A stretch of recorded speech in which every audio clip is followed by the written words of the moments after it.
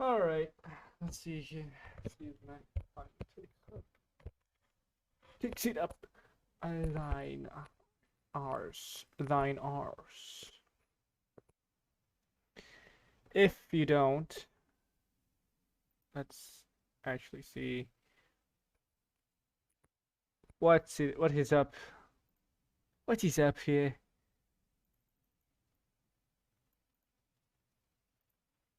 Seven. Let's see here. Property. Microphone. Phones because I'm too lazy to actually use my real microphone. It's pretty fucking lazy. Too lazy for that. Let's see here. Desktop audio. Let's actually test it out. Let's test it out, shall we? Let's test it out.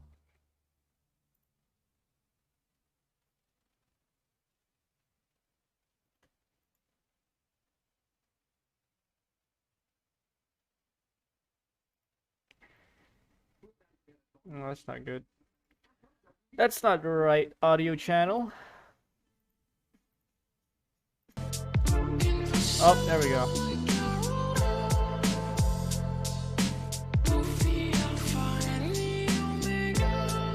Hey! Stop! What? Alright, it's enough for you. I think it's okay. The audio is fine. The audio is fine. People can hear me, I think. People can hear me just fine. All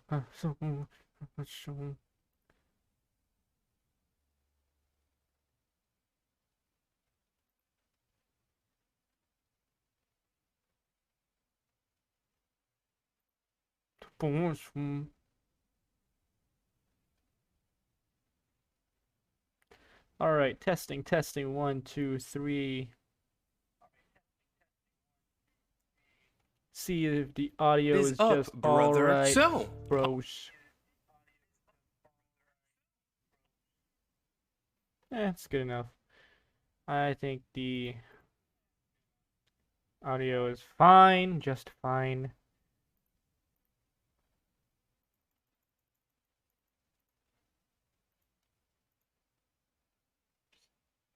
Just a decibel louder. There we go. Alright, let's start first with some prologues that I want to play because, well, you know, that's not how you spell prologues. And then we'll dive right in to Disco Elysium. It's a game that I have no knowledge of in regards to the spoilers of the story. I think I know how the gameplay works. It's a top-down RPG. It's one of the best. You know, tons of awards, a lot of awards. So let's just see if it holds up to my standards, which is not really all that high, to be honest. All right. Well, first, Ring of Fire Prologue.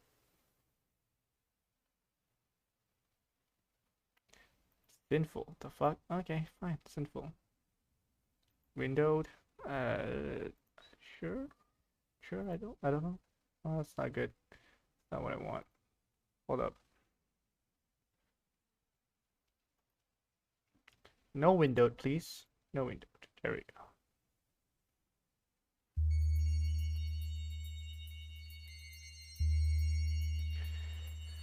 Ah, looking pretty suave. Okay, wait. Hold on.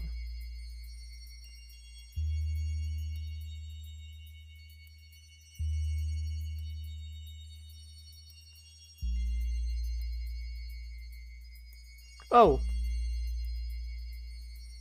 what is this? Like a demo? It's not. That's not my uh cursor. It's very compressed too. All right, I'm not gonna look at it because well.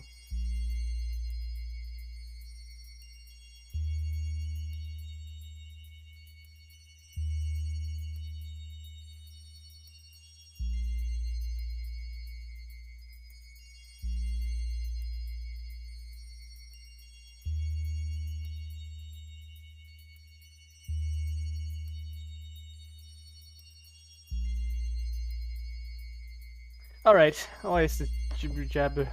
Alright, okay. I don't think you can see the little circle on my screen, do you? Can you? If I do this, yeah, you can't see it at all. I'm just gonna turn off the enable preview because I don't really. Alright, new game. Let's see what it holds for us. I do not know anything about this game.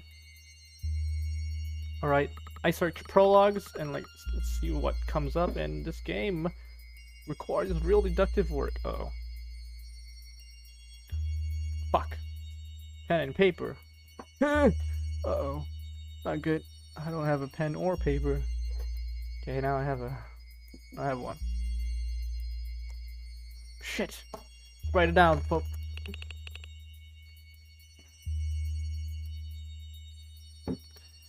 Bosch says it's a bloodbath, Grosvenor. Detective Grosvenor. That's exactly why we're not taking it. I joined up to help people, not just sit in your car. Oh, who are you helping if it's already a bloodbath? That's not why. Damn it, Grosvenor. Well, the boss says he's assigning it to us, whether you like it or not. Bet you fucking asked him to. Didn't you? Sure, pretend not to hear. Oh, it is. Okay, that's Detective Grosvenor. So, give me the address for the crime scene. I don't have it. Search for it. Use the database. Dumb fuck. Haven't had my permission sharded out yet. You'll have to do it. Well, I can't. I'm driving. You're not really driving. The car's doing all the work. It's future. Shut the fuck up, Nasir. Okay, what's the case number? HD 9374. Oh shit. HD. Is it? HD 9374. I should turn on my lights for the keyboard. Have you got it yet? Crime report. Suspected homicide reported at 89 Wisteria House. Shit. Let me just get a fucking. I mean, it's a prologue. How important is it? You know, I think I just have to have like my notes out. You know, just have a notepad out. Right, notepad ready.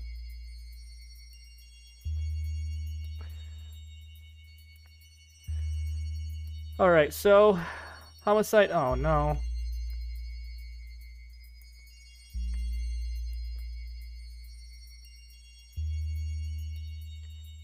'89 Wisteria House. Well, whatever, dude. I don't. Says it here in the database.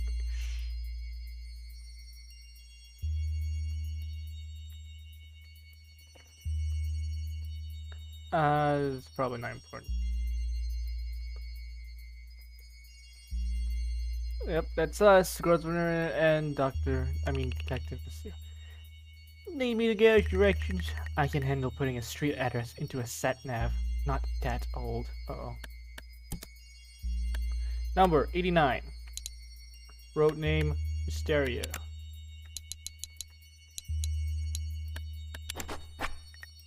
Got it. And that was it. From that point on, we were hellbound for a shit show that ended my career. So settle in, detective. This is me, setting the record straight. Ring of Fire. Ooh. Wait, hold on.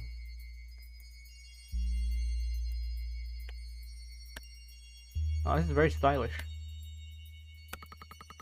Nasir led our way down the corridor toward the park, proudly brandishing his new badge at the office door. Following, I just heard that Nasir was a wanker, which got a chunkle. Oh, it's British. Is this in South London, United Britain? It's British. I've entered the crime scene myself. Two particular smells splashed my nostrils. Over time, you learn what these things mean. First, the scent of a freshly sharpened blade, blood that's yet to dry, then a sugary smell like gummy bears, a person in a warm room, 8 to 12 hours deported. Cool. Ow. Back. That's back.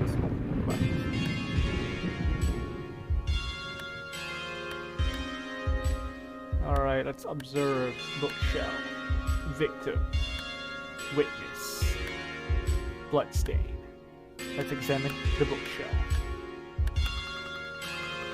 of the Vic's go-to alter ego. It looked legit. The inside face had a little government-issued tag, official mask, ID, Victor James. It occurred to me again how much I fucking hated these things. That everyone leaves double, quadruple lies. I looked at Nasir and his dear mask. Fucking hated him too, yucky idiot. My bitch friend picked up a framed photograph of an East Asian looking man. Old guy. Stood with his arm around a weird British looking woman in front of an old pier. Mostly drowned by the rising sea. Alright, cool. You don't tell me that. Look at the victim. You're never pretty, and this was no exception. Blood nicely around thighs and neck. Some sort of code written across the abdomen. Amari, the coroner's officer, handed me a pair of gloves. What we got, Amari? Morning. Grosvenor. An execution. Looks like. Where do you want to start? The limbs. Signs of struggle.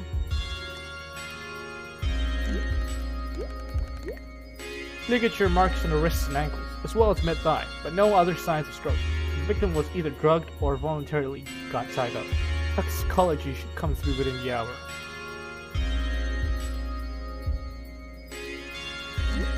Let us know. Of course, and you should check this out. Ah, fuck, I have to write this down. Oh, fuck it, this dude. I'm gonna fucking take a notebook. Fuck.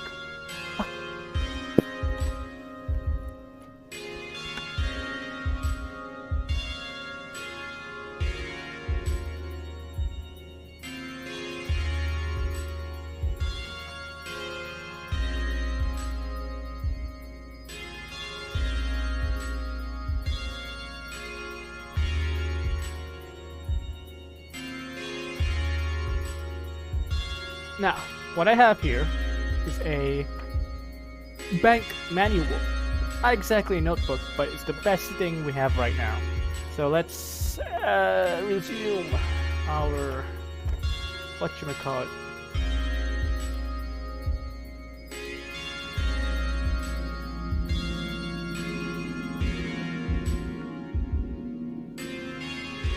Sure, on wrists, ankles, mid-thigh. Cool. Victim was either drugged or voluntarily got tied up.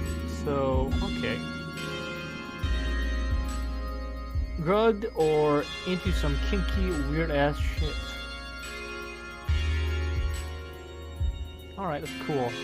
The ring finger. You see this breathing here? The skin tear over the knuckle. The wedding was forced onto his finger. Okay, the rendering was forced.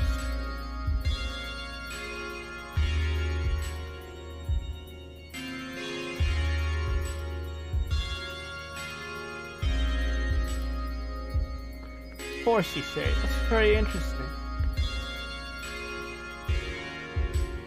Already dead. Pretty interesting. Give it a kill. I wanted to hide the fact that this victim was right. The ring has a significance from the symbolic level. Yeah, it has to now because like the bruising is obvious.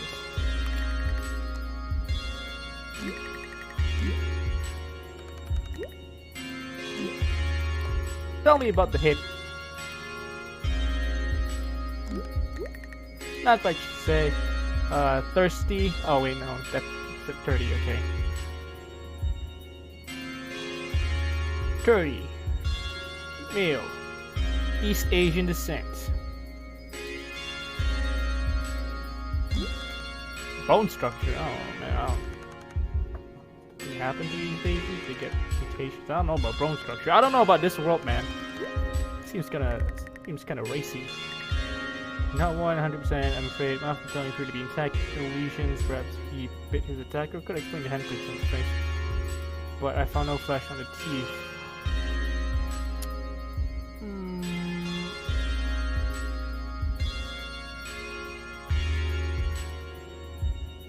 Maybe bit. Maybe bit. Alright, get the blood off the face. What's on his torso? They're letters. Laser burn into the stomach. Laser burn, okay. laser. Stomach. Ah, I have to remember that. ATOHTF. KFNEKTF.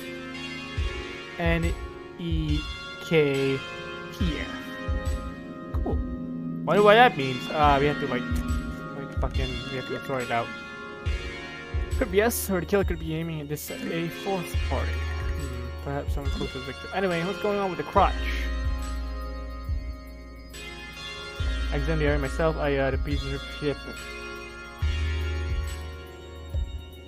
Okay, so far, this is a very personal matter. It's either a serial killer or someone very much personally invested with this person, with the victim. Maybe just a madman.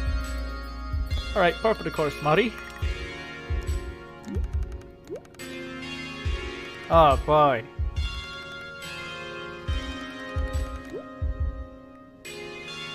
PP found.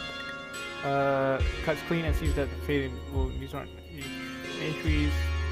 Bled a lot. Oof, that's rough. It's rough. Well, Nassil will be pleased at least. Yes, you go. Oh, not. It's over doing what it means for his career, most likely. Anyway, I think that about covers everything. Alright, thank you. Let's fucking go. Bloodstain. Tablet. Alright. Definitely let me come alive. Buttercup yellow petal with a sunset red ring around black seeds. A perfect specimen that has been placed ceremoniously, framed symmetrically by the blood around it. Alright, let's look at the tablet. I picked up the unlocked tablet. How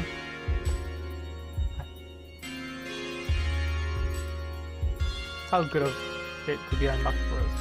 What you got there? Tablet. Let's unlock this. Kid Craftsman there. What? Christ! All elbow stuff on here. Can't tell if you're fixing any of these. Toxinous here. Shit. I suppose. I think this has been intentionally left unlocked for us to find. And why would somebody do that? Well, there are some of the noise in these pictures. Is it a revenge killing? It's too soon to say, honestly. Back this and get Cyber to ID the people in those photos. Ask them to check if they're real too. I left Nasir to think. Not even ashamed to say I got a kick out of traumatizing him. Elysium was obviously his first time seeing. Oh my god. Okay.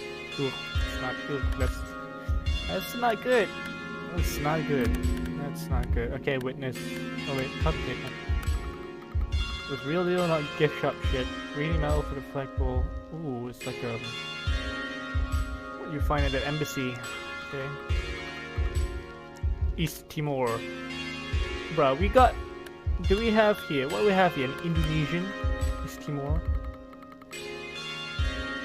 Zenrong Low.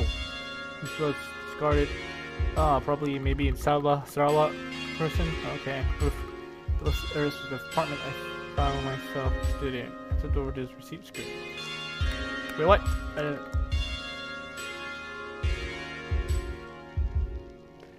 Alright.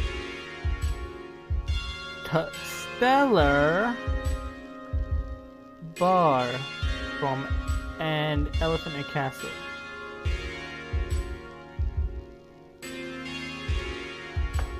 This suggests that they might be close. Okay. And cigarette butt, still smoking. Dow, dow, dow! Illustrations that have been killers or Vix must have been the witness. What's this button do? Okay, resume. Alright, nothing else. Alright, witness. Mister, joined me as I approached the witness. Through his eyelets, I could see that the tin man before me had evidently been crying, but now wore an oceanic stare. Sir, I'm going to ask you about what happened now. I'll start with your name. It's Martin Reynolds. Martin Reynolds. Martin Reynolds. Alright, alright. First, you know what planet this is. Zen Low, we already know that. Just Zen Low, but I didn't write it down. Mr. That him over there? That's him, on the floor. What are you doing, Zen's please? Nothing, man. Nothing, man. I mean, nothing wrong. I came here for Zen. With a buddy. We're going for a drink, man. Tell me about your relationship. Mr. Reynolds, please tell us exactly what happened. From the beginning. Well, ma'am, Zen was supposed to meet me at Metal Bar on the South Fork Waterway, but by midnight he hadn't shown up. I found a couple of friends still out anyway before. Instead of going home to check on Zen, man. I waited about 20 minutes for someone to open the door. I came up here, knocked, couldn't hear. Oh my god, I didn't press anything, okay? Someone in the garden McKinney's sent, hide the key. That was this, just before 5. Okay. What next? Well, I came in, so the blood freaked, man. Freaked. I knew straight away it was dead. But I checked for a pulse. I was sick in the sink. Sit down on the sofa to call someone. So I phoned the police. Okay. He's a good guy, man. You know more than you're letting on, Martin. Wait, silent. Let's just let him collect his thoughts.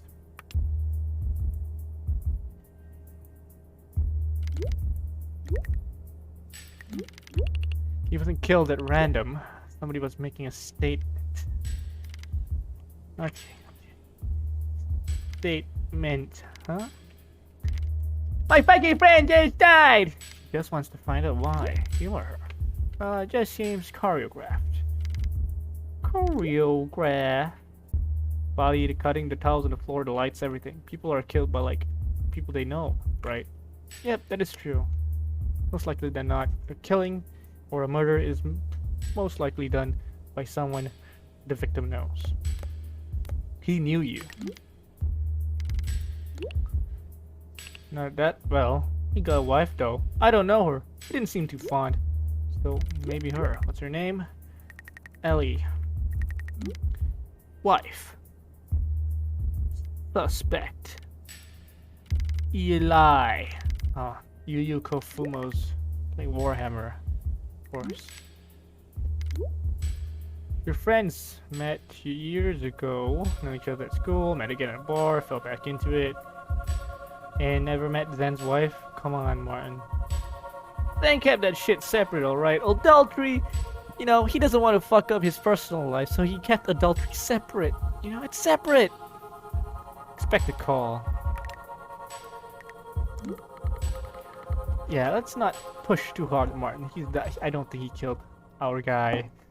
So, you can go home, Martin. Expect a call and expect to be more help. Sorry, sack of shit. First up, Eli. Does she show up in the database? Let's see about that.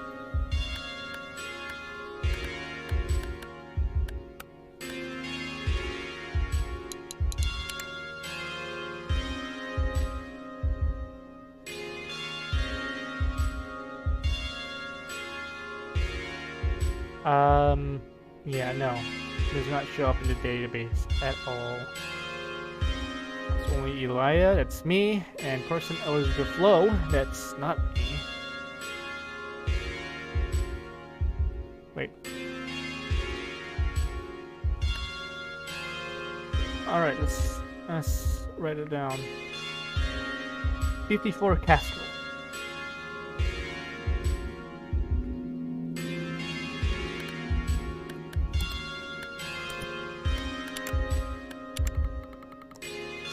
Okay. 54.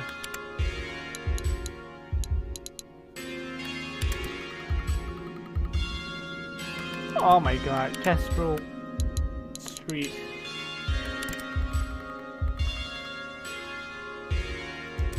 What? You sure? Kestrel? Oh my god.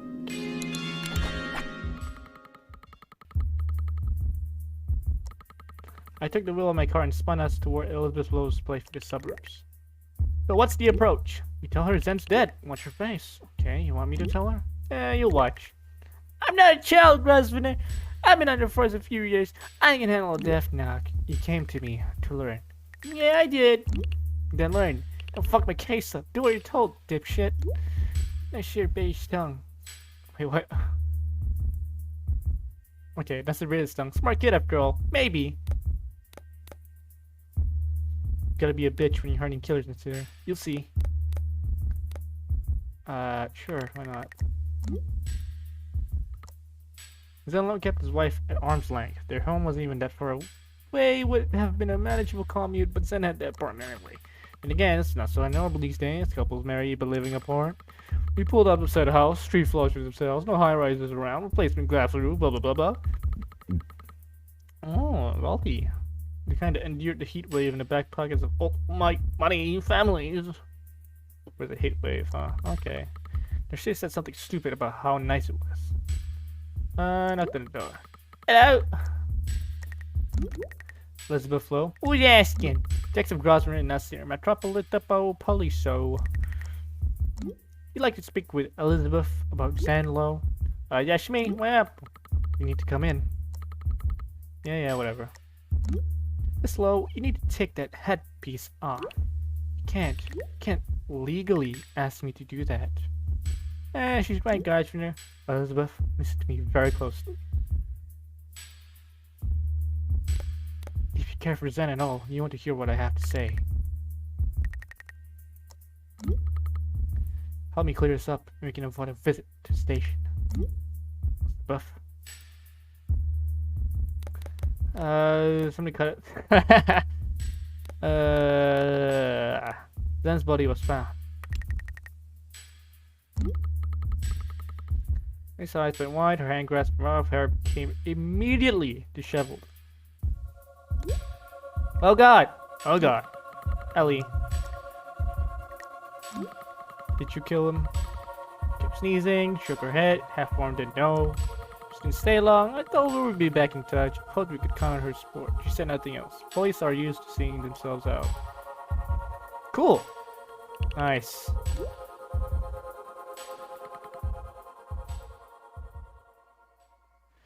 You went soft on her in there. I thought you had to be a bitch to catch killers.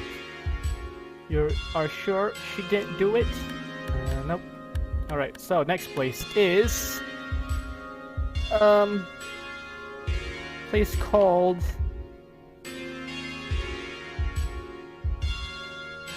What's it called? Maybe a bit... Oh wait, it's over here. Elephant Castle. Let's go there.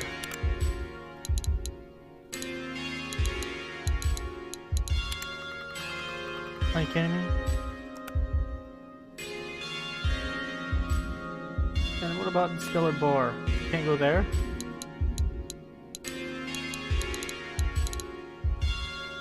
Did I spell that right?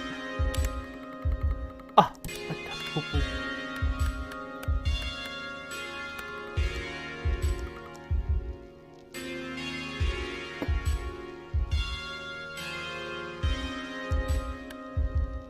Oh, it's Elephant and Castle. Can we do that?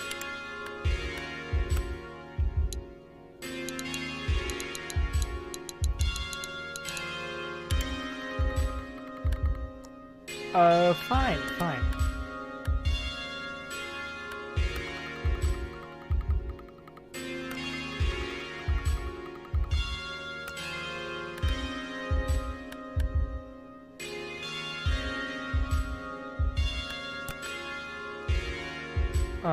Let's just... I guess we should...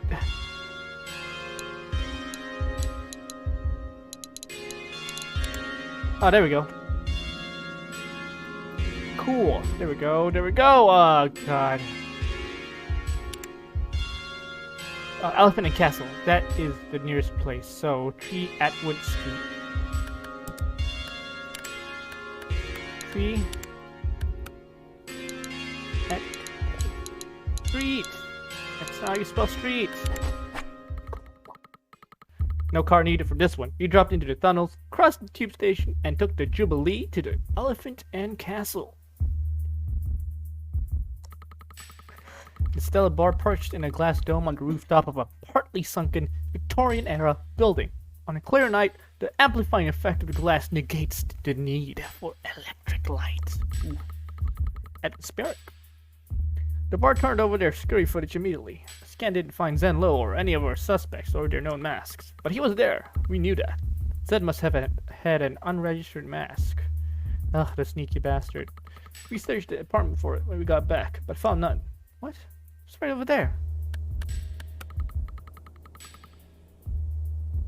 All right, Victor James.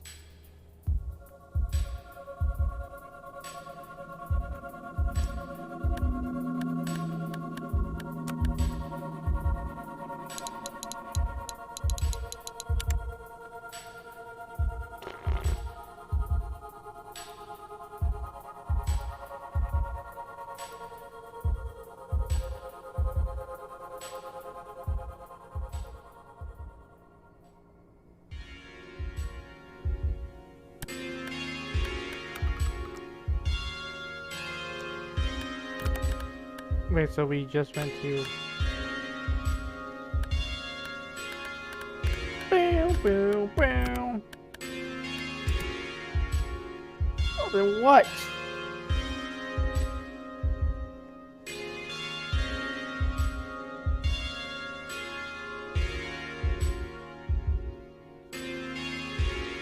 We did not, however,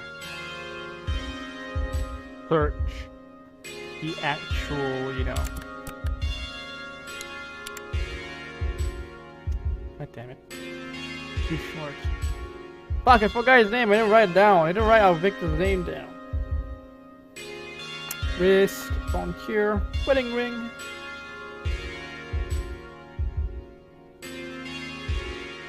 I think we have to. Okay, so ATOHTF. Oh my god. Alright.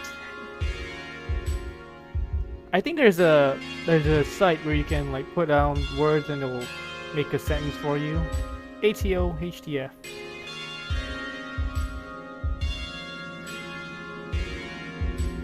Yeah, I'm just gonna do that.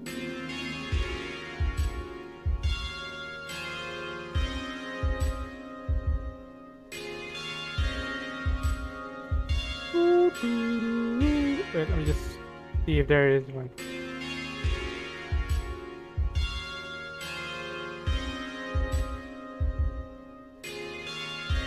Ta-da! See here, ATOHTF.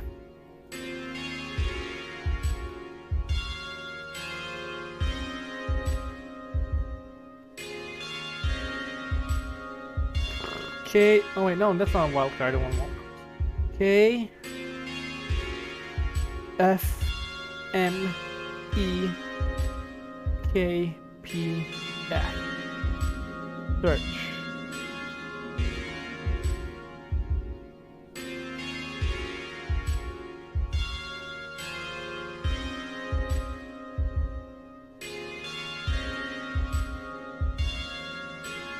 I don't think this is helpful at all.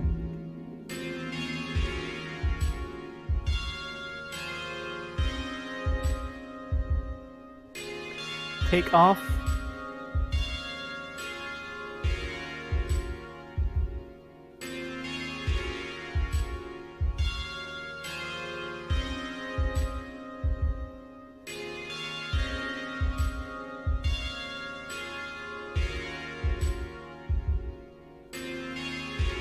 Are you kidding me? I don't know how to do this. Ah, fuck this! I don't know what to do now. I don't know what to do.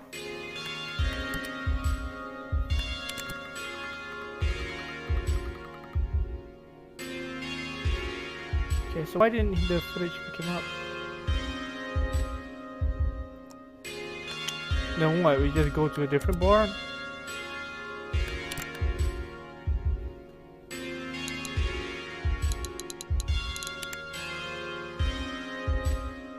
Elizabeth Waters.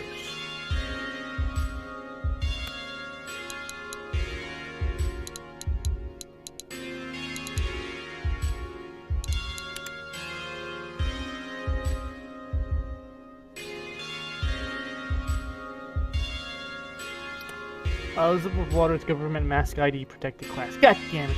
So, Elizabeth Wright. UB prison hallway.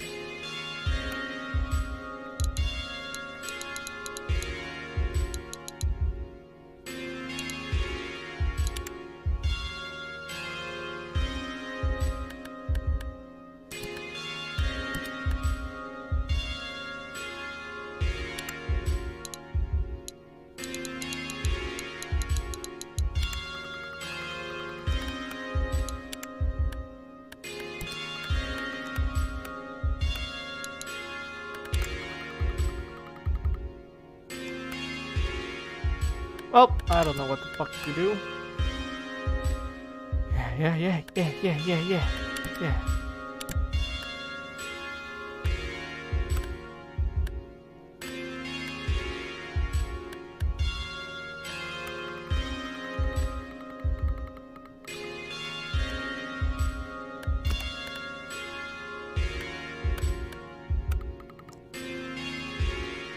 Yeah, ATO, HTF, KFNE, KPF. What does it mean? What does it mean? Bota. Well, obviously we need to use this fucking book. So, okay. 1, 2, 6. And then 7.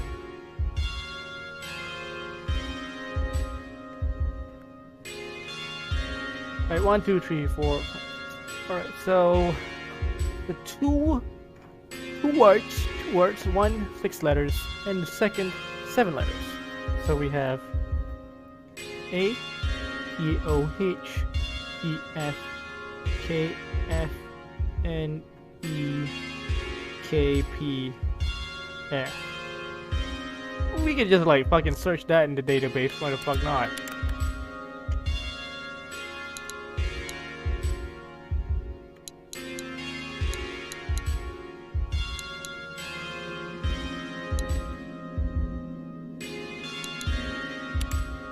Yep. Alright. I didn't do jack shit. Alright, let's just go. ATOHTF, KF, and EK. So,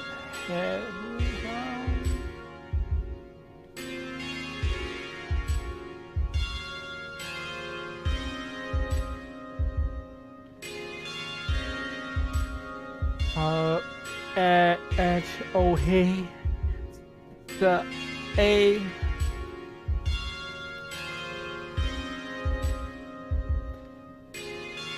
Start with a P, letter P first, I think. Letter P, maybe. P. Pot. P O T.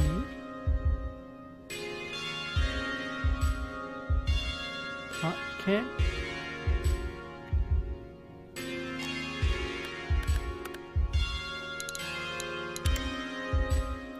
No, you know what? Fuck this. I'm going to go to the toilet. Yeah, BRB. I'm gonna go take a fucking leak first.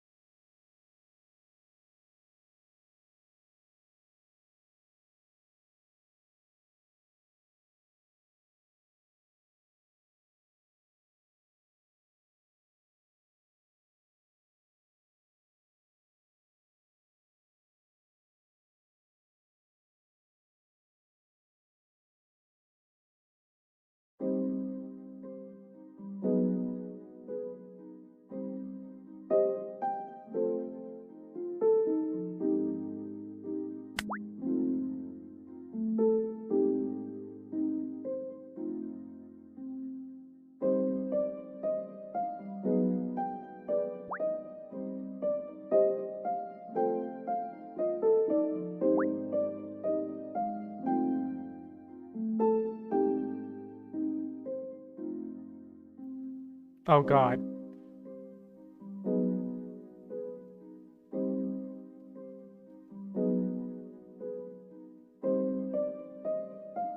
No, the microphone didn't turn on. Oh god. So like the last moments of Ring of Fire. Just basically just nothingness.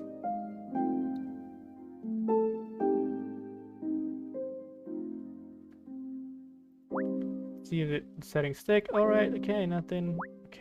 Let's actually play it with the fucking audio turned on.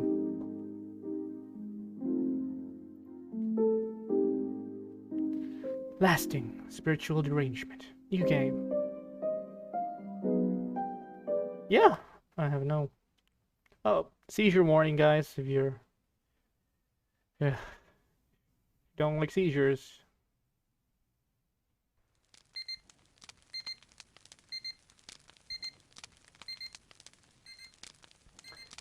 What's cooking?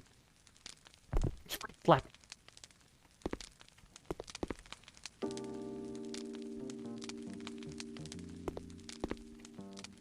A beautiful day outside.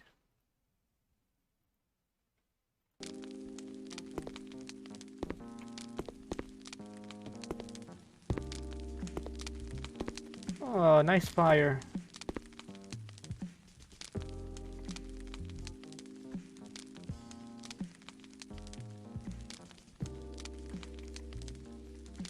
Wait, so can I control?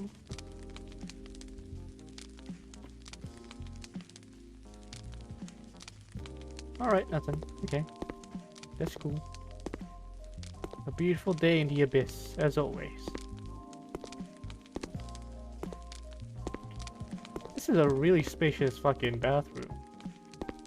Kind of open concept in a way.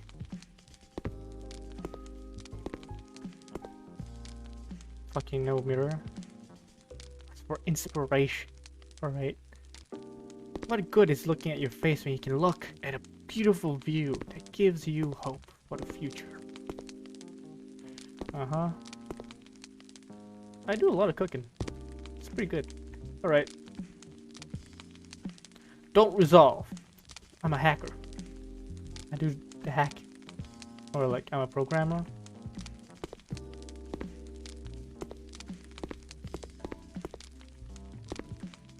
Oh.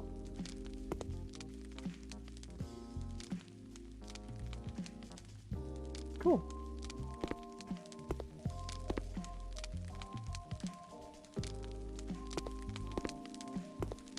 Whoa, holy shit, what's going on here? I didn't do anything.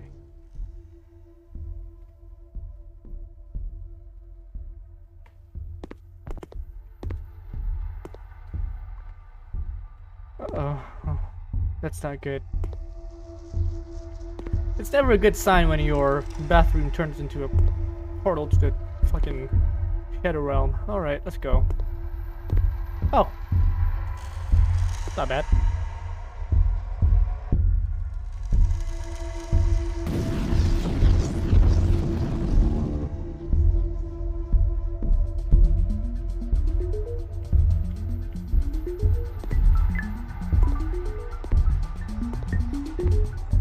Whoa! I'm not getting any closer, am I? Come on, run! We can get there, baby! Oh. Nice. Alright, let's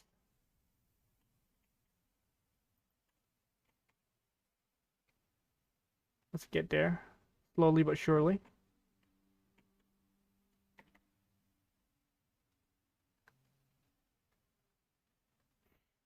You suck at grabbing things, man. Just fucking grab it. Oh, okay. Maybe that's not. Oh, cool stock fire effects you got there. L.S.D. Lasting Spiritual Derangement by Salvatore Fabio.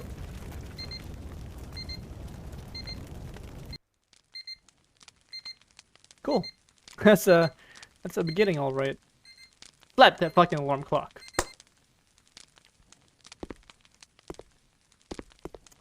The fuck is this supposed to be a Cadiacross episode? That's not good. Everything normal here? Okay. Alright. Cool. Look at the motivational photo. As always.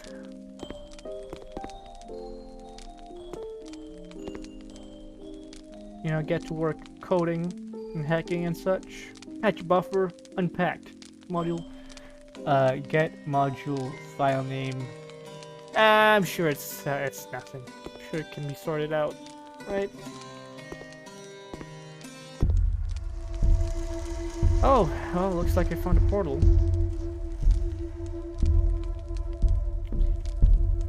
Well, see you later, house.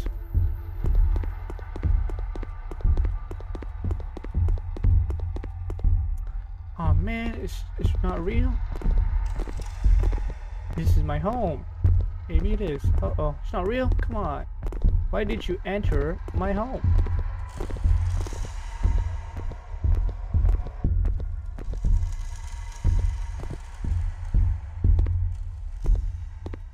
God damn it. Come on, man. Come on, man!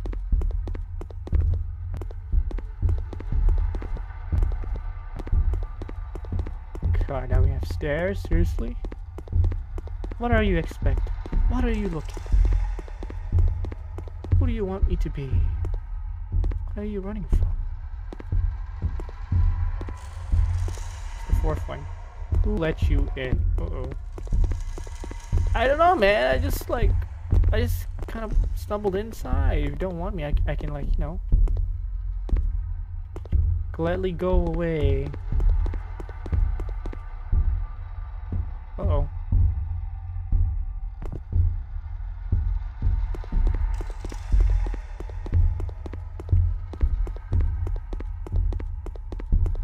This has no purpose, honestly. No point in beating a dead horse. It's my job to whine, alright? It's kind of a career for me. This has no purpose. Take a look around. You're alone. Well, I have this weird ache thing. Okay, that's not good. The state of being completely unable to think clearly or behave in a controlled way.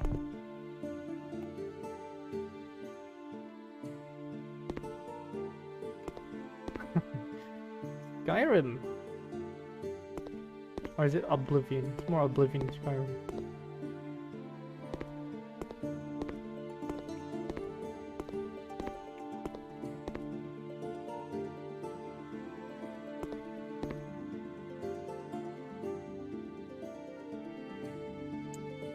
Alright. Pretty nice looking book covers.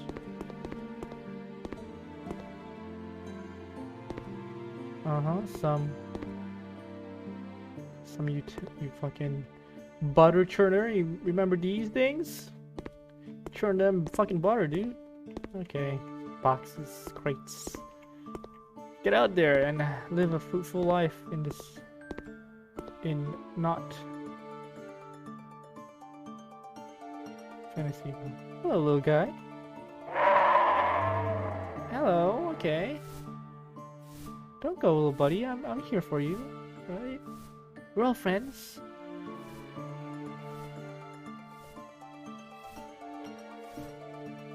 Right?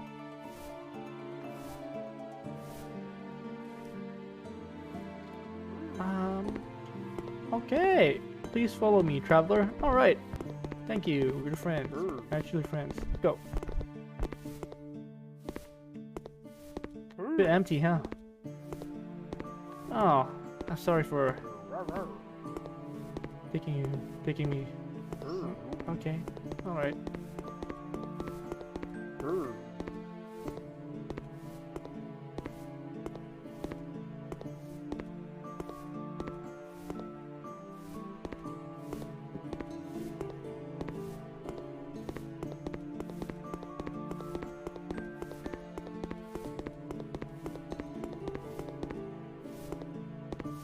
Pretty lovely mosaic.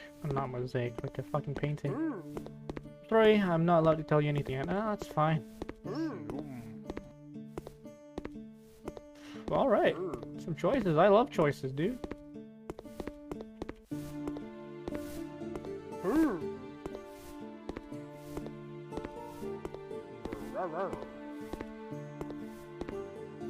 Cool. I hope so.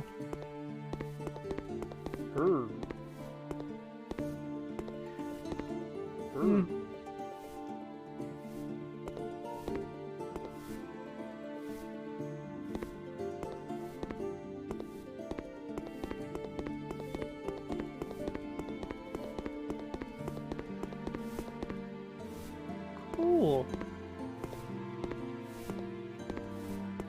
Oh, we don't actually get to go there? Okay, fine. Some really weird looking water.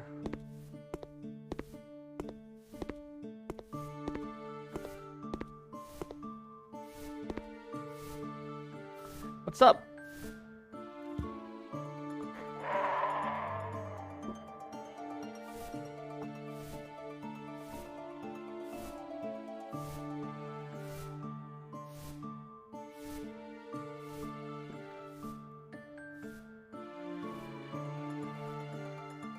Oh, we had a fucking checkpoint way marker right there. Alright, so we get a sword, a sweet ass sword, and a key. So is the dragon asking us to pick one?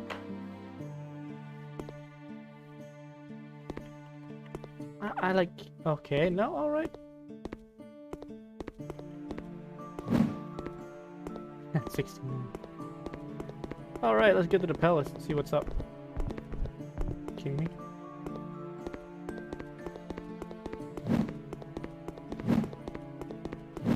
This, I'm gonna be honest with you, this is fucking scuffed as fuck. But it has a theme, alright? It has an identity, unlike other scuffed games. It's about something, at least. I don't know about that, brother. Oh, okay.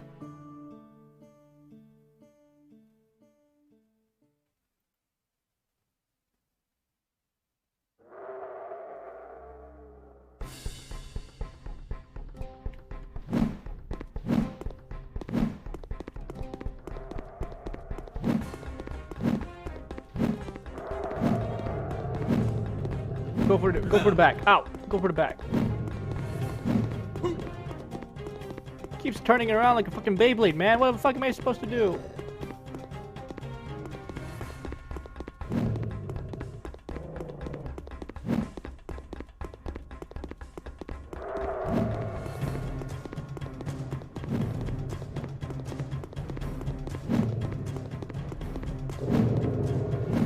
Oh, hey, I'm done. Look, it's done. What does he see? Woo! Alright, before we just go inside. Oh, okay, fine.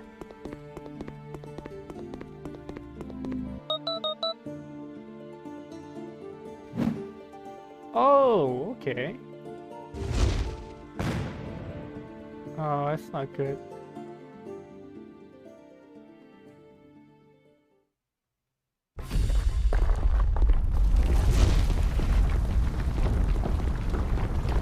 Oh my god, what the fuck? What is this, man? Fuck you.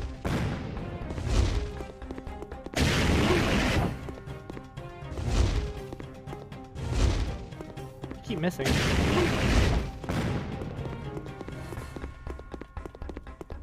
Let's hide and, you know, think of a strategy first before we do anything crazy. He's fucking moving. Stop moving.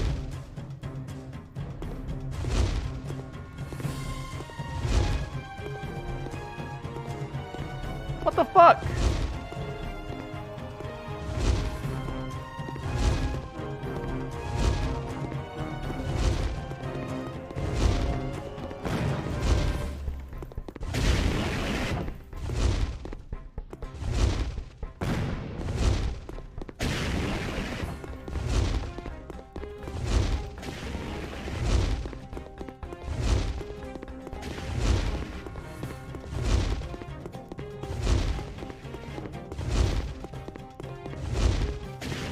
Can't get a fucking hit, dude.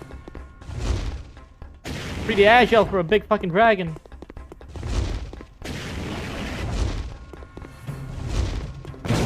Oh, fucking finally. Alright. Yo, dude, what now?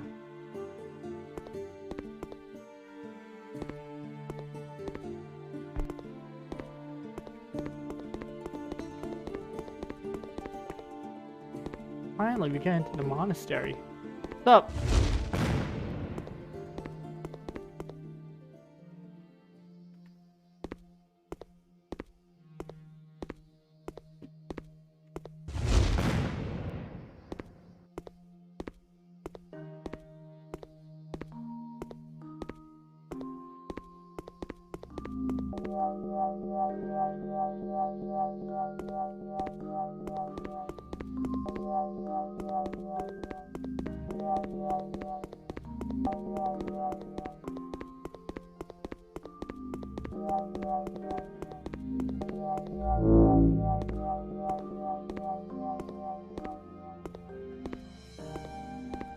I do not understand. I do not understand what's happening.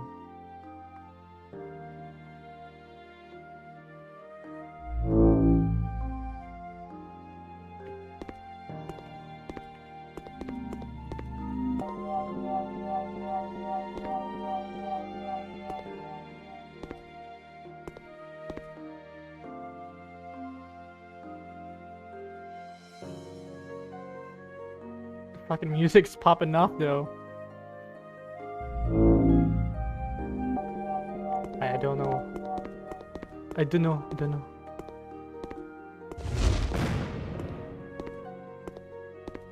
Like I had to pick the right one. Is that what it is?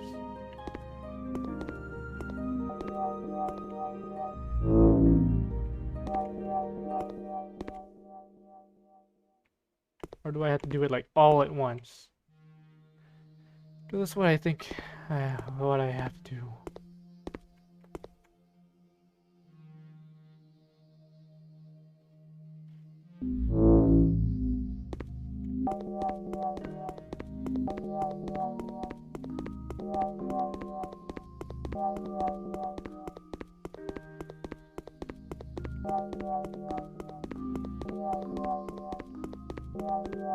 Boom, all of it.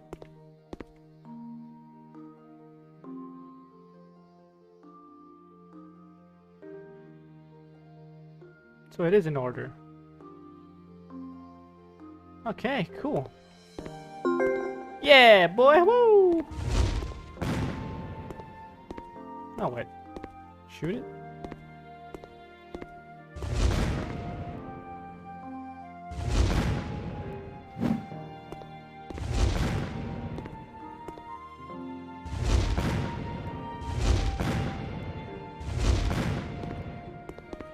Okay. Fucking weird as shit, dude. Oh god. Oh, fucking smoke.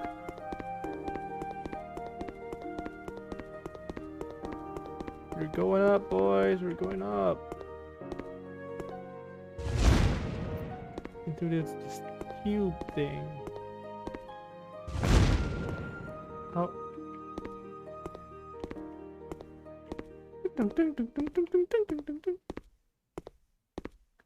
Goodbye, empty ass town. Goodbye, dragon platform.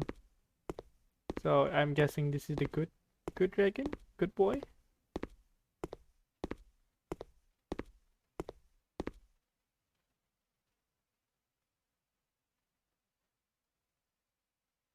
Not good dragon. No, I don't. The fucking roars are so. You're mixed very. That's not cool, bruh. It's not cool.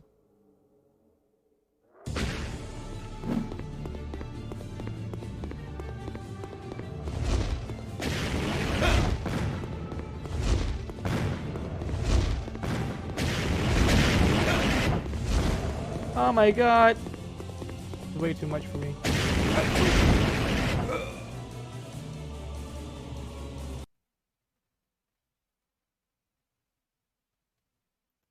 How the fuck are you supposed to do this? I'm guessing. Alright, maybe shoot the fire breathing ones first, and then the land dwellers we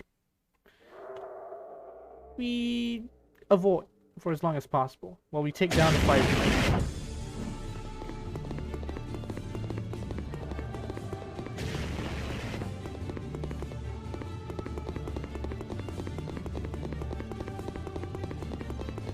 What's this way? The fuck? Oh, I had to jump. Jump!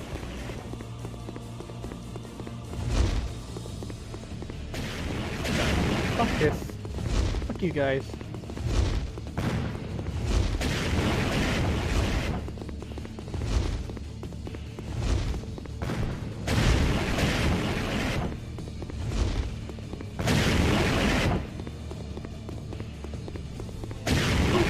Ow! Oh! I forgot to jump. Fuck!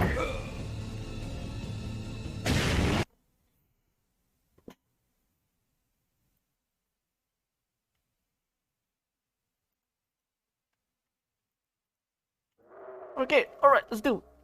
Come on. Or is it, or the other is the distraction, and the one that I'm supposed to take down for real is the middle one?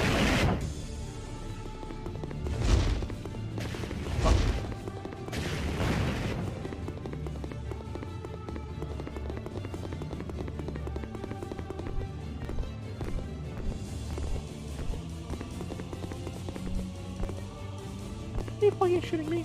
Are you shitting me right now? Fucking map's glitching. Alright, there we go.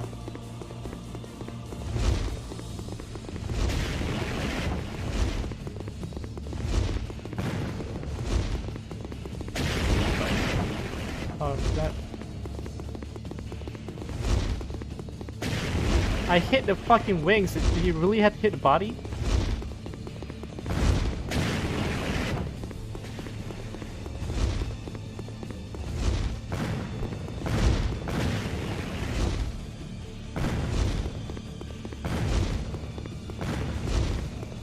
I guess it doesn't affect anything, huh?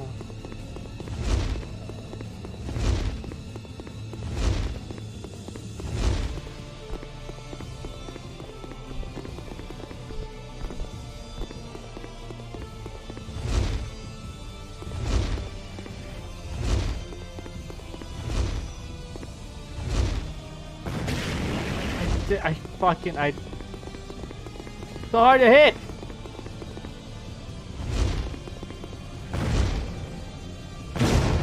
All right, good. One down. Fuck.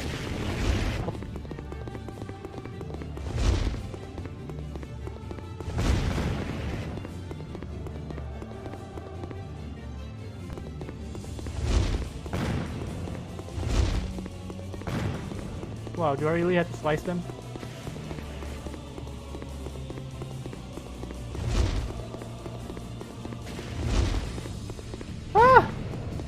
Get away! Get away from me, I'm too supple to die.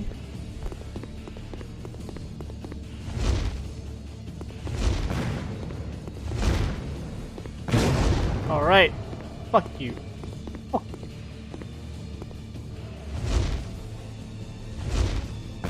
It really doesn't affect him. I need to kill the others, huh? Alright, get over here, you piece of shit.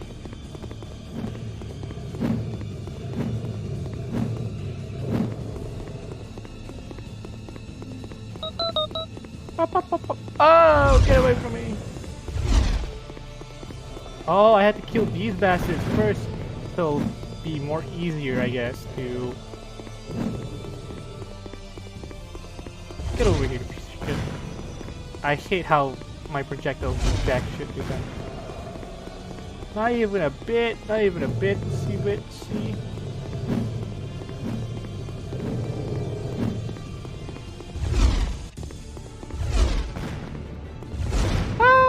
Shit! Nuh-uh, nope.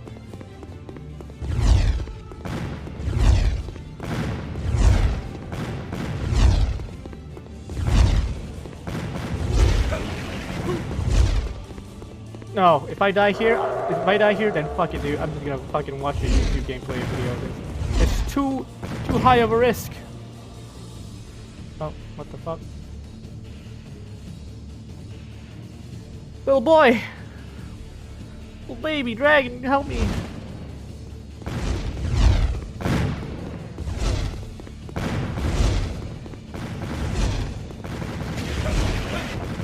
Fuck!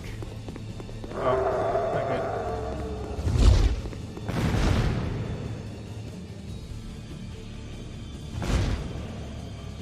It's dead! It's fucking dead!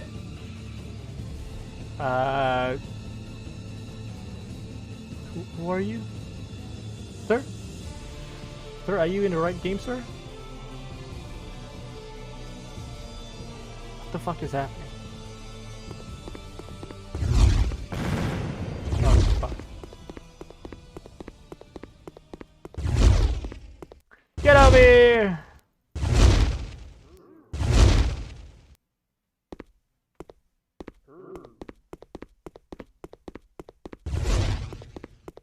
The Green Reaper's gonna fucking go to the edge of the skybox and hit himself, dude. We need to help him.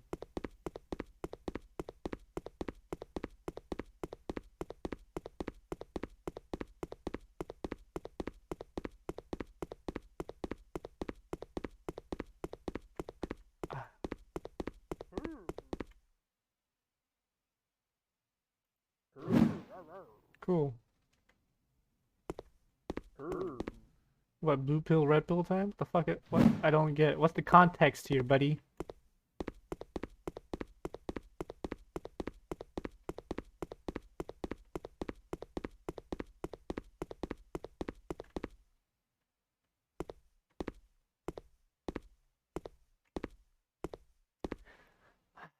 Alright. I do like the wavy whatever of the blue one, but this hexagonal red one looks more badass. Alright, I'll just use this one. If that even matters.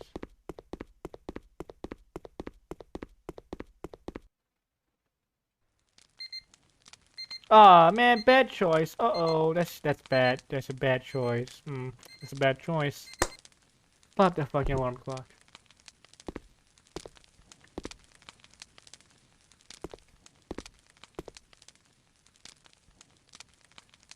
Wait, what? So, like, I just wake up on Mars?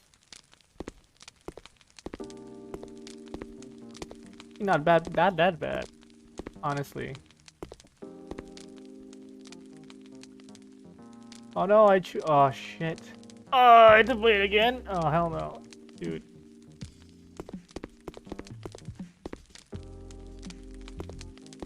Get an achievement. Well, that was L.S.D.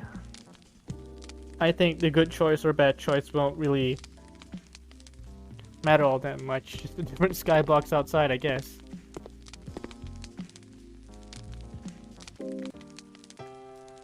Yeah. You know what? This game clearly made on a shoestring budget, but it has soul. It wants to be something. And I respect that. I respect that immensely. So yeah, wishlist this game on Steam. I don't know when it's coming out. Hey, it was truly an L.S.D experience.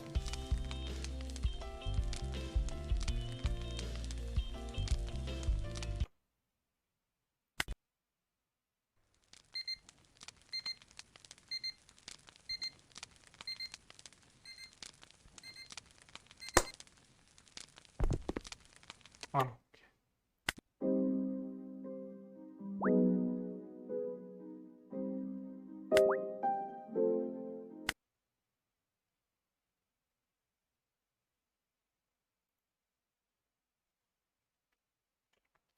Oh, that was that. Finally, we can fucking play what I wanted to play.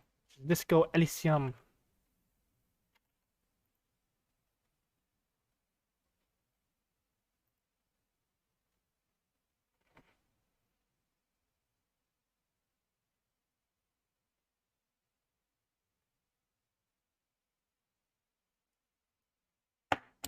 (2019 to 2021).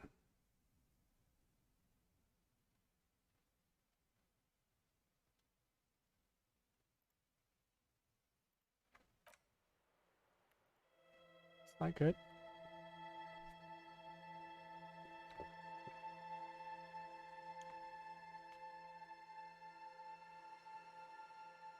That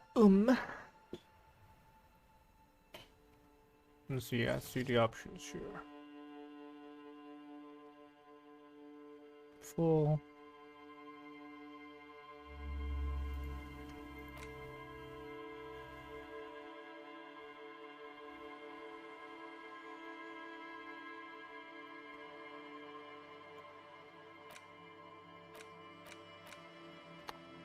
Okay.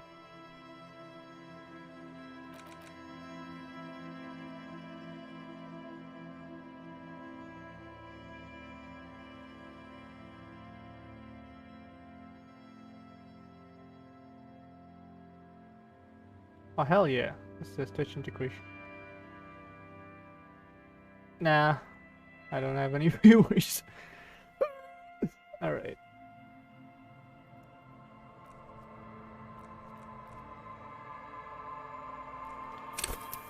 Oh shit! We're getting into it straight out of the gate. Okay. So let's see here.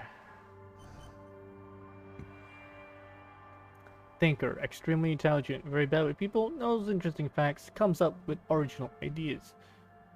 Magnetic personality but unstable, might begin to lose his mind. Ooh.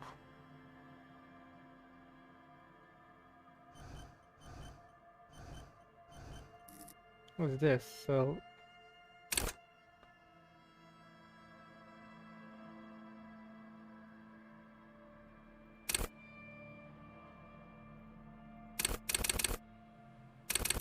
alright, so we have 8 points.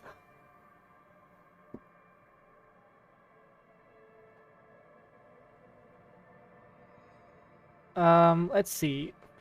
Um,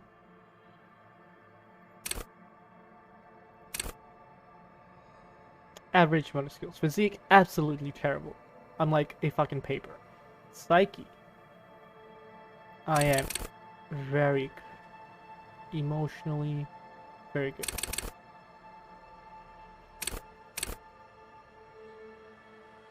Intellect, I have average intellect, but I have great psyche. You know, I'm very sensitive. I think this is good. Next.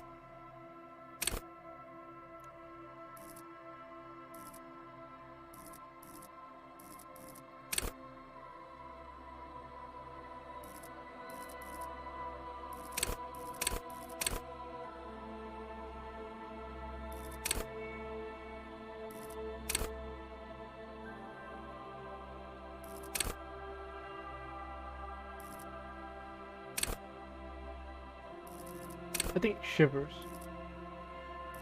What's it?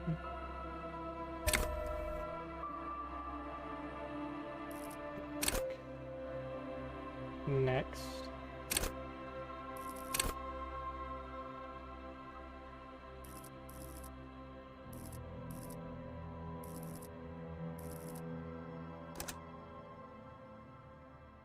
Whoops. I guess I tuned into the city. Alright. The forages are at home in the mirror. It is their address.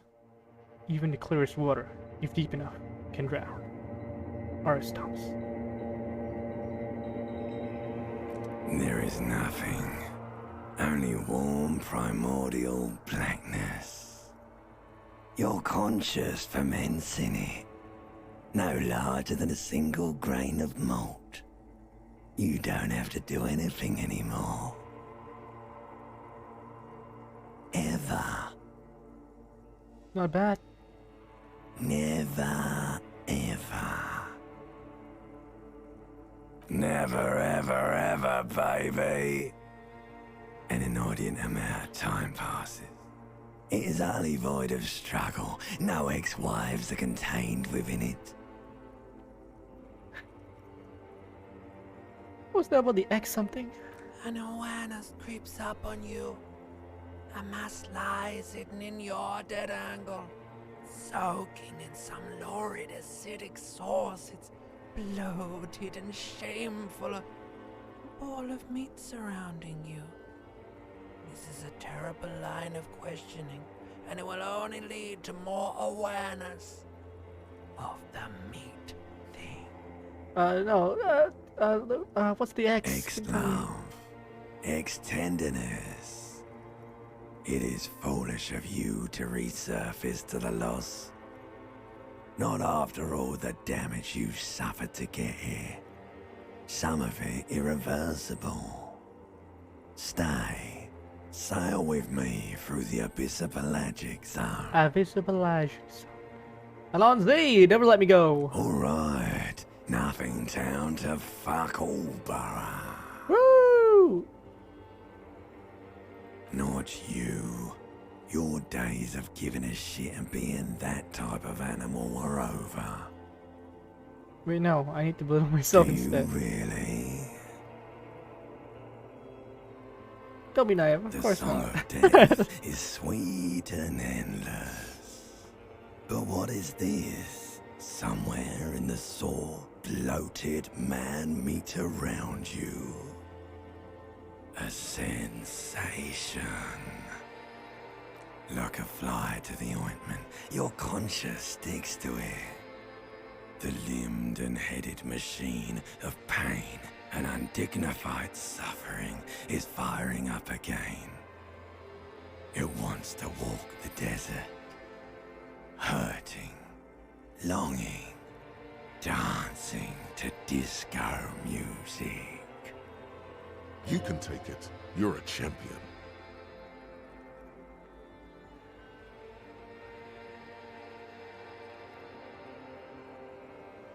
And I'm in it! Ugh.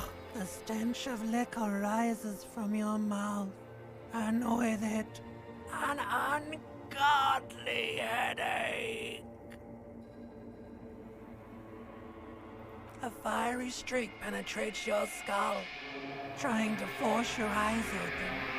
It's a sound, a clarion call from hell. Fuck.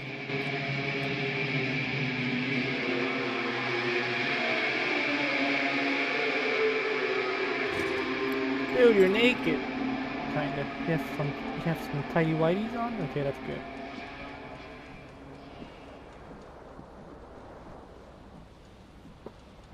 Oh. Hmm. Let's get you something to wear first, huh?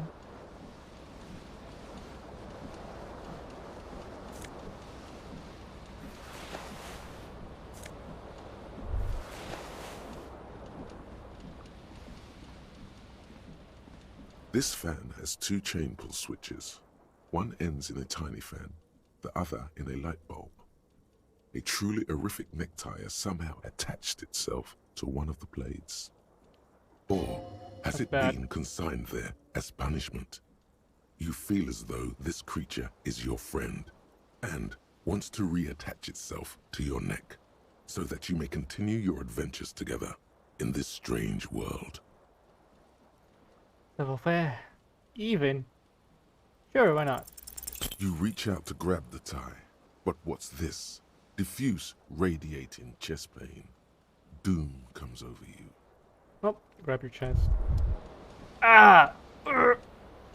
Heights! You feel something in your chest, an unnatural pressure.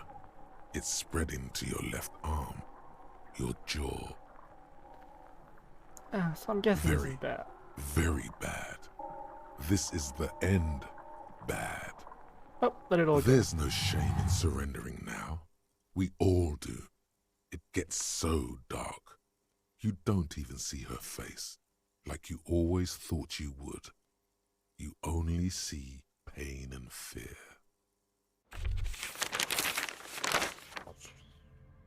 Cop suffers final heart attack. A detective lieutenant of the RCM passed away yesterday. Sad. His death, though abrupt, did not come as a surprise to those who knew him. He was the heaviest drinker I'd ever met. Captain Ptolemy Price, the deceased superior officer, commented, "That ain't easy on the ticker." He loved his liquor, sure, said Detective Chester McLean, friend and colleague. But I think before he ever had a heart attack, his heart was broken. According to an official statement given by the RCM, the officer was on the brink of solving a murder Alright, case. that's context. Okay. A new game!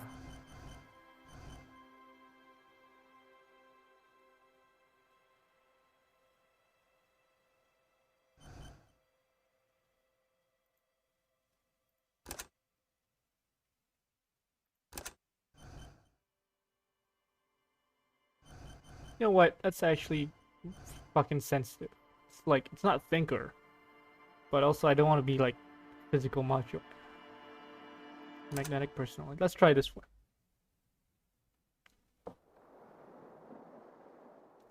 Yes, yes, the furries and such. I know about the furries.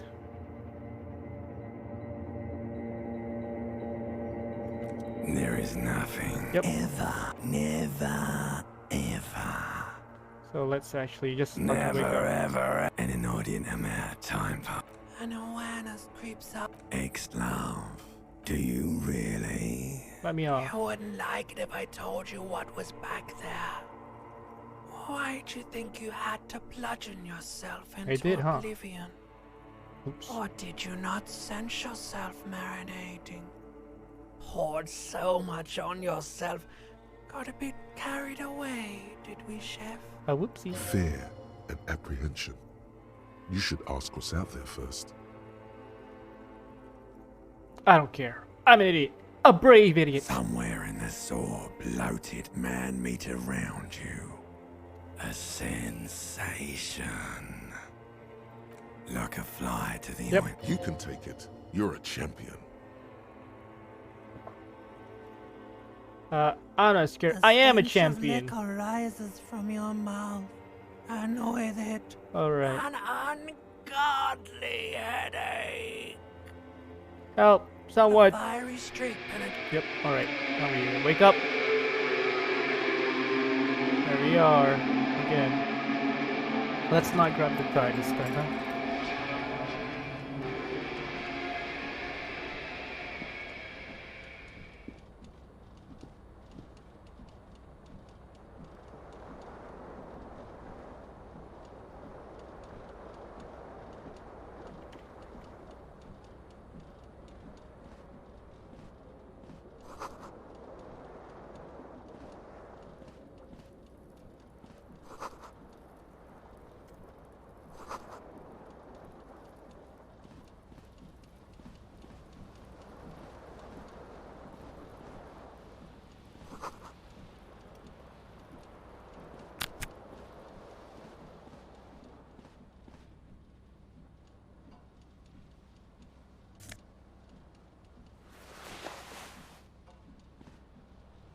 A mirror hangs above a bent and broken sink. In a fierce discharge of masculine energy, someone has ripped half the faucet off. Ugh. Hot water sprays from the base, and steam covers the mirror. You cannot see yourself, just the outline of a man. Alright. Suddenly, you realize you have no memory of the face that awaits you there, underneath the soft vapor. Wipe the mirror. As you slowly reach your hand towards the surface of the mirror. Abort. You clearly have not thought this through. You won't like what you see there, and you will never unbecome it. Damn it. Yeah, let's touch our face. Yeah, there is definitely something wrong with it. How bad could Where it be? to even begin? There is the bloatedness, then the swollenness. It's like there's an upholstery of alcohol underneath your skin. At least my tongue is okay. It's not. It's swollen and snail-like, wriggling Yikes. between your fingers. What about my nose? It's No, not. yeah. Your nose feels like a small balloon in the middle of your face. It hurts when you honk it. It doesn't appear to be a particularly tiny nose either. Not with all the drinks it's absorbed for you. Wipe the mirror, dude. Whatever. Yeah, not that bad. You have no idea who this thing is, do you?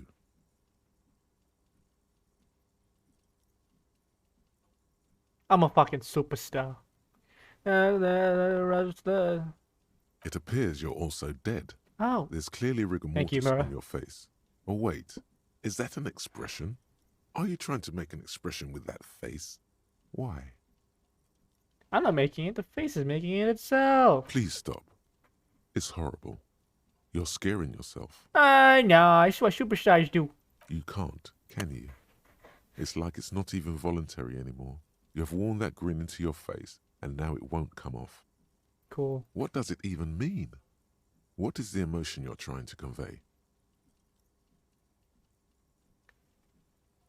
Oh, yeah. There might have been, 10 years ago. It's little more than a cadaverous spasm now.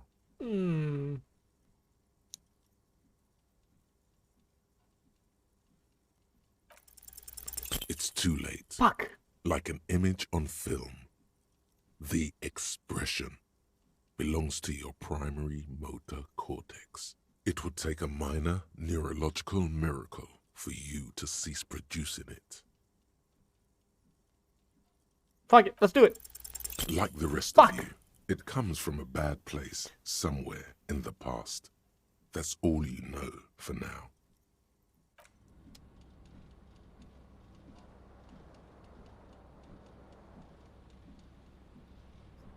Grab our shit.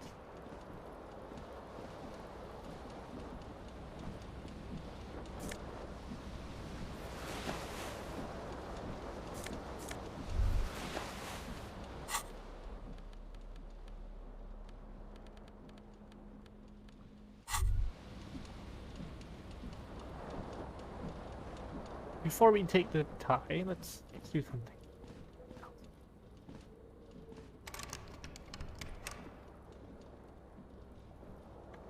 You hear a jingle. Keys are clinking in the pocket of your flare-cut pants. Fish them It out! says, whirling in rags, on the aluminium key ring. Oh, that's weird. There is a single key on the ring. The number 1 is etched on it. It should open the door. Cool.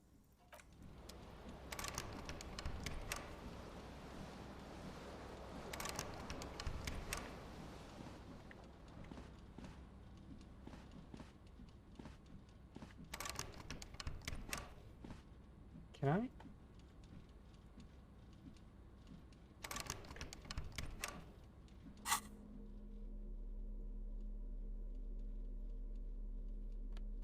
Okay.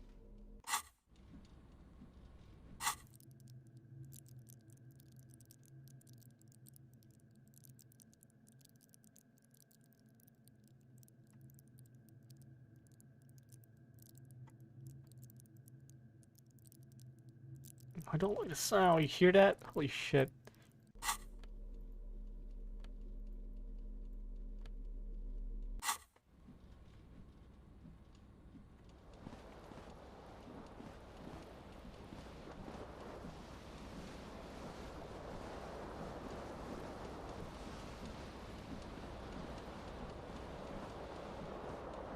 The window stands broken in its frame.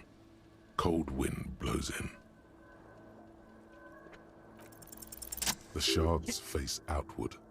Whatever broke this window came from the inside. A fine web of scarring covers the back of your right hand, but none of it is recent. More likely a projectile than a held object. There are no fragments on the floor from pulling a tool back in after impact. It is too large for a bullet, yet too small for a piece of furniture. You're looking for something heavy and larger than your fist. Alright, alright. Like the green shoe that's on the hat rack in the corner, which, coincidentally, is missing its friend. Congratulations, you smashed the window with your own shoe. Now you only have one. If you're lucky, you can still find the other on the balcony outside. The door to it should be outside your room. You mean someone else took your shoe off and smashed the window with it? A cool wind gushes in. Your toes curl up from the cold.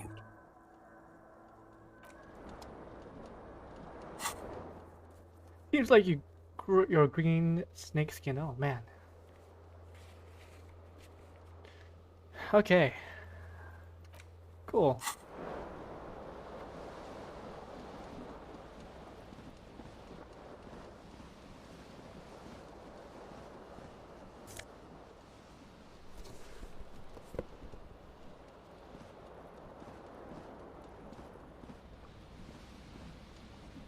This fan has 2 chain pulls. Yep. Or has it been consigned there as punishment?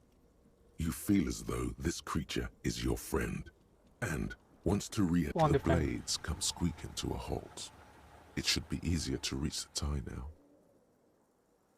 A terrible mistake. Turn the lights off immediately.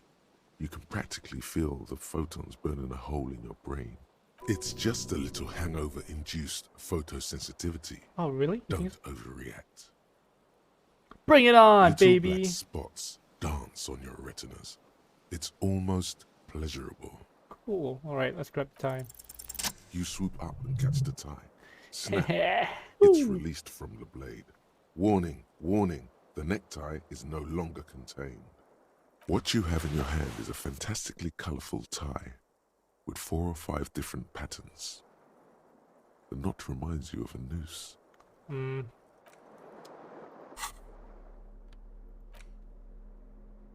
Oh, alright, okay.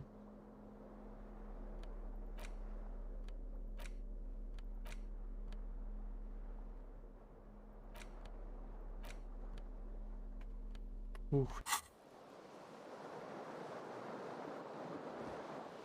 Can I not go in?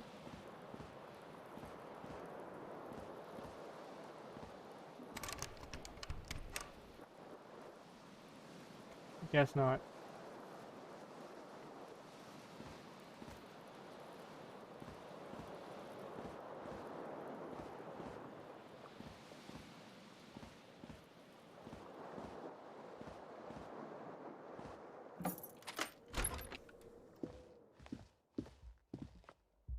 Let's check the date.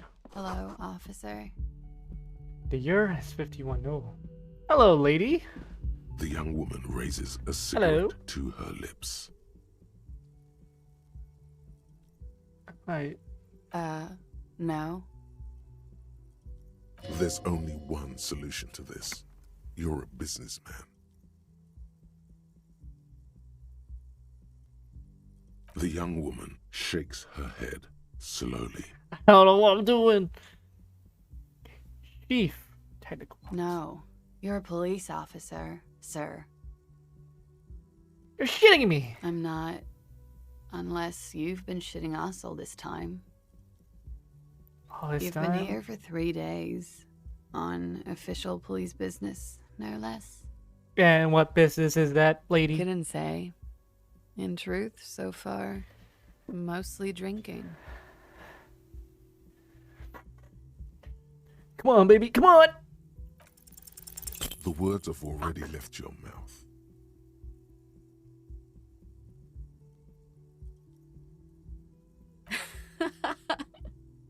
What was that? That's not even how words are used. What did you say? Come on. Say it again. Let's just go towards the finish line. No. You see, that's not what you said. You said...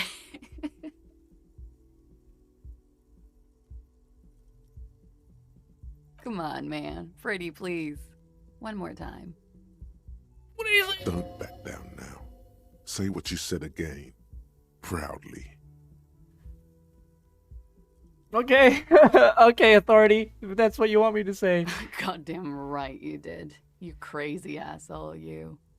What kind of cop are you? I'm the sorry cop. I'm not sure I'm a cop at all. You know what? I'm a superstars cop. It's been established. Okay, that's cool. Yeah. Or if I can just maybe ask you to elaborate on that superstardom a tiny bit. You know what? It's a theory. Good on you for I writing have that. certainly been entertained. Thank you. Whatever you are, you should stick to it. Otherwise, Otherwise, what? it's gonna suck for you later when you have to interrogate me. Uh-oh.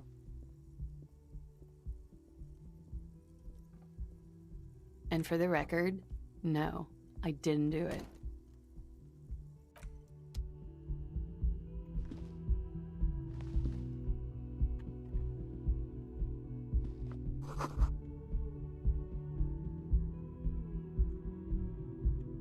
Oh, I can zoom out. Good. That's helpful. Right, let's go. Oh, the satirical newspaper Trompe la Monde. Should we go here? See what's over. What? Whoa, whoa. You should pick that fat, juicy cigarette butt from the tray, light it up, and smoke the living shit out of it. Am I a smoker? Who knows what you are? A monster, a murderer, the gnome of Jeroma? You feel like a smoker, especially when you look at that juicy, succulent, seductive cigarette stub, still smoldering deliciously. I can't smoke that. It's How broken. very astute of you. This renders it ineffectual. You should look for a whole cigarette, or better yet, an entire pack. Strike that. A carton. Make sure they're all healthy and able-bodied. Then smoke them all. The idea seems to make your neck expand. Suddenly, the garish tie feels very snug. Uh-huh. That's nice. Or you could not do that. No one is making you. I'll make it. Well, I'll think about it. Good. Thinking about yummy cigarettes in your mouth is the next best thing. Make sure you think about juicy sticks of tobacco all the time, though. It doesn't count if it's not all the time. And when you're done thinking about them, graduate to getting them. Plus, smoking them gives massive bonuses.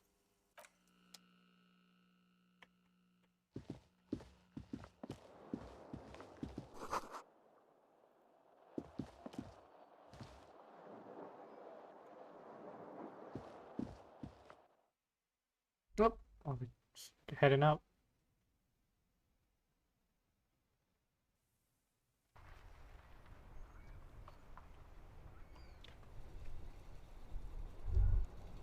Oh, there it is!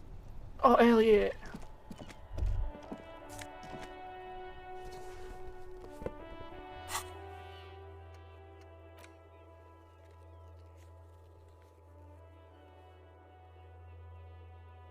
Massive bonuses.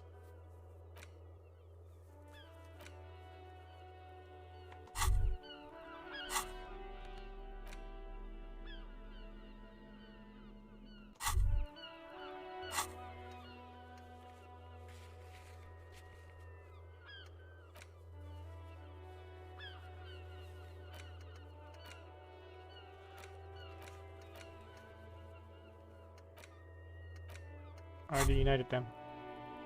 There they both are. Two identical shoes, both copiously green and indiscriminately snakeskin, reunited on your feet. How do they fit? Good, they're balanced, comfy. Feels like the only good thing about you right now, truth be told. Cool. Now, a gust of briny wind washes over you. I like the sound.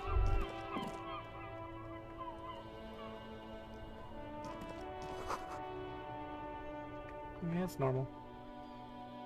I like the music.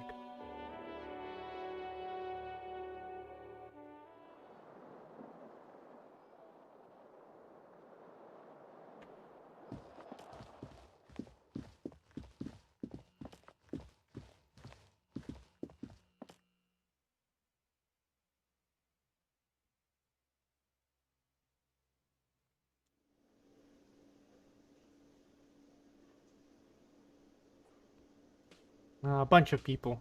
Hell yeah.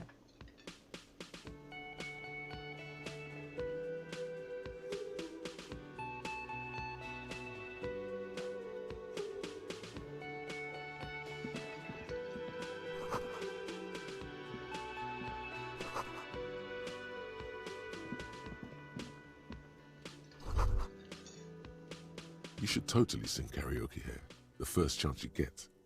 Your emotions need to be expressed. People need to know your vast, oceanic soul. My soul's cubic content is obscured by the hangover. Of course, at this point, precise measurements of your soul can only be performed from the outside. It needs to be heard. Through a PA system. By other people. Whether they like it or not. Ram it up their ears, says your adrenaline gland. Violently express yourself. Who is mistakenly identified as a cop for his prominent jawline? Yes, sounds likely. You should probably go on stage and pose for a moment when you're done with this thought. See if it works. Cool. What should I sing when it comes You to have it? not yet stumbled on the right lamentation, Okay. but it's out there. Alright. It'll come to you. You will wreak havoc with it. Don't worry. Lamentation sounds good. Serves them right. Wipe that smirk off their face with your sad, tragic song. Who's laughing now? No one. That's right, that's right. You have to find something tragic to sing first, though.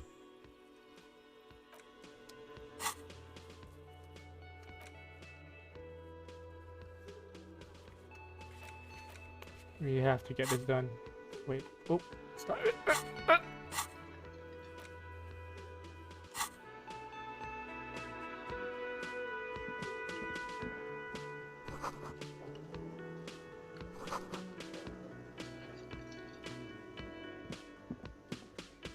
A man in his late 20s stands behind the counter, inspecting a stuffed seabird.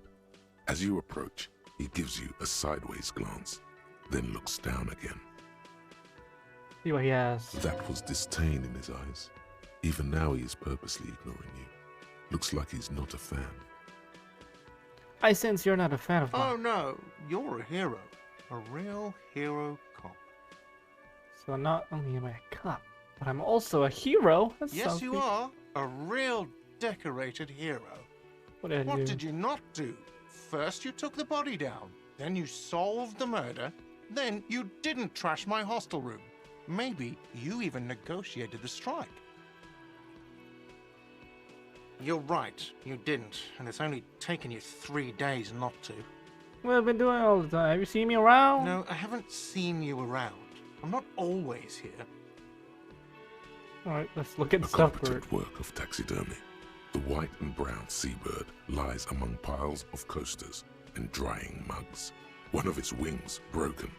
The man is trying to mend it. Okay. Looks like the bird was ripped off the shield that was used to mount it, most likely on a wall. Something about it makes you feel bitter. Can I help you with that? Look, your buddy is over there. Why don't you go and talk to him, okay? What do you mean, my buddy? He pretends not to hear you, concentrating on the bird instead. Alright, let's leave.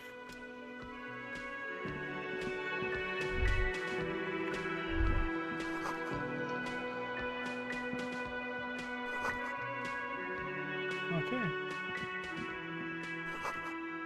What's that? What's that?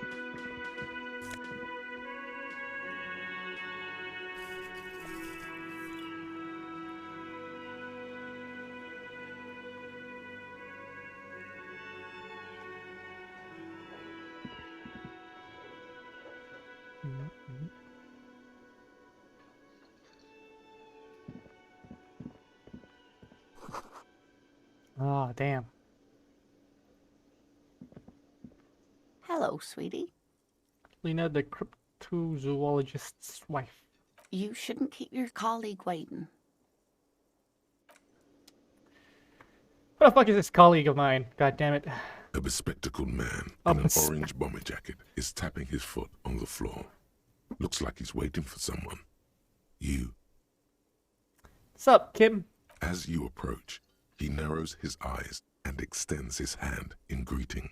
If an assault were launched on this building right now, if the windows came crashing down and the whole world descended upon you, this man would hurl himself in death's way to save you. You are sure of this, but why? Sure. Shake his head. Hello. I'm Kim Kitsuragi, Lieutenant, Precinct 57. You must be from the 41st. You realize he's waiting for your name. I don't have a name. This is your chance to come up with a really good name for yourself. Get creative. Conceptualize.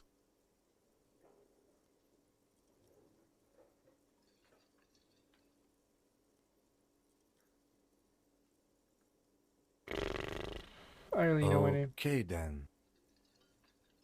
It looks like we had a little scheduling error on Sunday. Saturday too, actually. Have you had time to talk to the manager here? If you don't mind, we should talk to him again. Ask him for a rundown of the area. Now that I'm here as well. I understand the scene is out back, right? It also wouldn't hurt to assure him the police are finally here. In full force, I mean. Have you mapped out the initial interviews? Yes, the police. I'm aware. I'm a policeman. Of course. Right. And the interviews? I have, yes. Good. But even if you haven't, we'll have time for that after we take a look at the coroner's case. Okay. Have you removed the dead body from the tree? I don't like that. Sure. But did you take it down from the tree? No. No. It's best not to. No. So, the body is still in the tree. This is the first time you detect a weariness in the lieutenant's voice. It is obvious he would have preferred for the body to no longer be in the tree. Sorry. Where it has been hanging for 7 days straight. We should go there as soon as we are done talking to the owner. How can you be so sure I'm from I was sent here to meet a detective from Precinct 41. You have the insignia of the citizens' militia on your sleeve and on your back. I have. Oh, okay. Okay. I suppose you could be impersonating him. You could have gotten the insignia from the black market or forged it. But for now, I'm going to set those possibilities aside. I'm not from the Inspectorate General. Inspectorate General? Internal Affairs. And I'm not them. I'm from Criminal Investigation. Yes. Okay, but they're just... They're not just white rectangles. They bear a halogen watermark with the letters RCM and a pattern resembling the street grid of Oh, do they Ravachol now? West. Okay. I would ask you to step into the headlights of my motor carriage, but again, it's none of my concern. I just need you to do your job. But shouldn't I have a badge or something? You mean you don't have a badge? I was not on me when I woke Losing up. your identification card is a serious matter. My vehicle has a shortwave. You can use it to report your badge missing. I would advise you to locate it as quickly as possible. But getting the body down should still take precedence. Let's roll. After you, officer. Lieutenant Kitsuragi is now in your party. You can talk to him whenever by interacting with him. Even the tutorial has a fucking voiceover. Holy shit. Alright.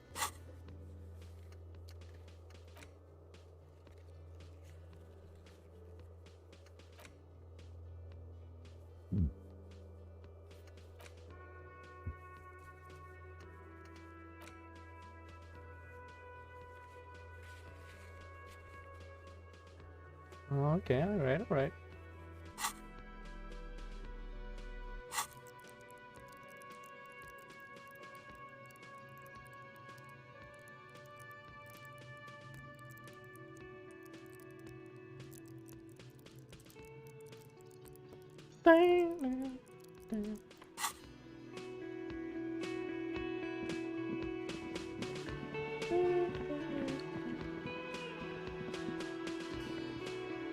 The man with the unimpressive beard notices you approaching. He drops the ledger he was holding and turns to the lieutenant. Mr. Gart, right? You run this place. Yes. I am Kim Kitsuragi from Precinct 57. This is an inter-district investigation, so joining me from Precinct 41...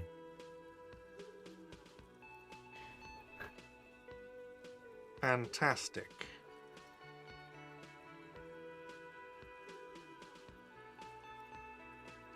That's wonderful, really. I think so. But there's a dead body out back. No one wants to work in these conditions. It's been a week. Sorry, I Sir, don't know. I understand your concern, but we are here to do a job. And for us to do it, I need you to stay calm. Yes, of course.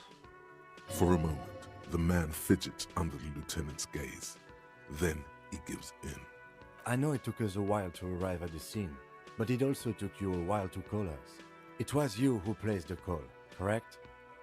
No, I only just got here. It was probably Sylvie who called you. She usually works the bar here. I'm only temporarily taking over her duties. Do you have her number? As a matter of fact, I do. Nice. You said you just got here. From where? Are you a local? What, of Martinez? No. I live in Jamrock. I only sometimes come here to keep an eye on the place. This is just one of the many, many cafeterias I manage. Oh, we have an entrepreneur. But you still know your way around, yes?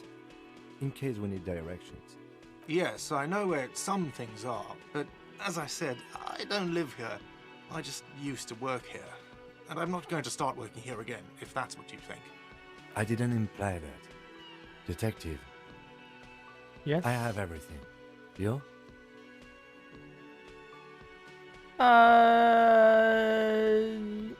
Yes, he means, do you have questions for me, like a police officer would? Why did Sylvie She go went away? away because none of your business. Alright, fine. Extra fine. Who killed I him? don't know who killed him. I'm not the police. That's your job. Did you kill What him? are you, crazy? Of course I didn't kill him. Suddenly you tense up. Blood is being pushed to your muscles. You should hound him on this. Hound him hard.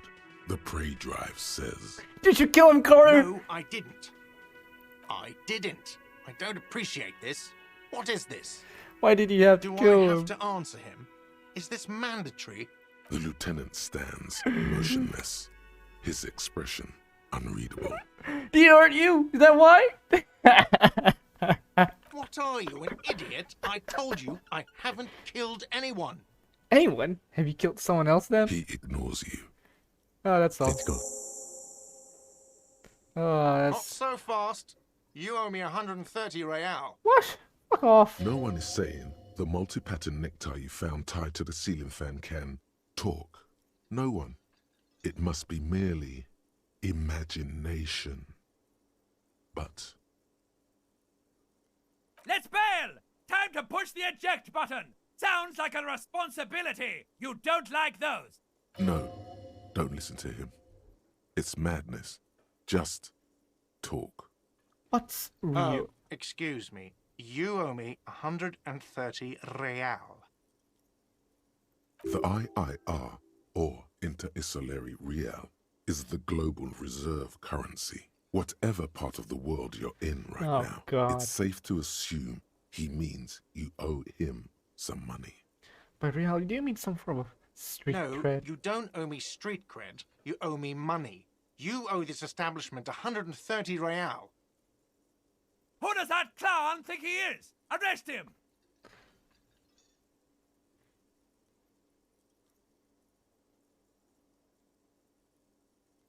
What do I owe this place for? Let's Let's ask. see.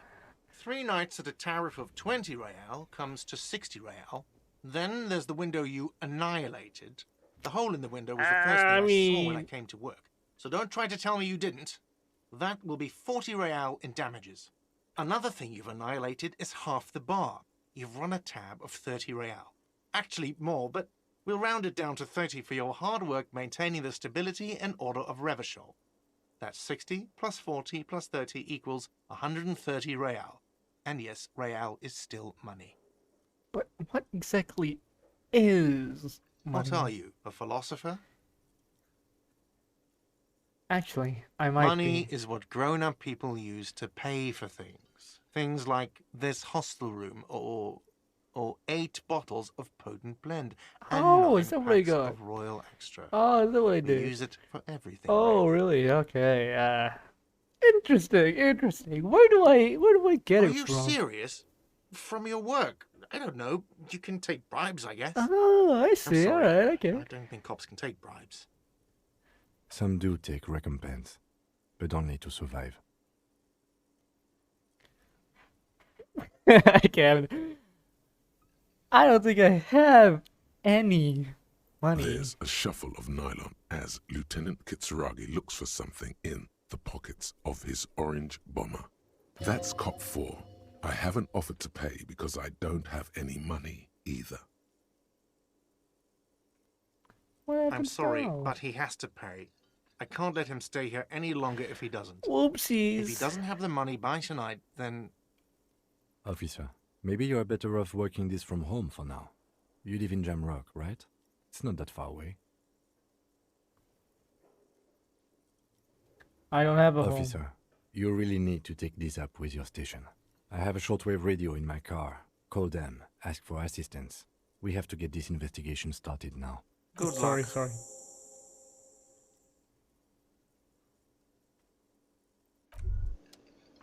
By the way, where is home? The address is coming up blank, and this place sure isn't it. As I said, I don't think I have But one. you've been at this hostel cafeteria for only 3 nights. Where were you before? You had to be somewhere. Far away? In time or space. That doesn't sound like somewhere you can stay if you run out of money. Could I trace the way back somehow? You can try. Run some addresses in your head when you get the time. Maybe a street or an apartment will appear.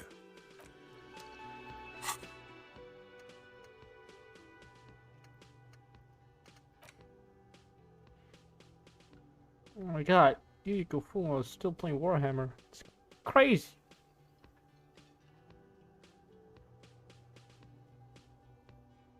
Ooh, 6 hours and 5 minutes. Let's do that later.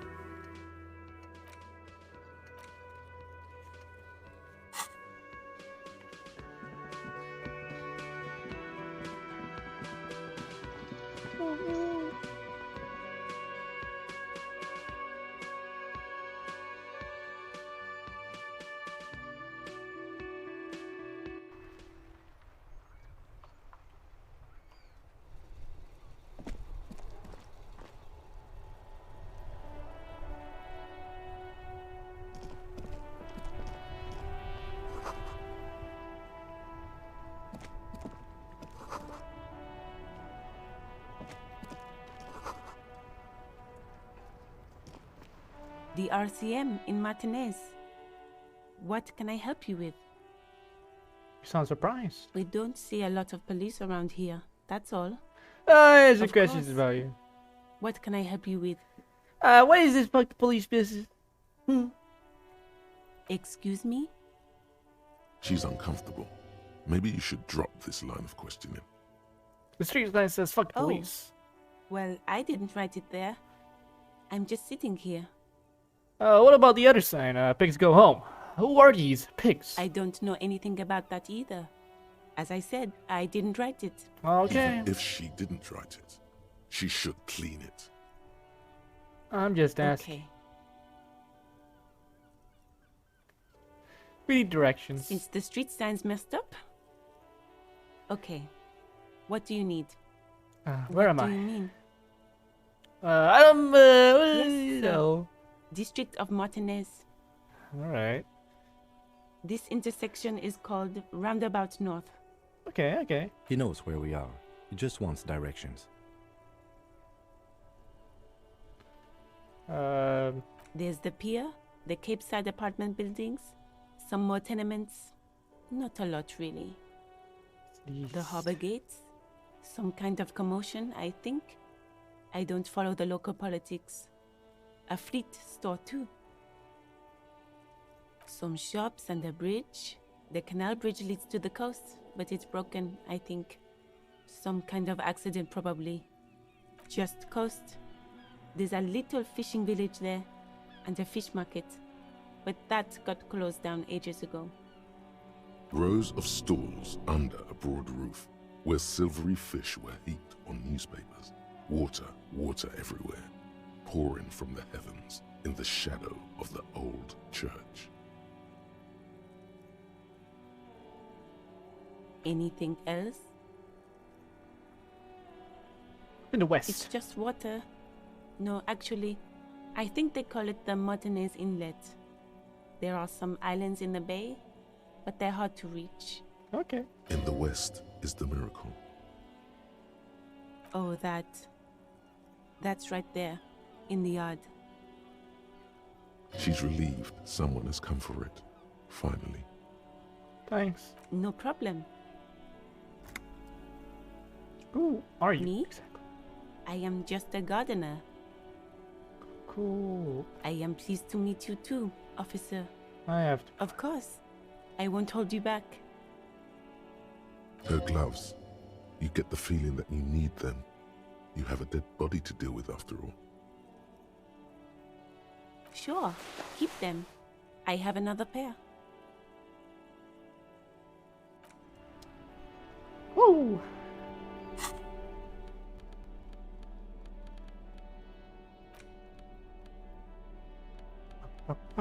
Oh, I look so fucking slick.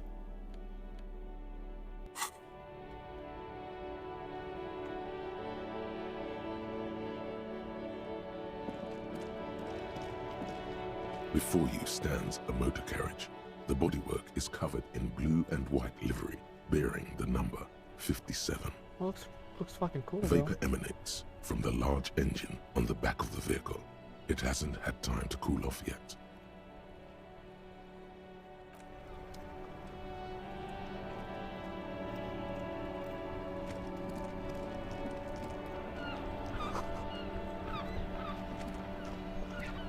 The worn and beaten wooden planks of the bench do not look overly comforting. Nope. We can sit on benches after we've solved the murder. Let's go. You can revisit the bench if you ever need to pass the time when Lieutenant Kitsuragi is gone.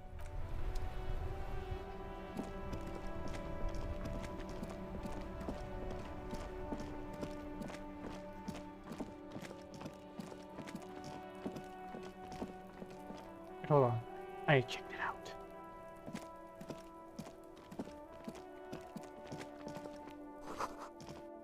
Rudy Sandkis.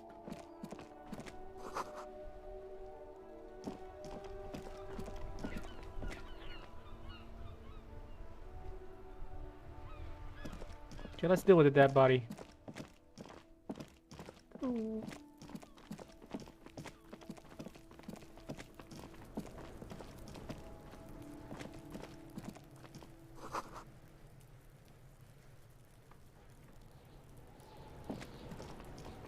This trash container is locked. The sliding lid has a padlock that says, whirling in rags. There's something in there, not necessarily connected to the case, but still. Why am I looking at you, trash container?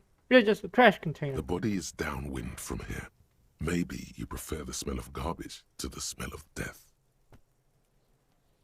Lieutenant, what do you think could be in there? Trash, food waste from the cafeteria. They lock these containers to keep the derelicts from flocking in. Could be evidence too. Yes, I feel like there's something in there. Definitely. What do you mean, feel? It's an extrasensory perception. I agree. We should get someone from the remote viewers division here. Oh, it might also be evidence. The mob could have disposed of something in there. We should get it open. We could try using a pry bar. There's one in my motor carriage, or we could ask for a key from the manager of the Whirling in Rags. He probably has one. All right, cool.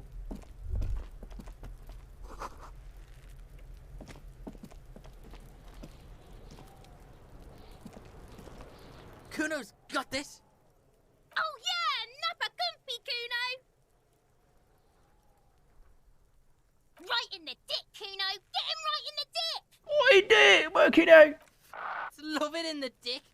Ugh. The boy is sweating profusely. His eyes are like two black holes and his jaw is twitching as if trying to break free from the empire of his body. Stop using slurs at my crime scene. It's my crime scene alone. I can't use slurs, but you can't. Can't talk, pig. Shit's coming up strong. Throwing rocks. Shit coming up strong. That sounds good. Joyous. You should hang out with this kid and see what that juicy shit is all about. I mean drugs. The kid's on drugs. Yeah, Kuno. Ride the lightning, Kuno. Kuno's riding it, see? The rake, Kuno. You should throw the rake at him, Kuno. The fuck? Does Kuno know what a rake is? Kuno's not a gardener.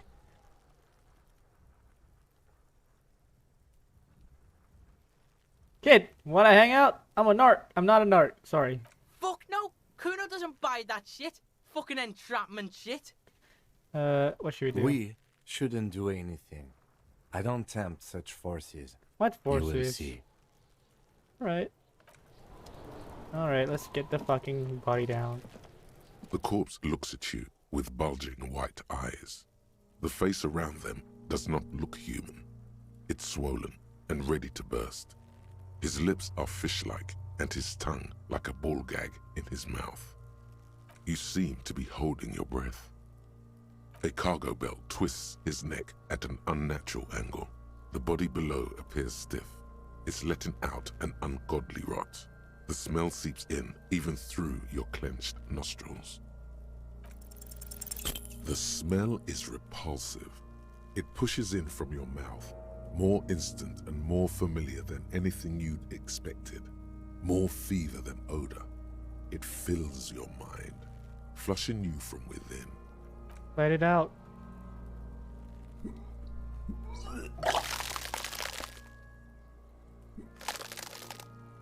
Let it out, dude. Let it out. Let it all out. There you go. You feel a great force ringing from your stomach. Your body curls and pushes it out, burst by burst, until a pool of vomit lies under your feet and your throat stings from the stomach acid. It's okay. Happens to everyone. Keep it. Thanks! The hangover is clearly making this worse for you. You could use some ammonia to clear your head. There is Frit nearby, east of the hostel. They usually have a small apothecary. If they don't, there's a greenhouse here, and a gardener with a wheelbarrow on the corner of the Whirling in Rags. If she works here, she might have something for the smell. Acquiring ammonia will provide a modifier to the white check. Modifiers make checks easier and allow you to retry them. Active decay. It's okay to throw up, officer. No one is judging. He's about to blow. Cop's gonna blow, Kuno.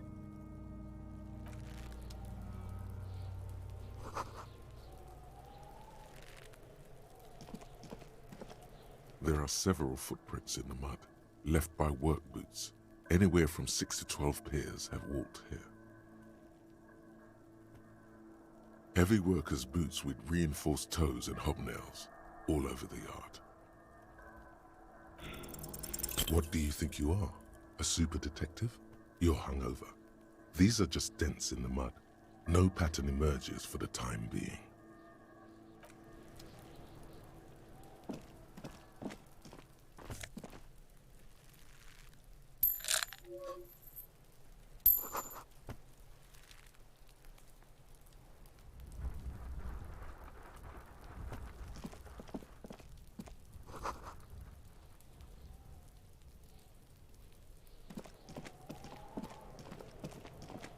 Kuno, the pig's getting pretty close. Looks like it's time for me to go, Kuno. Pig's come to take me in. She means it. The fear is real. I'm going away for a long, long time, Kuno. Going away for life. What's going on there? Fuck are you trying to pull, pig?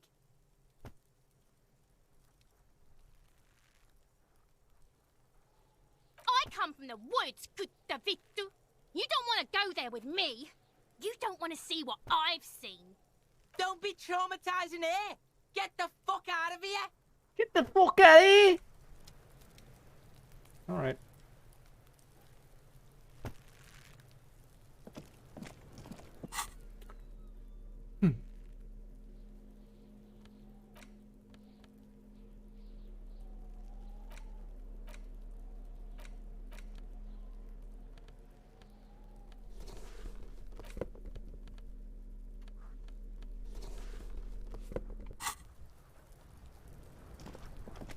There he still is, looking right through you with his white eyes. The body below is...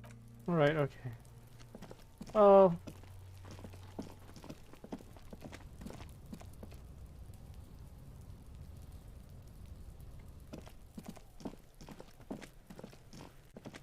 Oh wait, is it right? Oh, it was way over there? Alright, let's not do that then. Go here!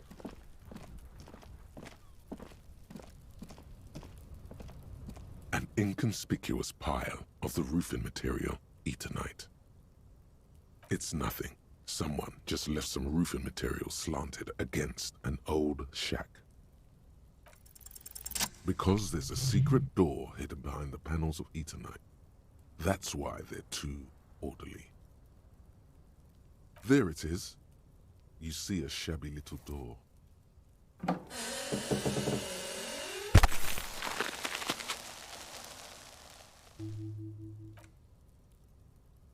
What is this then? A tool shed? Let's investigate.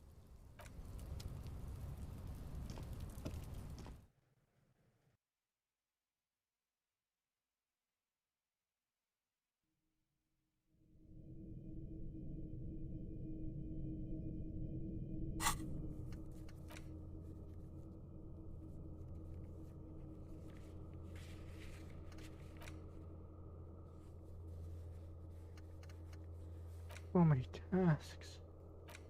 Oh god. So many.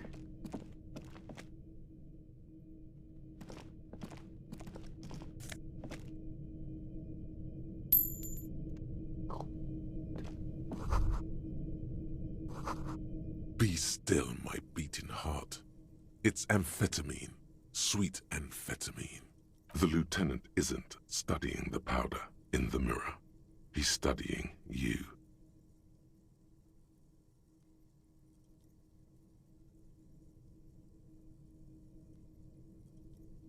Perhaps not.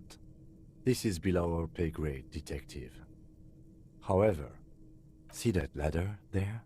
It's probably another way into the industrial harbor, no? A secret path the local kids use.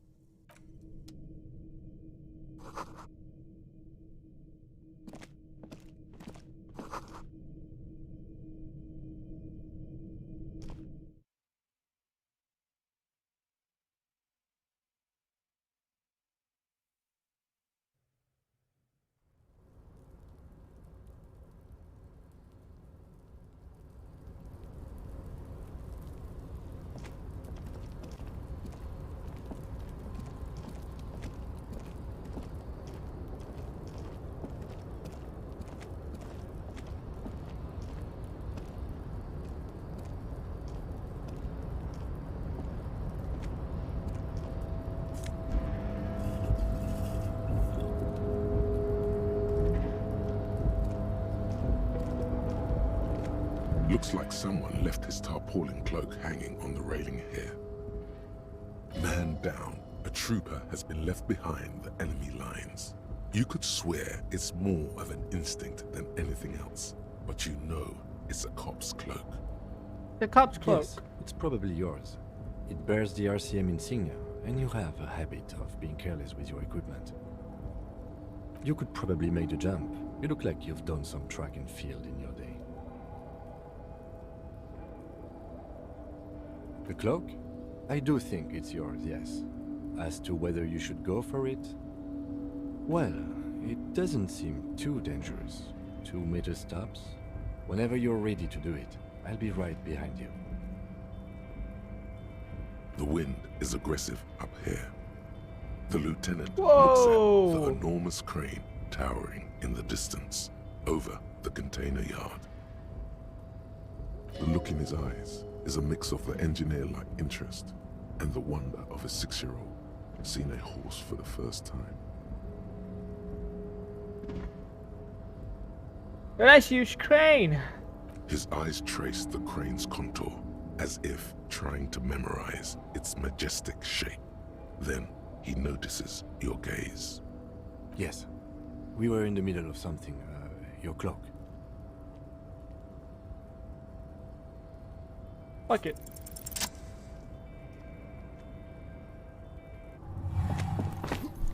As you leap in the air, a chill Whoa! breeze engulfs you.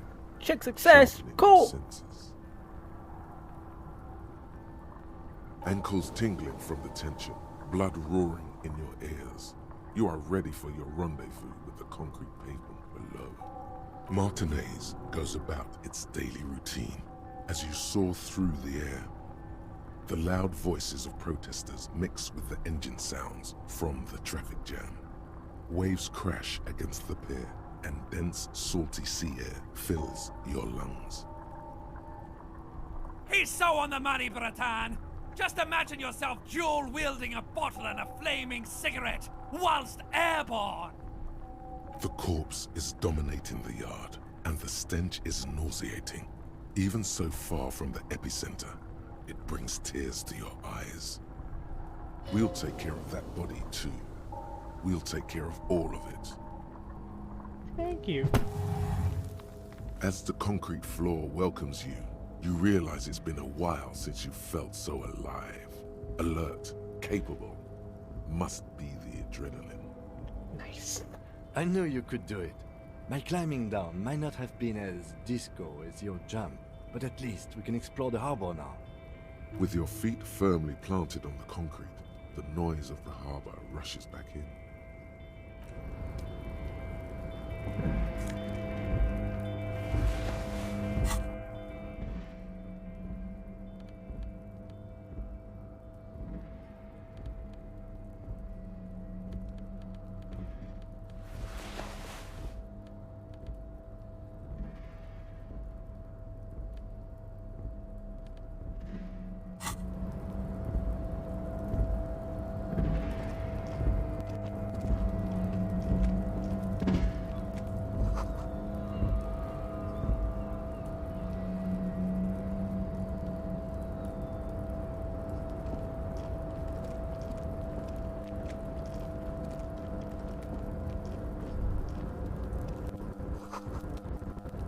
Oh. Fucking audio's cutting out.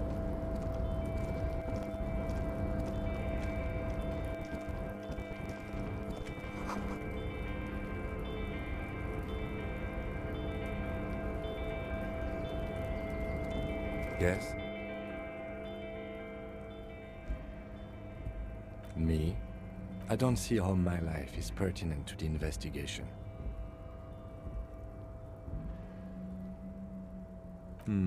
That's a fair point. All right, for the good of the investigation, what do you want to know? You ever talk with yourself? What do you mean? No, when you're thinking, do you ever have conversations with, like, your brain? I have no idea what you're talking about. So you're saying your brain never chimes in with advice or warnings or anything? I can't say that it does, no. When I need to think, I just use my notebook.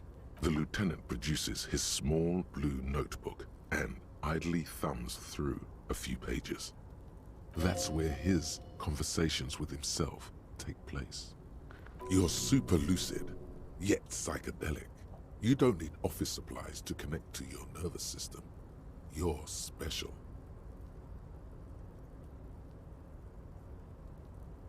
That's correct. That makes him a Beano-clad. Completely uncopped material, if you say so yourself. I'm not gonna call him a Beano. That sounds not... Are they? They are mostly just cumbersome. You could use a good, normal pair yourself. That's because I'm half Seolite, or Seolite? quarter. My father's father was from Seoul. So was my Seoul. grandmother, but from my mother's side. It's not an interesting topic. What is Seoul? It's a part of the world, officer. A geopolitical entity and a geographic division. I told you it wouldn't be interesting. You're barking up the wrong tree. I don't speak a word of Seolite. I've never met either one of my grandparents, and I've never been to Seoul. I'm a regular Revacholier. He's glad to have shut down your question. No. The lieutenant nods. That's Good. for now. Let's change the subject.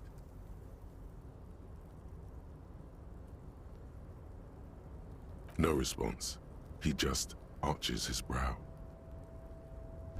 Have you tried concentrating on something other than your personal affairs? There is a sudden, harsh edge to his voice, like he's tired of hearing about your personal affairs.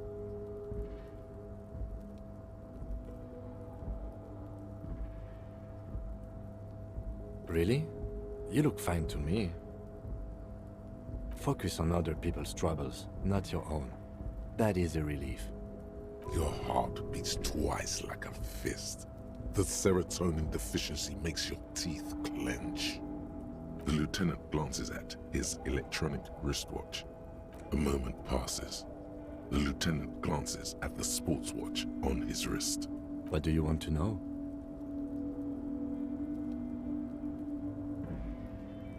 I'm afraid you and I are pawns in a pissing competition. His disdain is clear. This man would not use such an expression otherwise. What do you mean? You don't know? I assumed you were in on it. Tell me about it. It's just stupidity. We shouldn't waste any more time on it. If you want my take, ask me after we've inspected the victim. Was there anything else you wanted to know about the case?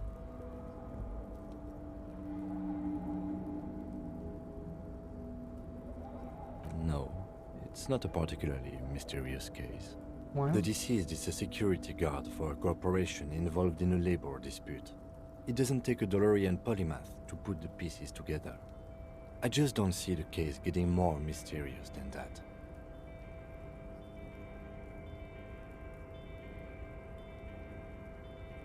I can assure nothing like that will happen. Do you know why not? Because it's not part of reality. There's something the lieutenant isn't seeing. The universe is too irrational, too morally complex. You should convince him. Maybe you can tell me what you do know to help me narrow it down a bit. Do you want me to brief you? 3 days ago, the RCM Emergencies Desk received a report about a security guard who was found hanged in Martinez. An anonymous caller said there was a dead body behind the Whirling in Rags hostel cafeteria. The cadaver had been there for 4 days. No one had come to investigate.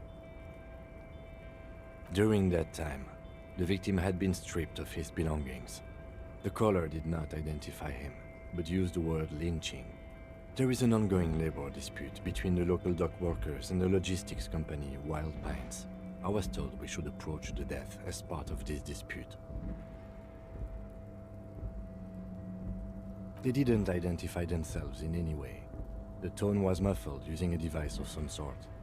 The desk could identify neither the caller's age nor sex. There's a strong prejudice against involving the RCM in what's seen as union matters. The dock workers' union is the de facto police in Martinez. Now it appears they've started executing too. We cannot allow that.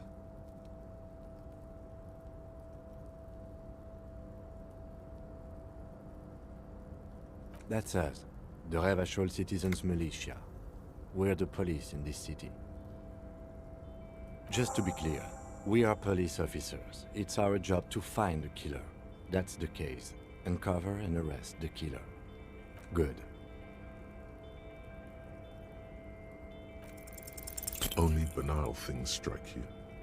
At the core, you're a very banal person with a very small soul. One you should be ashamed of. It's no wonder the soft one doesn't want it back. It was right to abandon you.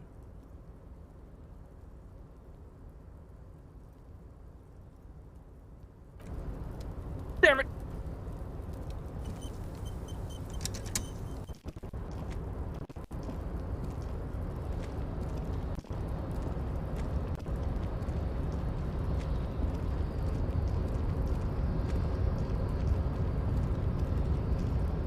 A rusting control panel with several knobs. 2 buttons marked Marche and Arrête are faded with use.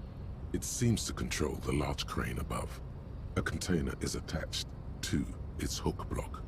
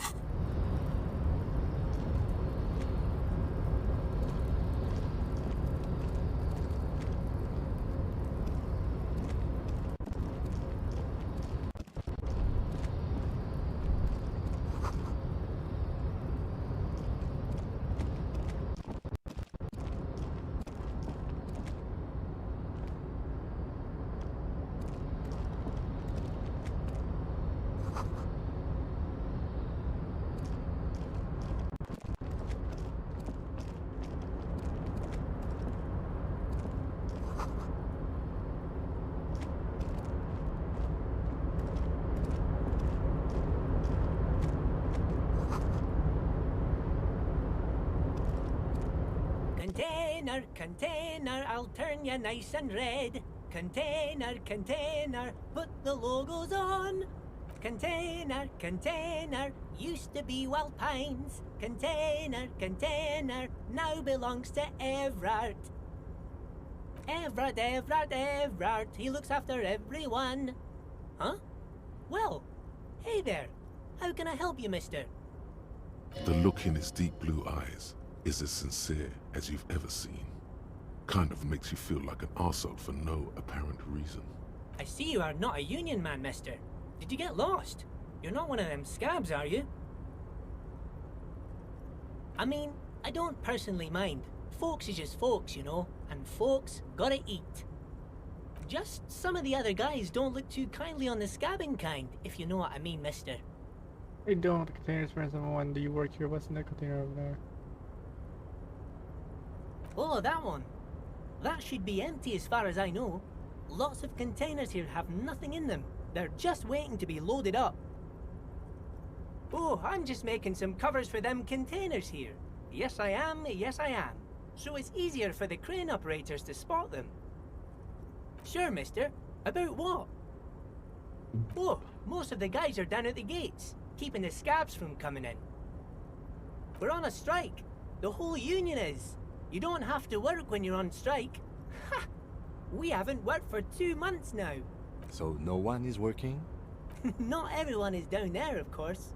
Mr. Everard is in his office, where he always is. And Jean-Luc is guarding the gate. But Titus and his boys got into some drunken trouble and Everard sent them on a nice vacation. For a week or so. What kind of trouble did this Titus and his family get into? Oh, I'm not really supposed to talk about that. That's union business. Him and his boy stirred up something in town. Probably drank too much and got into a fight or something. I heard Mr. Everett telling them to take some time off. Don't go all bad cop on this simple, friendly fellow. Sure, sure. How can I help you? Yes, yes. Everybody needs a job, and this is mine. I'm Leonard, by the way. Leonard Bellick. But everyone calls me Leo. That's a good name. I'm like Mr. Everett's right-hand man when Mr. Edgar is out of town, and Mr. Edgar's right-hand man when Mr. Everett is away. Actually, Miss Beaufort is the right-hand man, but she's a lady. She's a lady. Who is this, Miss Beaufort? A real pretty lady with a skin like those Douai Sucre candy bars my missus likes so much. Them are real nice to suckle on once the dinner is done and me and the missus sit down beside the radio. But I can't listen to the radio all the time. There's so much to do around here and I'm always busy keeping things running here. Yes I am, yes I am. Stay on this Miss Beaufort topic.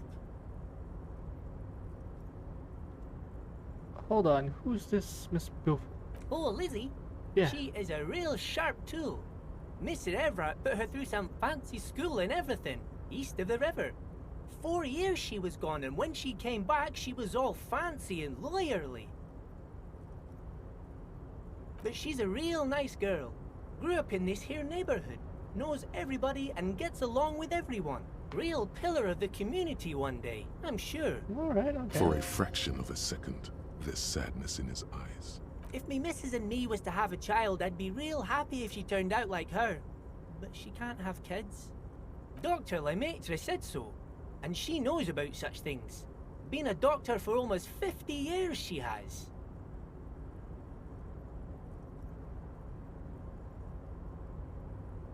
Yes, this place really seems to run like clockwork. Keep it up, Leo. Well, thanks a lot. Coming from you, it means a lot, really. Sometimes I feel some of the guys don't really get how much I bust my ass for them here. But you guys are alright.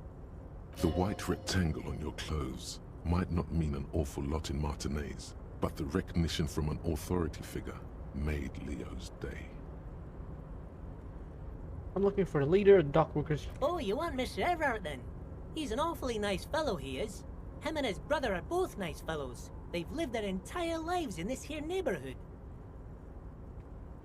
Guys like Mr. Everett and Mr. Edgar, his brother, are real good guys. Made Martinez what it is today. Mr. Everett and Mr. Edgar and I went to the same school we did when we were boys. Easy now, Leo. Oh, Mr. Everett is where he always is. In his office, of course. Bye-bye now.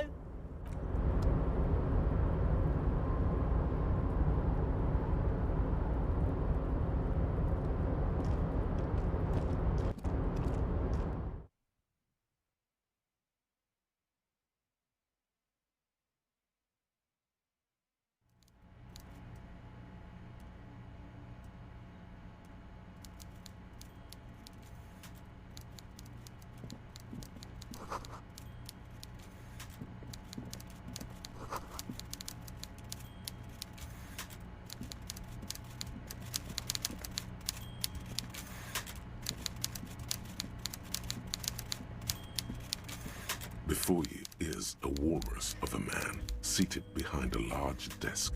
He looks up funny. from his work, not the least bit surprised to see you. With great effort, he straightens himself up in his chair, yet says nothing. He simply stares at you. Welcome, Mr. Dubois, Mr. Kitsuragi. Dubois. It's good of you two to stop by. Please, have a seat. I'm Everett. My name is Everett Clare, Dubois. head of the Debarders Union here at Martinez. I'd offer you my hand, but unfortunately my health prevents me from getting up. You understand? He looks extremely comfortable. The tiny folding chair, on the other hand, looks like a torture device. You go ahead, detective. Whatever he has in store for you, it can't be good, he thinks. It cannot. I'll do my best. Forget about that. What's with this Dubois stuff? You're getting some seriously bad vibes from that name. Please, Mr. Dubois, let us converse in a civilized manner, as equals. Take a seat. I insist. It's nothing. Yes, that's probably right. It's nothing. Forget about it. Filter it out. He's trying to throw you off your game with this Dubois nonsense. Don't give him the pleasure. Excellent, Mr. Dubois. I can see that you're a reasonable man, and reasonable men can be of great use to one another. So tell me, how can the head of the Debarders Union help a representative of the Revachol Citizens Militia today? The chair you're sitting on has got to be the most uncomfortable chair in the world. It's violating your backside. Oh, by the way, I heard you got a rather rude reception from a certain Lawrence Gart. Some people have no manners, it pains me to say. This should take care of that nonsense. It should be sufficient to cover your expenses for a few days and patch over your differences with a cafeteria manager. Go ahead, take it. Hey, that's 25 real. That's good money. Think of all the stuff you could. Thank you, Evra. Don't mention it. But also don't forget it. I'm just kidding, of course. Is he? Now, I'd like to set your mind at ease about one other matter. Your lost gun. Let me assure you, Union people are on it as we speak. I've got my best hounds looking for that lost gun. His slug-like lips move, but all you hear is an echo. Lost gun, lost gun, lost gun. The world is swallowed by a black hole of fear. Only 2 words escape its gravitational pull. Oh God, why didn't you think of this before? Cops have guns. Where's yours? Fuck love. This is your gun. This is serious. You don't need a gun. We can still have fun without the gun. The fun doesn't need to stop. Have some right now. Yeah. Are you all right, Harry? You seem anxious. Don't be. Everything's going to be all right. It's not like you left it loaded. You didn't lose a loaded gun. Local children aren't out there playing with it right now, pointing it into their own mouths. It's in a safe place. I just know it. I have a feeling everything's going to be all right.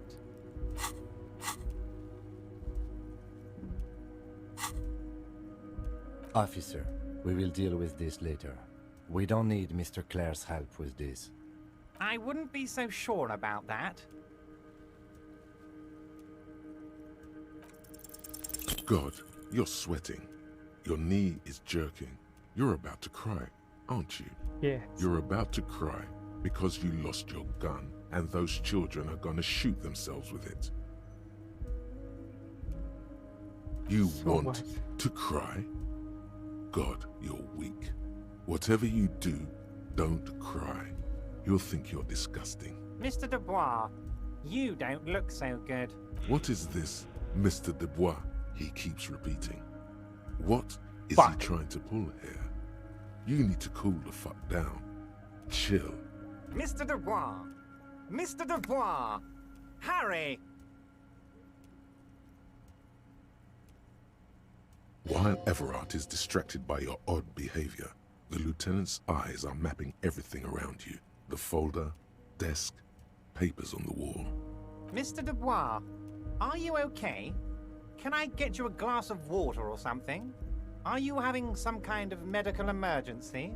Maybe you could use your hands somehow, in a kind of throw-in motion, like you're throwing that Mr. Dubois act right back at him. He's Mr. Dubois. Don't be dramatic. I can see your condition isn't terminal. What an odd demonstration of... you got me, Harry. I don't even know what. As entertaining as it was, I'm afraid we're wasting our time. And I'm an extremely busy man, as I'm sure you are too. Okay, enough. We are here to ask you some questions pertaining to a murder investigation. Quick, here's your window. Get yourself together and ask him questions. Police officer questions. Oh, we're talking about the of hanging. Oh god, course. okay. That's your main thing here. That's why you're in Martinez. Fuck. I know everything that goes on around here, and I would love to discuss it with you. I mean, it's no secret that the lynching is connected to the strike. So much to talk about. Honestly, it's been weighing on me so heavily. I understand you need to interview me. But there's a thing that's been keeping me up at night. I want to talk about the hanging. I mean, if we could just calmly talk, exchange information, we could blow this thing wide open. Yes, that sounds good. Let's do that. But I can't think straight with this thing weighing on me. You're police officers, aren't you? I have a crazy idea. You guys are basically door-opening machines, incredibly talented at opening doors. Kim, is that true? I'm not sure I understand. If you're asking us to break down someone's door, it's not going to happen. Come now. I just need you to go open a little door for me and leave it unlocked. A simple thing. Absolutely nothing shady about it. Does this jiggling ooze think he's going to use you? He's got another thing coming. Play his game, son, with your eyes peeled. He's going to slip up, and when he does, you're going to come out on top. Harry, my dear friend, I am what people call a local bigwig. I know everything that goes on in Martinez. Harry, I'm a very busy man, and more importantly, I don't have that extraordinary physique you do. You look like you could run around all day. You want to send someone a message that the police are working for you. I repeat, I'm a very, very busy man, Mr. Kitsuragi, and therefore I must occasionally enlist outside help. So what will it be, Harry? Whose door is it? No one's. It's just a weasel. A weasel lives there. Nothing for you to worry about. What do you mean by weasel? A loud blabbering weasel. When weasels feel no one is watching, they start acting foolishly. Just go there, unlock the door, and leave it open. It's been such a burden on me, Harry. I just want this to be over so I can discuss business with you. Fantastic, my friend. Just let me know when it's done and we can take our friendship to the next level. You can get the key from Manana. He's down by the gates. Manana's like a free agent in the Union. Special operations. Hardened socialist. A real free thinker too. He'll tell you precisely where the door is. One last thing, Harry. Just open the door. You don't need to go in or anything. I just want that weasel to come home and see the unlocked door. Harry, honestly, I'm just relieved you didn't get a hernia. A man your age...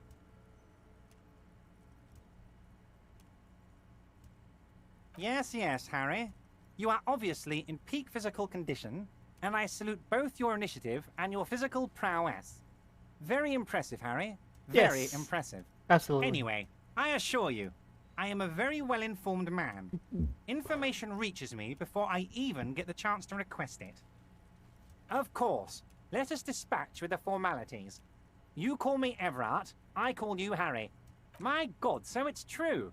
I didn't want to believe it, but you are a fantastic science fiction amnesiac cop, aren't you? What are the odds of that?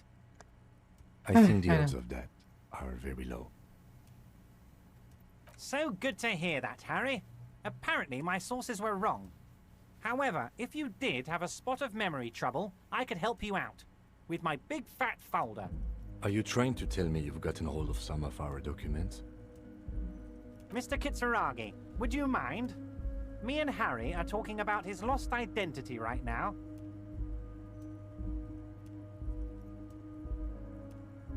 It's Harry. Harry Dubois. You feel like a Dubois, but you don't feel like a Harry. Strange. Sure, okay. You're Harold. Harmon. Haroldamus. But that's not what the record says. The record says Harry Dubois. A real man's name. Mr. Kitsuragi doesn't seem even slightly empathetic to your memory loss, Harry. I, however, wish to help you any way I can.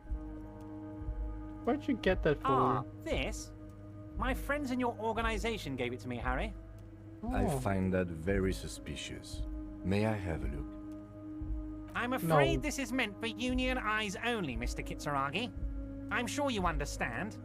Please continue, Harry.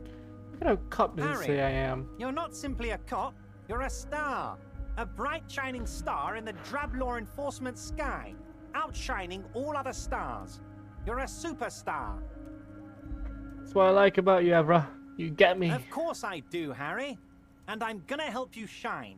I'm gonna put you on all the big stages. Your name in giant neon letters. Harry Dubois. The giant neon sign reading Harry Dubois, hanging from the Cavalson crane, can be seen all the way to Jamrock.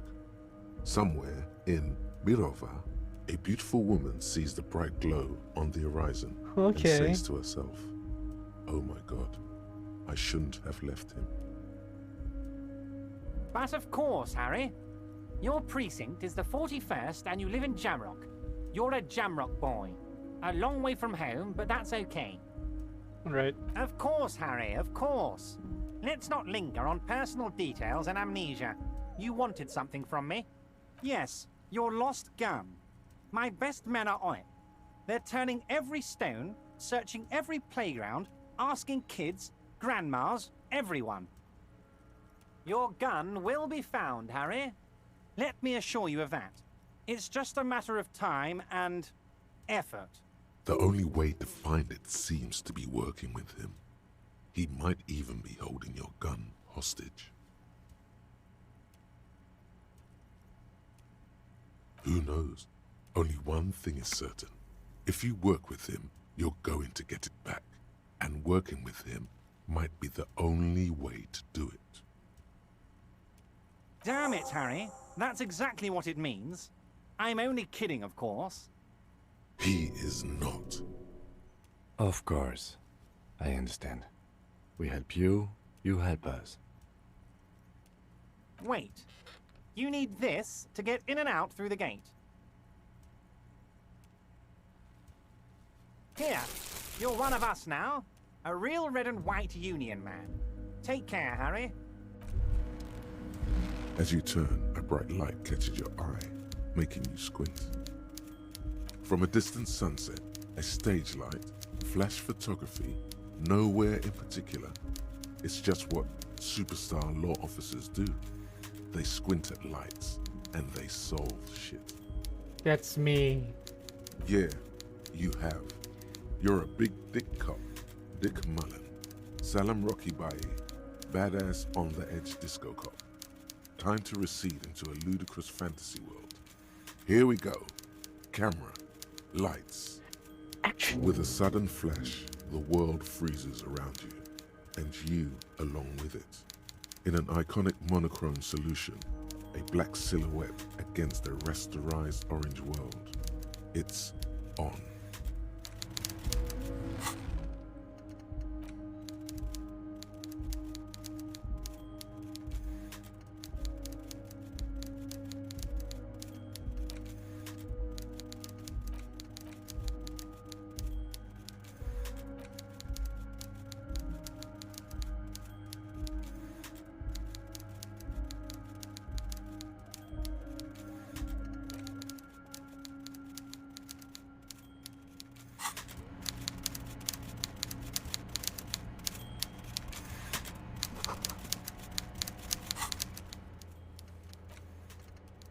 Oh my god.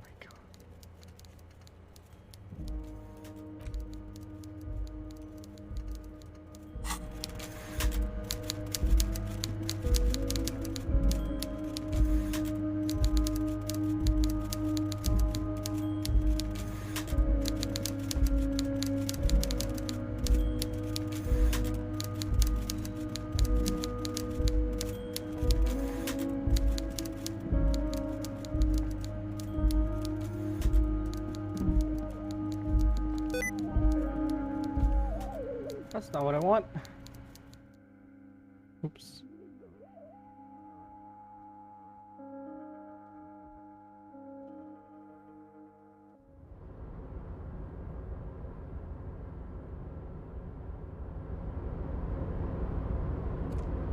Yes? Excuse me? You have a distinctive way of walking. If I were to walk in front of you, we would surely collide. What do you mean distinctive? I hope you don't take this the wrong way. It's just a collegial observation. In the 57th, we call it the Jamrock Shuffle. Oh. cool. Officers from Jamrock's 41st Precinct tend to move a bit erratically. Like They that. say it's a scene-clearing technique developed by one of your lieutenants for gathering evidence. It's erratic, yet thorough. Prioritizes containers. He simply nods. Passing along frivolous interdepartmental stereotypes is not usually his oeuvre. He regrets bringing it up.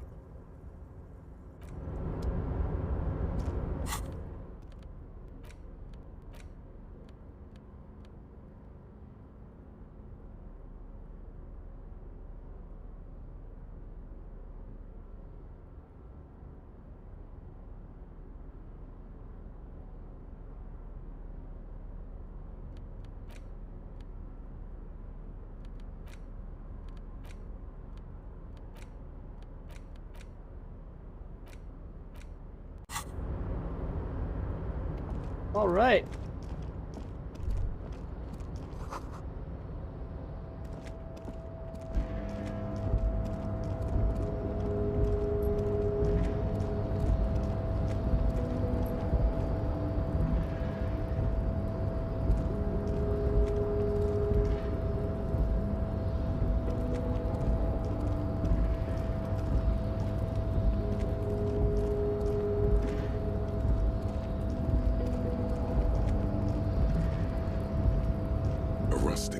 With a loud grind, the crane shifts overhead, moving a massive metal container through the air. Okay.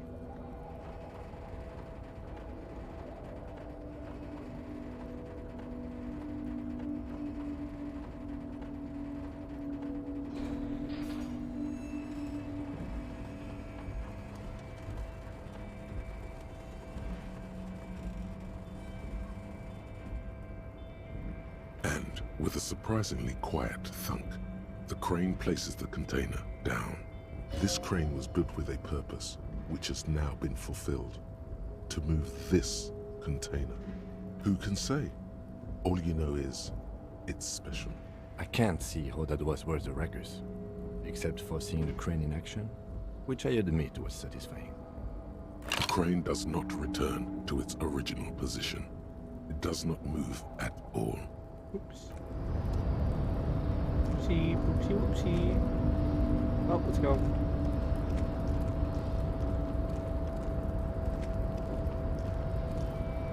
So how do I toggle? Wait.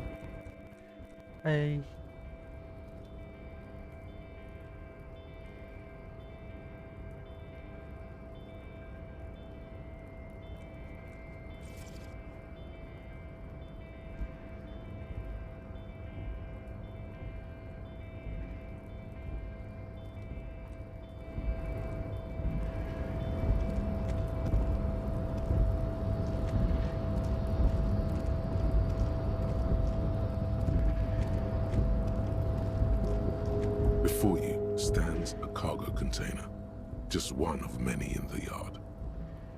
You do? Because I don't. Why not? There are a million containers here. Why are you fixating on this one? It's a cargo container, detective, just like all the others. We are not here to interact with containers. We are here to talk to the Union, right? No reply. You attempt to turn the handle, to no avail. The doors seem to be mechanically locked. To your left, the lieutenant considers your actions with some puzzlement. Why are you even trying to open a door with rhetoric? Why are you what? Now is not the time to get philosophical, detective. You can do that after hours.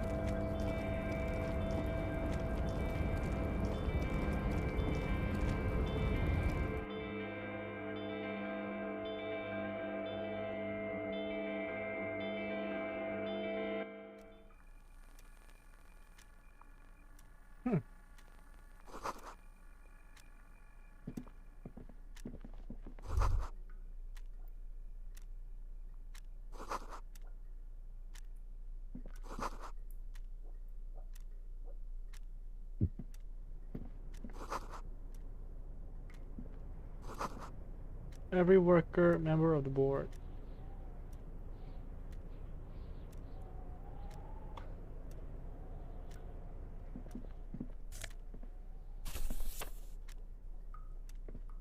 On second glance, someone has forgotten to... It's unfortunate for the Union to just leave their paperwork lying around like this.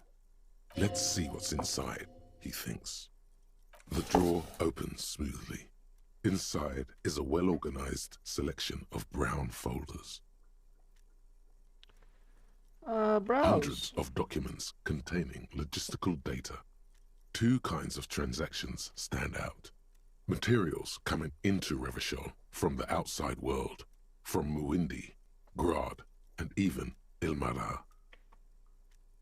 And the same materials being handed over to companies inside Revachol. Kuron, Coal City, La Delta, and Jamrock are listed among the many districts where the imports are being sold. It's hard to make sense of this thicket of company names, dates, quantities, and percentages. You try to focus, but the lines are getting blurry. Hundreds of documents containing logistical data, and the same. You already went through all of these. The drawer slides shut smoothly.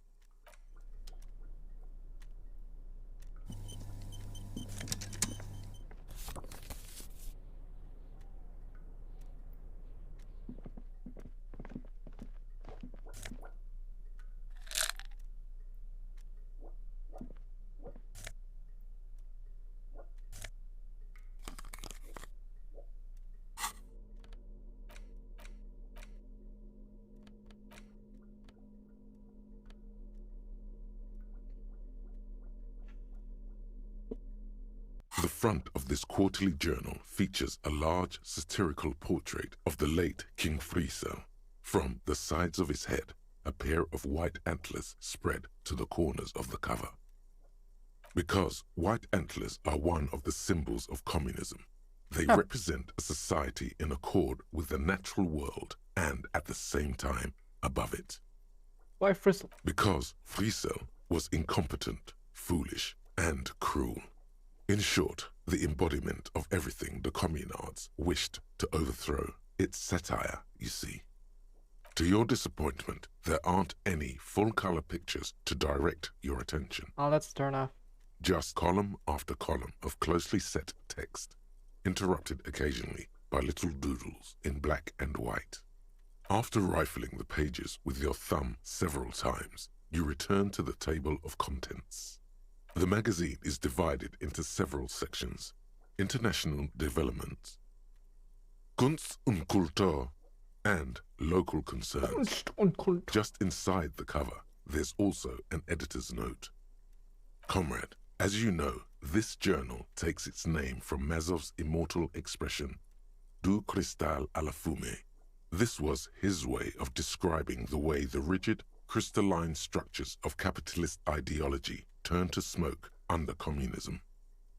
But, like the structures of capitalist ideology, we too are at risk of going à la fumée, unlike many publications which are content to spoon-feed their readers reassuring drivel. La Fumée is committed to telling the radical truth, even when that truth may drive away potential subscribers. How brave.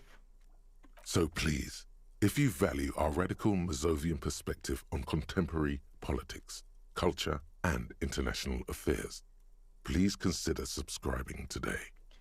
Yours in struggle, the editors. Kim, I think this is the Communist magazine. What do you expect? It was laying around the office of the Debarders Union. They're probably bankrolling the thing. You flip back to the front of the magazine. This section includes a long, tedious critique of the latest round of free trade negotiations between the EPIS nations and the Free State of Semenine. You also skip over an article about heavy fuel oil smuggling along the Mesk-Messina border. Something about bear wrestling in Samara, book riots in Yugograd. Face it, you really aren't interested in foreign affairs. You're not even sure where most of these countries are. Yeah. You flip back to the front of the magazine. The table of contents unfolds before you. What the It takes a moment, But gradually it dawns on you that Kunst und Kultur must mean arts and culture. As you leaf through this section, you come across several reviews of recent radio plays, as well as a brief artist spotlight featuring a local artist identified only as CS. The main feature, though, is a long essay titled Tip Top Tournée, a critical Mazovian perspective. What the hell is a Tip Top Tournée? The actual article is surprisingly light on details, but after skimming a page or two, you gather that it has something to do with motor carriage racing. You think you're settling in for a relaxing recap of the most recent season, maybe sprinkled with some nice anecdotes about a few of the more colorful drivers. Yeah. Instead, you find yourself skimming a 10,000-word feature about all the politically problematic aspects of Tip Top Tournée. Fucking hell, what's wrong with Tip Top? Where to even start? For one, there's the crass commercialism of its sponsorships. Oh my god. And then there's the practically criminal emphasis on deadly motor crashes. Oh, is that why? Okay. Under capitalism, the article says, every pursuit has its price. Every pleasure, even one as elemental as the joy of racing others around a track, is reduced to an advertising opportunity. That is true. Thus, the so-called tournée becomes a competition between increasingly meaningless brand signifiers. Your discount laundry detergent racing against a pack of Astra cigarettes, or even a fritter. That's fun. And that precisely is what's problematic about it. Were it not for the promise of random, spectacular violence, audiences would quickly lose interest. Probably violence. Come on. At the end of the day, it's the destruction of these 750,000 real races that you're really watching for. Wow, you're right. I really am just needed for the violence. You see, one cannot avoid the conclusion that Tip Top Tournée is simply the apotheosis of spectacular entertainment under capitalism. Kim, did you know Tip Top Tournée is actually an organized... I can safely say the thought had never crossed my mind, detective. It's too bad. I thought I liked Tip Top. You can still like it, detective. Just because a couple of fools wrote an article doesn't mean it's true. Okay, thank you, Kim. You're like if I had to wager, I'd say they've never even seen the inside of a motor. That's true. Much less a motor race. I take whatever they write with a large grain of salt. That's true also, Kim. Goddamn right. You flip back to the front of the magazine. The table of contents unfolds before you. Okay. Unsurprisingly, much of this section is taken up with articles declaring unqualified support for the dock workers' strike. Oh. You skim the headlines. It's 3 Paint a.m. the harbour red and white. It's 2. Sorry. Martinez tames the wild pines. A city in revolt.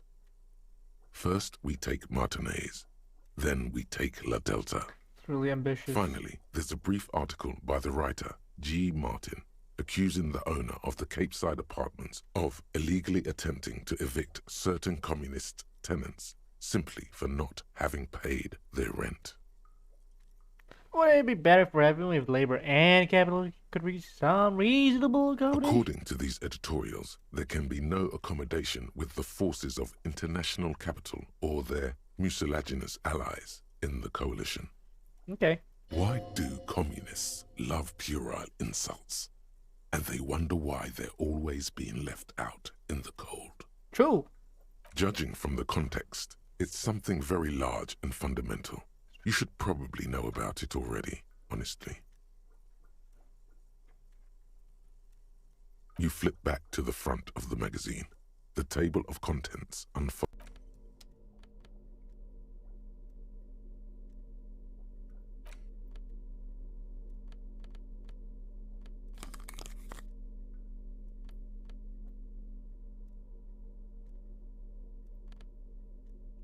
I look swag. Swag!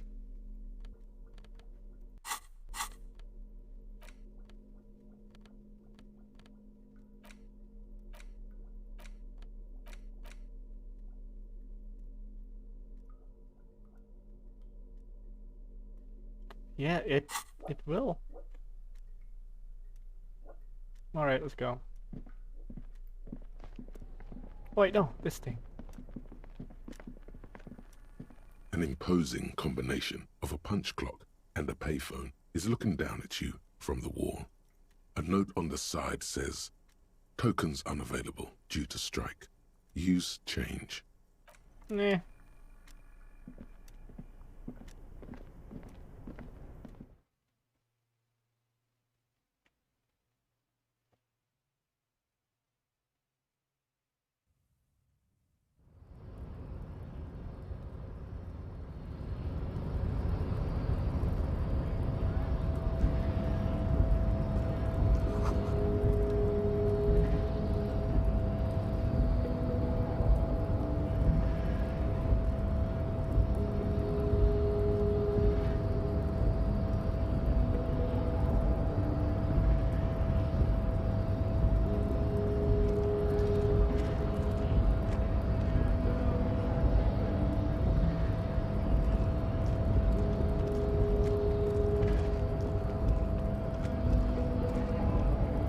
Scab?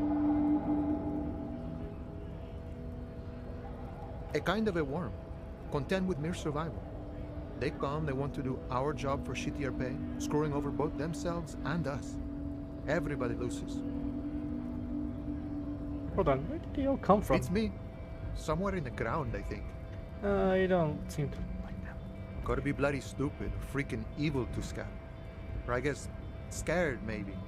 But scared of what? Of who? Personally, I'd rather beg than scab. If the gentleman shouting on the street came begging, maybe they'd have gotten something. We tried. We've explained the matters, but they don't listen. This lot would be reasonable and go home if the big guy wasn't riling them up all the time. I was just messing with you. No one's ever seen a cop scab. Imagine, you cops going on a strike, but then another cop comes in and says, "Let us cop for less money." Speaking of, what brings the RCM here, to the Wild North? Come to see the strife? Any idea who killed the hangman? The mercenary, eh? Who could have killed him? That's indeed the question. Why even do such a thing? The harbor is a prime area of suspicion. In your opinion, dockers involved in the killing? What a thought! Why would noble workers resort to such a thing? Unless they were pushed, of course. Your dead guy was an enemy combatant. Hold He up, was an why agent is of that the me? opposition, attempting to undermine our honorable efforts. Did you kill I him? ain't the murdering type, but that's just me.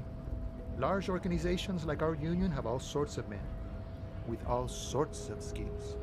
He means a more violent faction could easily take care of such a thing. Understood. This has been of limited use. Still, thank you. No problem. I wish the best to you in your search. Sure, I'm a key, huh? What door is this key supposed to open? Oh, say no more. I got you. I got that key right here. And let me tell you, it's mighty good of you to help us out during the strike. Working class solidarity, as they say. I heard something about Weasel. Polar Weasel?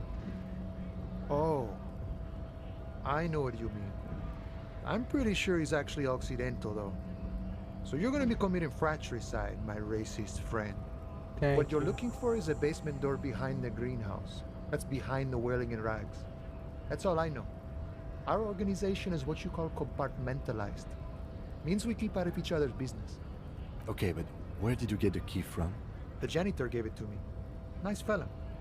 We talked about life and things that really, truly matter. None of this mess we're in, this jiving and juggling. What's it for? To feed our children, I guess. I'm more of a philosophical dock worker. I like to talk about the big picture stuff. Who I am, who you are, what we are fighting for.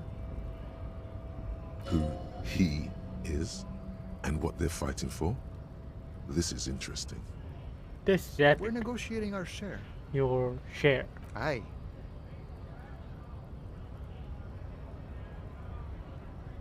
So not wages or pensions. This stuff. They already covered.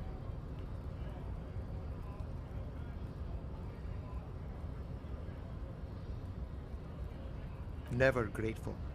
Were we ever grateful, we'd have nothing. You fight for every piece. How large a share would you All of like? it. However, right now we want all the harbor workers to be on the company's board, so they could take part in the decision-making process. The boss man, Evra. What can you tell me about him? I think it's best you make up your own mind now that you've met him. In my eyes, he is a capable organizer and a decent businessman. What does bossing the unit entail anyway? I guess you kind of get to be the village chief. He oversees the harbor, makes deals with the owners or other relevant parties, watches out for his own. By that, you mean corruption? By heavens, why would he not be corrupt? We live in a harsh and disordered world, see? And in this world, the old man is corrupt for our benefit, and we know it. Appreciate it even. He is, personally, not too lavish. You're right, he's very ascetic. Okay, he's reasonably lavish, sure. That's his prerogative. It's not like you want a saintly demeanor on a corrupt motherfucker. That would be a manipulative illusion. Besides, there are no non-corrupt systems in the world anyway, and moralism is the most corrupt of them all. Not you would like to say. But then there's that weasel door. Are you a communist? No. I don't think I'm a communist. Seeing something of value and saying I want it all to myself is a much older and simpler notion. No science to it at all. Even a weak child can think it. The only things holding someone back are I can't and I shouldn't. Right on, brother. Just the way the world works, boyadero. Sure, I've had the necessary free time. Fortunately, there's always time. The look in his brown eyes conjures up an understanding. For him, having command of his time is the most important thing. The man sits on the railing, his hands reaching far and wide. Yet it feels as if he could, effortlessly, go even wider, if need be, an endless torrent of time.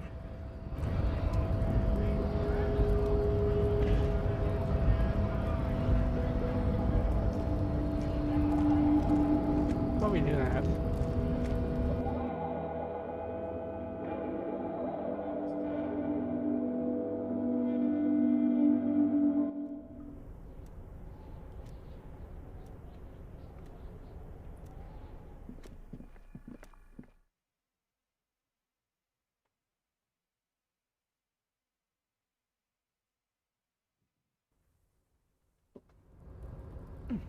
This is very...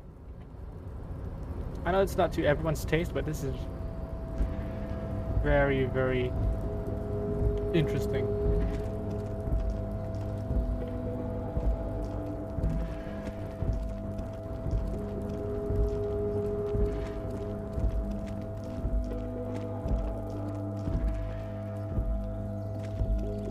This is the night watchman's booth. The name on the door reads, René Arnaud. If you must. But please hurry. We are pretty easy to spot up here. Nothing incriminating catches your eye. The cabinets are clean and their sparse contents meticulously organized. There's a framed photograph on the table. Let's get going. The entire neighborhood can see us up here.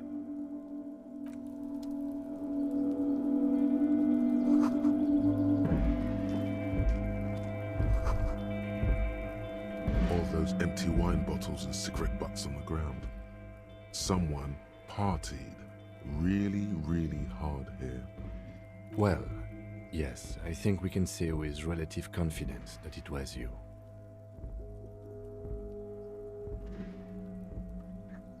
Yes, this looks pretty advanced, all right. For now, let's just move on.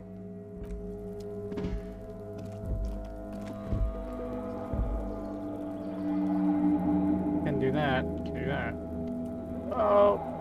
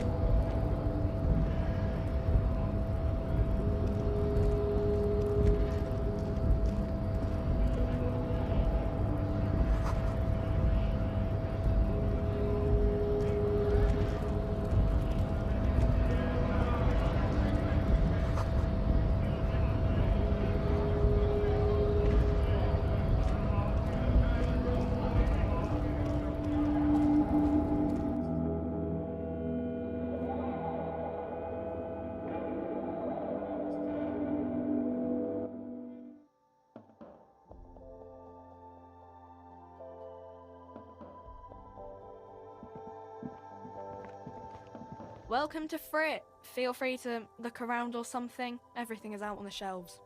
What's that magazine she's reading? You mean this? This is Pop Stars. It's got, like, famous people in it. It's not for sale.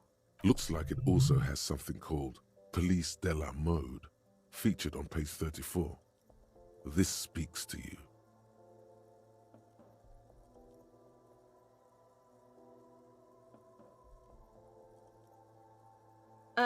It's where they rate different outfits famous people wear. It's kind of funny. They're kind of mean. It's about who's the most stylish.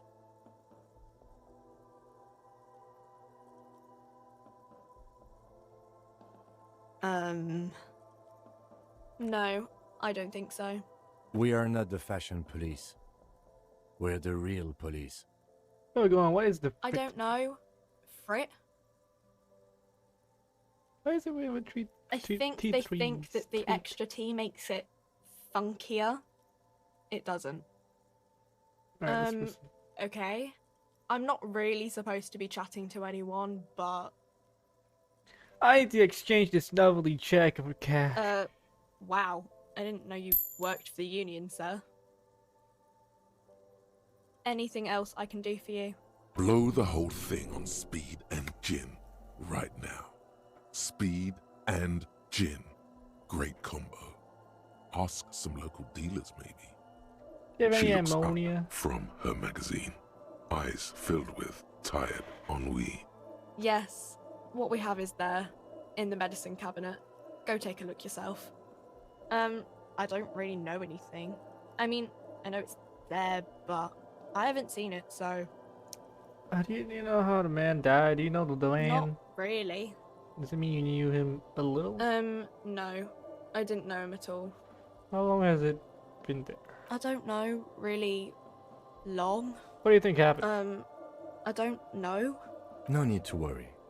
It's just standard procedure for us to ask around. If you hear anything, let us know, okay? Okay. Uh-huh.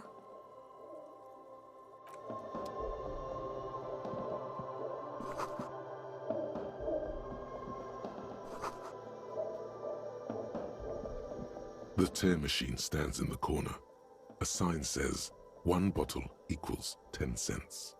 What the hell is this machine? Oh, that's the tear machine. It's a machine for tear. You know, you find tear outside, like bottles or whatever, and put it in the machine, then it gives you money. You need a bag, I guess. We used to have some, but we gave them all out, so... Feel free to use it if you find a bag, though. I'm sure there are some out there. Somewhere. Okay, it's pretty cool. What's this? You see several packaged raincoats fill a low shelf beneath a display of croissants and juice bottles. The raincoats are transparent, except for the big Fritta slogan on the back.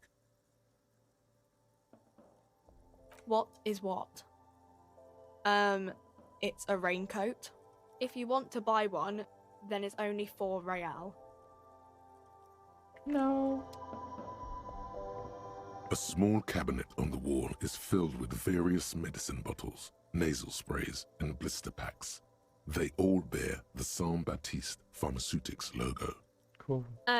Just ask me if you need anything from Saint Baptiste. We don't stock prescription meds, but we do have Nosafed, Duramine, Magnesium, and Hypnogamma. I need some ammonia. Okay, don't, like, overdo it or something.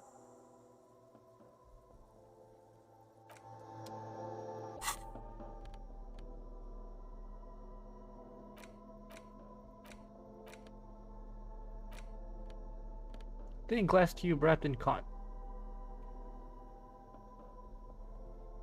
Okay, cool.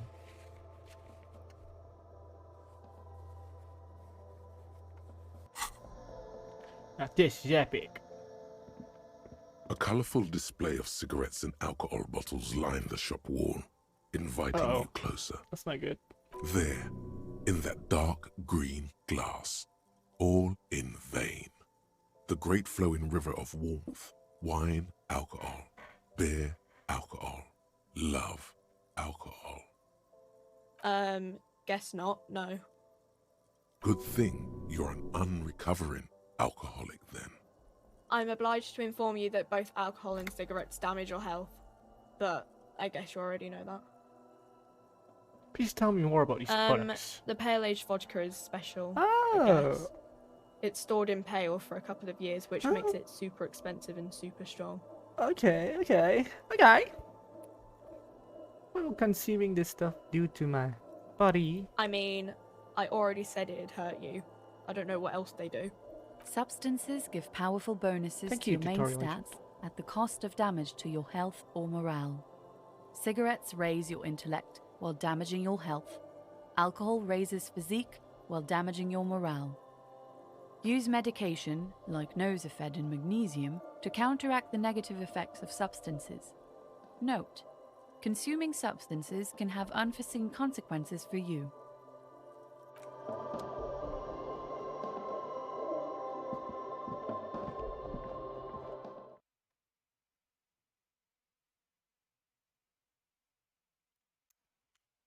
Low light areas. Ooh, I don't like the sound of that.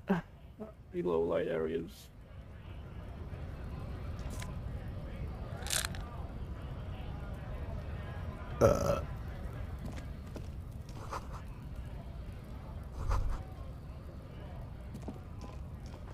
Welcome to Rivachol. Wait, hold on.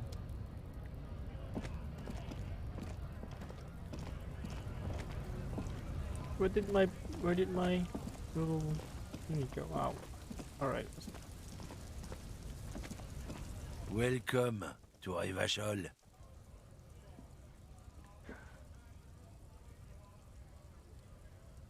Don't you welcome to Revachol me. My grandfather came here from a 3,000-year-old racist isolationist culture, while your ancestors came to this island a mere 300 years ago.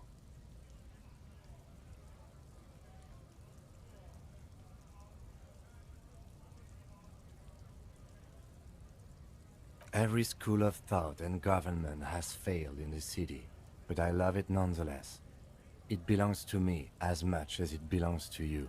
You tell him! It's men like you who keep Revachol divided, making it that much harder for everyone to climb out of this post-war limbo. Limbo? What's going on here? Oh, come on, man. I just said welcome to Rivachol. It's a lorry driver thing. Racist lorry driver. Boom. I know exactly what you meant.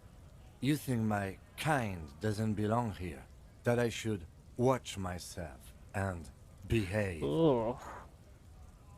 But you see, I'm an officer of the RCM. It's actually my job to make sure you behave. Okay. I think I know I would what advise you're you to remember that.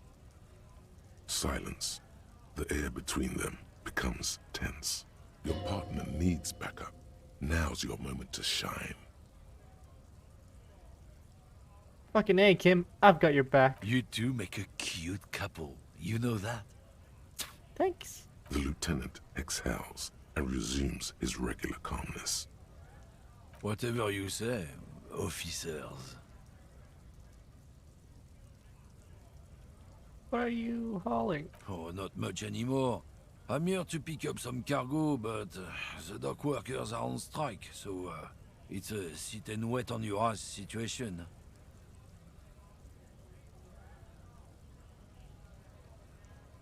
Apples. Fine. He's given you the runaround. Let's be honest, you were bested. It's about biological determinism, natural law, the sorting of the races. Not the most popular topic nowadays, with the coalition in charge and all. You might want to change the topic. That is, bury your head under the sand like common sheep. Change the topic.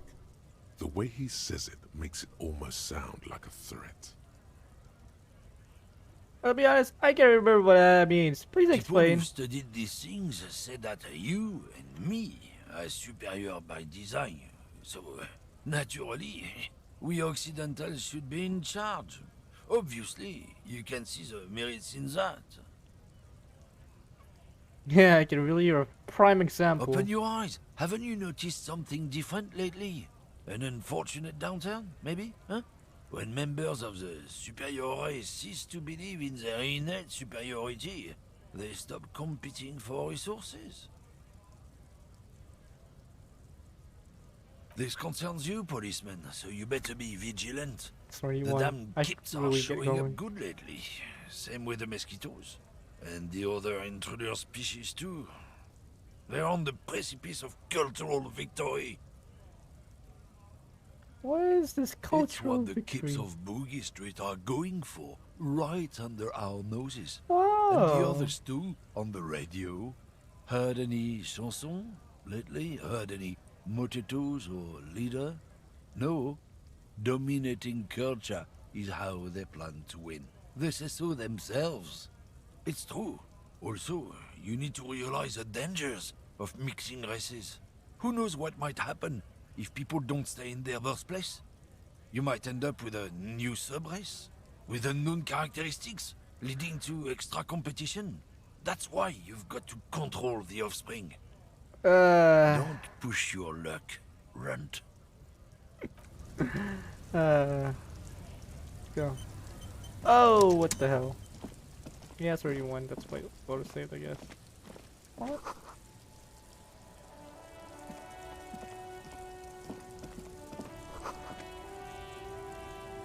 We're right back where we fucking started. I am a gander and a hunter and a gatherer. Feel like a traveler from another planet. Hey there. What's going on It's here? a jam, my man. It's a traffic jam for the ages. Harbor gates up the street are shut tight. No explanation given. Workers on strike, scabs agitating, and all around clusterfuck. Meanwhile, we're all stuck here in long-haul limbo for days upon days upon days. Upon days. Yeah, exactly. How long have you been here? Feels like forever. Like I was born on this here roundabout and this was all I ever knew.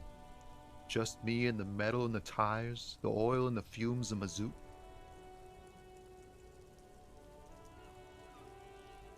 Yeah, imagine. It's been a whole week already. Behind the laugh, however, a touch of sorrow. So tell me, what do you need? Yeah, I think about He that, ain't one man. of us drivers. I know that. All accounted for. Otherwise, I haven't really asked about that. Been wasting time right here. Keep him busy. Analyzing the fundamental structural and psychological conditions of being stranded in the midst of a sea of motor lorries and their sad, despondent chauffeurs. And your conclusion? A sense of surprise there ain't more bodies hanging from more trees. Tell me more about this now. I know. Curious bears and... What are you hauling? Oh, high-grade narcotics, illegal firearms, stuff like that. Time to arrest him. Can't even get a few jokes past you, my man. I've got another haul of found cargo. Mostly sporting goods, tracksuits, and that kind of thing. They usually get shipped to Grodd in the Occident, though we've been making headway in the Il Moran market lately. Could we get one of those found We're tracksuits? pals and all, but I can't just freely hand out the merchandise. The bosses won't be happy. Right. The man taps his fingers rhythmically against his arm. I'm good. Don't be a stranger.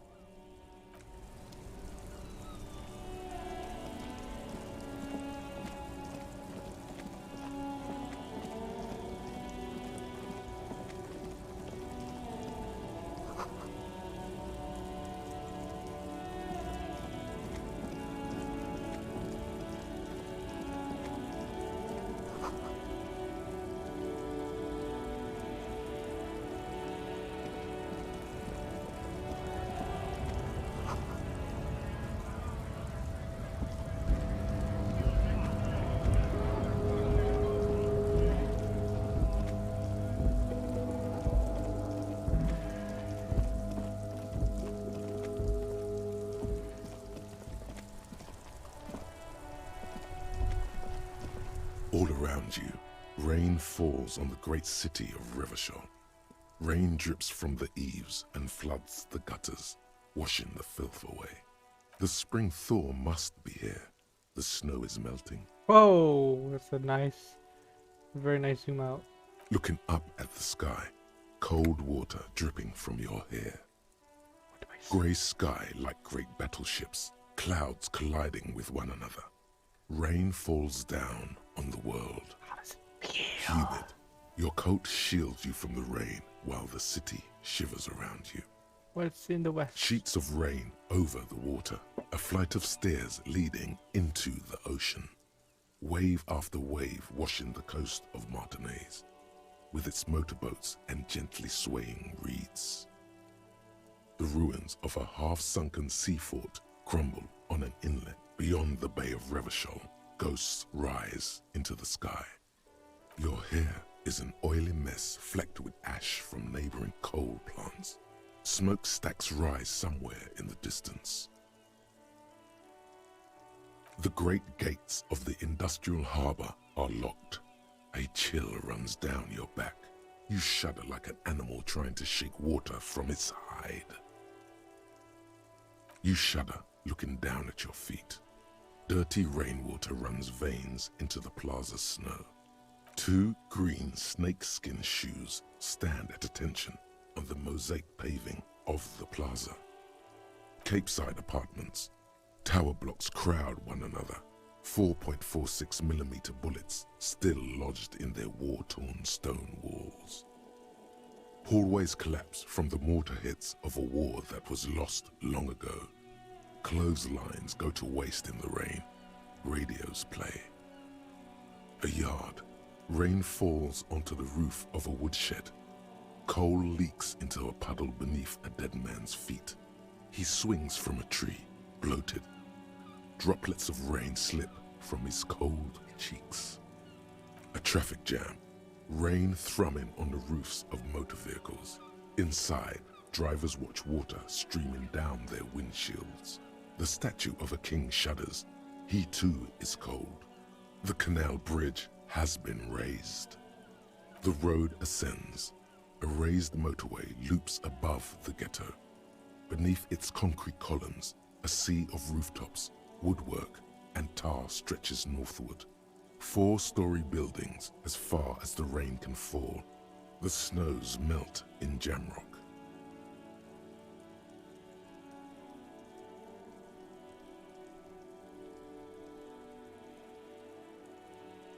In the rain-swept distance, above the rooftops of Jamrock, a repurposed silk mill stands perched above the motorway exit. Precinct 41 hunches in the rain.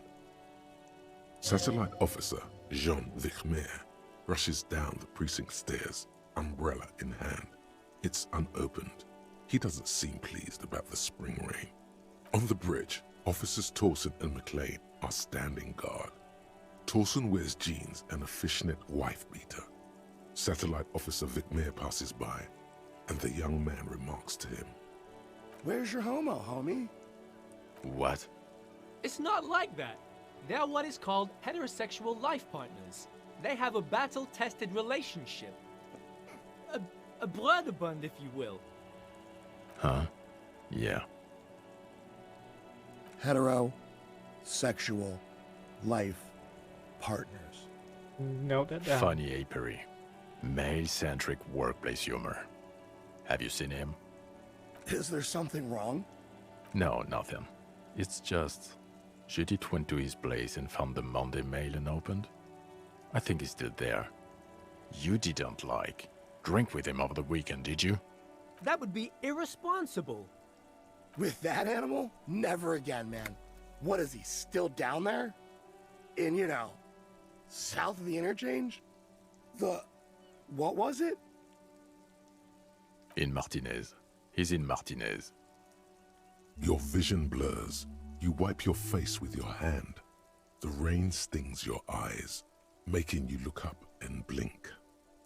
Coalition aerostatics hang like apparitions under the cloud cover. Way up there, where rain forms, rotors flutter silently. Your sight clears. Collapsed storm drains Old sewage systems flooded with rainwater. Hidden weapon caches from the Revolution. Doors leading down to Le Royaume. The catacombs to which, for 3 centuries, they delivered the blue-blooded dead. This rain will not let up anytime soon. At least we are dressed for it. Let's keep moving.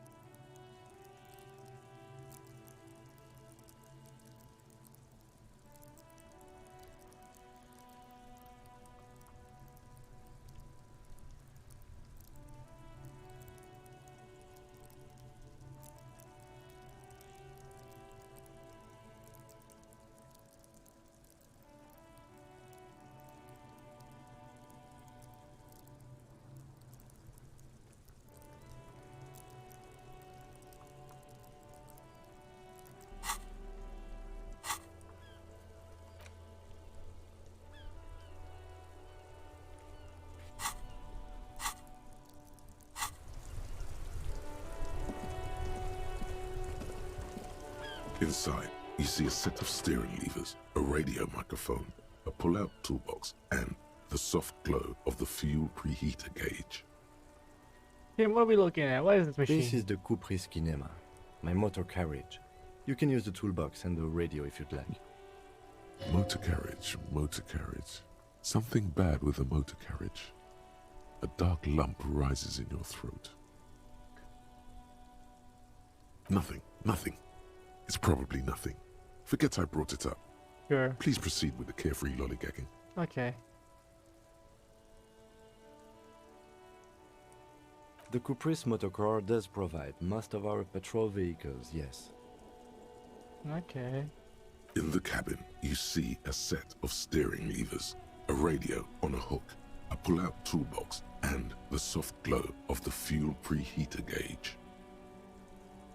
As you tap on the gauge, the indicator pin jerks as if startled. It's in the large orange sector, indicating the engine is warm. Next to the gauge is a red switch, labeled heat. There's no use pressing the heat button.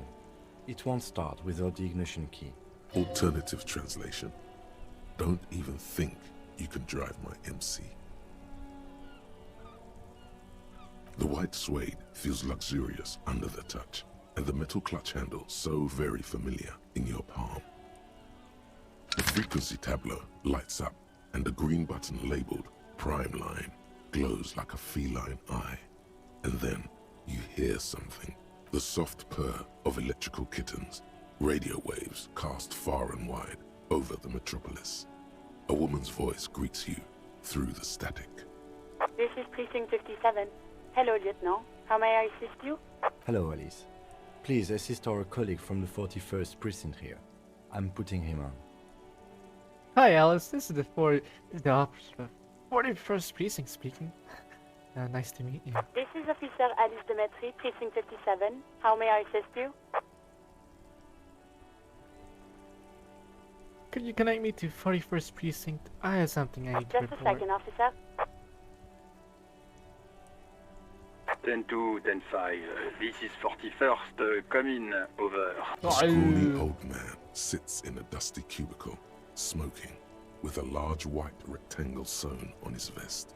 In front of him is a box-shaped apparatus with an array of wires and antennas. The radio switchboard. Hi, this is me here. I work at your station. 10-4, what's your status? Over. It's not good. 10-18, 10-20, over. These numbers mean nothing to State me. your message, sir. Over. I need to report my 10-9, badge. repeat message. Over. My badge, I fucking... 10-4, message received. This is a very serious situation. I need to 10-22 the captain. Over. 1022, the captain. This sounds bad. Bad and scary. Like being called to the headmaster's office in school. Is it him? What does he want? Says he lost his badge and needs to report it. He what? He lost his badge? Who lost his badge? Dick fucking Mullen. Who do you think? It's Officer Dick Mullen from the bestseller Dick Mullen and the Lost Identity. Dick Mullen is not your name. It's the name of a fictional detective who would not lose his badge. Defend yourself. Immediately. They're laughing at you. Can we just move on? I want to get a report and be done with it. 10-4, I hear you, officer. I'm just going to make a note here that you are in pursuit of your misplaced badge. Over. Fuck me. Mac, come here. You've got to hear this. Dick Mullen lost his badge. What's going on? Super Cop here lost his badge. He lost his what now? His badge. He lost his goddamn fucking badge. 10-9, come again. I didn't get that. Over. New heights even for Captain Sober. Fuck off. Ask him. Ask him if he's lost his gun too. Sergeant Orson wants to know if you lost your gun too. Over. Oh, fuck. 10-1, you're breaking up. 10-9, repeat please. Over. 10-9, come in officer. Over. Come in officer. 10-9, repeat message please. Did you... He says he doesn't have it. Dear God, he lost his gun. I have to. Oh my, I can't. This isn't really a laughing matter. Mac can face a giant of Coco Nur by himself, but Disco here made him piss his pants. Oh, I can't. Fuck. He lost his... Ask him if he still got his wiener. I'm not going to. Ask him. Sergeant Orson here is wondering if you are still in possession of your genitalia. Over. Now is a good time to say fuck and ass and so on. That'll make this all right. That's a negative. Not going to say that. Over. What's he saying? Share with the class. He said he sodomized your mother. The prick ate Mama's vanilla waffles at the captain's birthday party. Some nerve he's got. Sure her vanilla waffles were the only thing he ate? Oh, bazinga. Wait.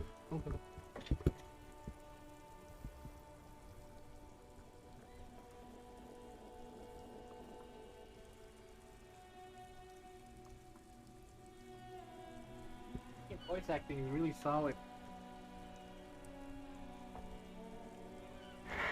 Shut up, Chester. This isn't funny. This is my mom we're talking about. Tell him to apologize right now. Sergeant Orson requests that you apologize for the claims that you made about his mother. Over. He says he's sorry and didn't mean nothing by it. Okay. Tell him to find his goddamn badge and gun. That's the only thing that matters here. Satellite officer...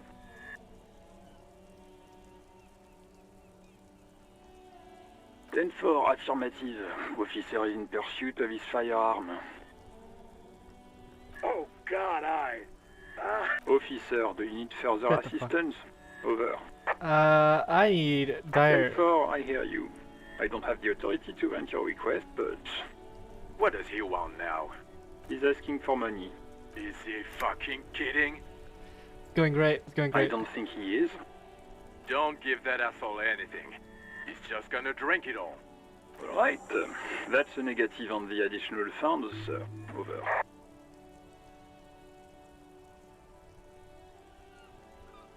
He says it's important to the case.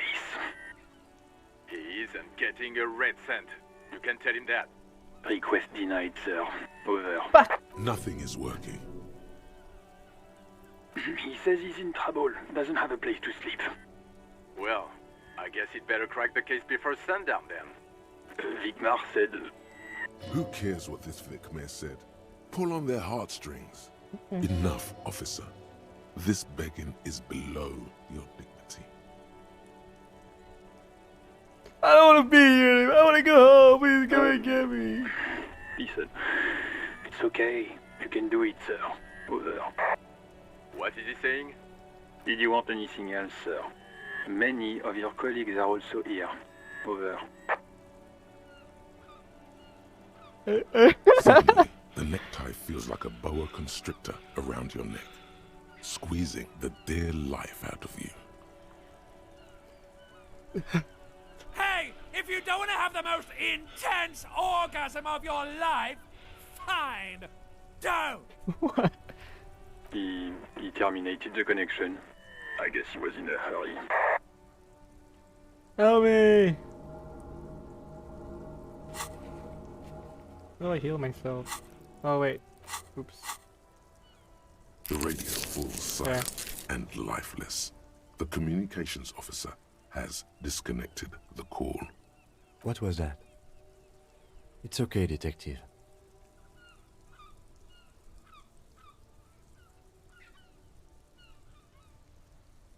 We should get on with our tasks. Work always helps me center myself. Now, anything else you need from my vehicle, or...? 18 kilometers to the south, in the 41st Precinct's relay booth, a small crowd has gathered around Communication Officer Jules Oldboy Pidier, around a dozen cops. The small room is filled with cigarette smoke, abuzz with laughter, when Officer Judith Minot enters. Her left arm is in bandages, and her hair trimmed short. What is going on here? Did something happen? What happened is my partner made contact. It's not good. He's lost his badge and his sidearm. He seemed confused, delirious even. Mac, the torso Torson, is finger-fucking his fist, laughing hoarsely and apparently telling some dirty story to his partner, Chester McLean, near the entrance. Yeah, Mullen was fucked, alright. Sounded fucking drunk to me. Yeah, Mac's right. This was some gnarly shit there. I mean, before he started begging for money, it was... Enough! None of this is funny. It's fucking sad. That's what it is. He's a cop. He's one of us, goddamn this. We must help him. Yeah? How do you fucking plan to do that, huh? Get him off the drink? Go jogging with him in the morning and get him on carrot juice? He's a lost man. I just know we can't give up on him when he's at his weakest. He wouldn't. Mac, man the door. You know what he told me? I don't want to get better. I want to get worse. Those were his words. Ooh, I don't say that. This shit does not leave this room. Not a word of this to the captain. Or anyone else. We'll give him a couple of days to pull his shit together. I guess I can hold off the report for a few days. Good. Okay, everybody. Nothing but a prank call here. We all got our laughs. Now get back to work. Far north, on the other side of the motorway, the officer quietly hunches with his hand in the motor carriage. A metallic drawer slides out from under the seat and clicks into place. The tools inside are neatly organized. Take what you need, officer. It's going to be a long case. I'm not protective of my tools, like some men are. He's clearly a little protective of his tools. But what can you do? Work is work. The pry bar feels nice and cold in your hand, heavier than you'd think. Cold and heavy, like truth. You feel like you're reunited with truth once more. Useful for opening all sorts of doors and lids. It's robust, weatherproof, and well-made. Police issue, blue. Lets you see things in the dark you would otherwise miss. The pull-out toolbox slides back into its nest. Preheater gauge casts a warm glow on the steering levers and the radio on its hook.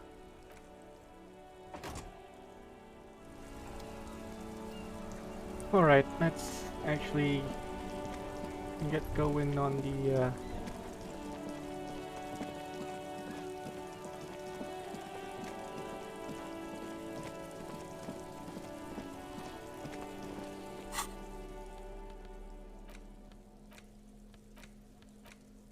Oh, nice.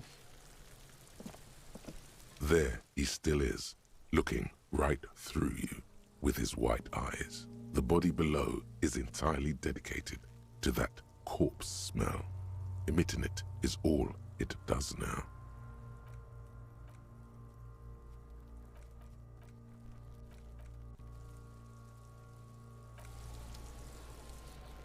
Oh, I can save game.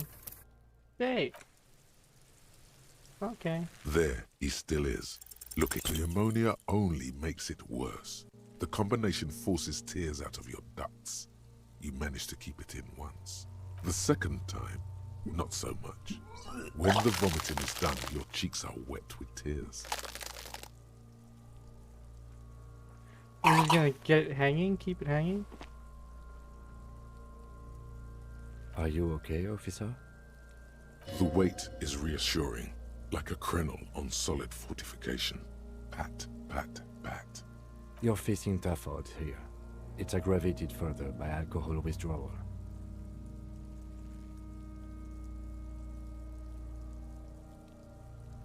I've seen captains puke their guts out. It never gets easier. You never get used to the smell. Every Monday is cadaver day. Throw up, investigate. Throw up, initial autopsy. Throw up, bag it. Then drive to the station. Maybe throw up on the way there if you didn't bag the thing tight enough. I think I've lost my sense of smell. Not being hungover helps too.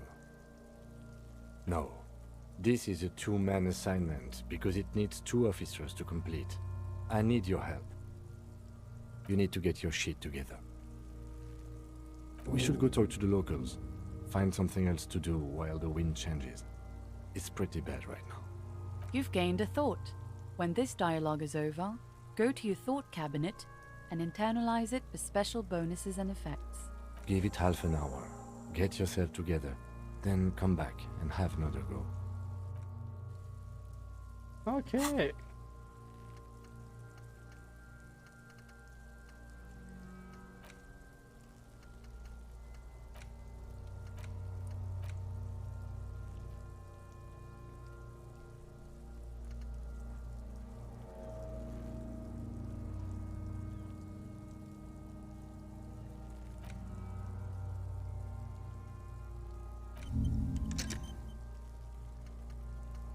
Oh, okay.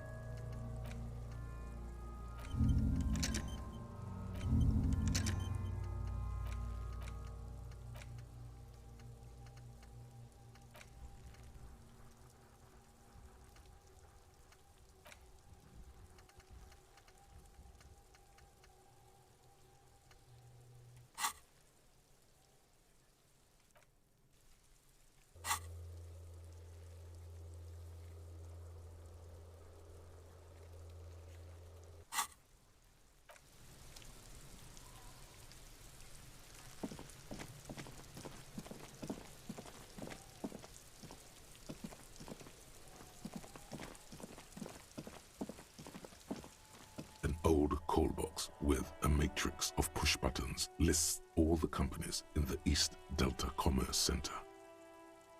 Wow.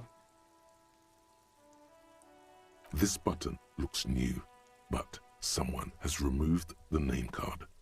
Nothing happens when you try to ring it. Huh. This button looks new. It's probably not connected yet. Nothing happens after you ring the doorbell. They don't want to talk to you.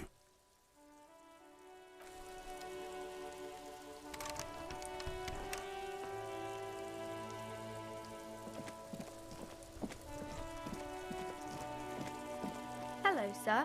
Step right in. The store is open.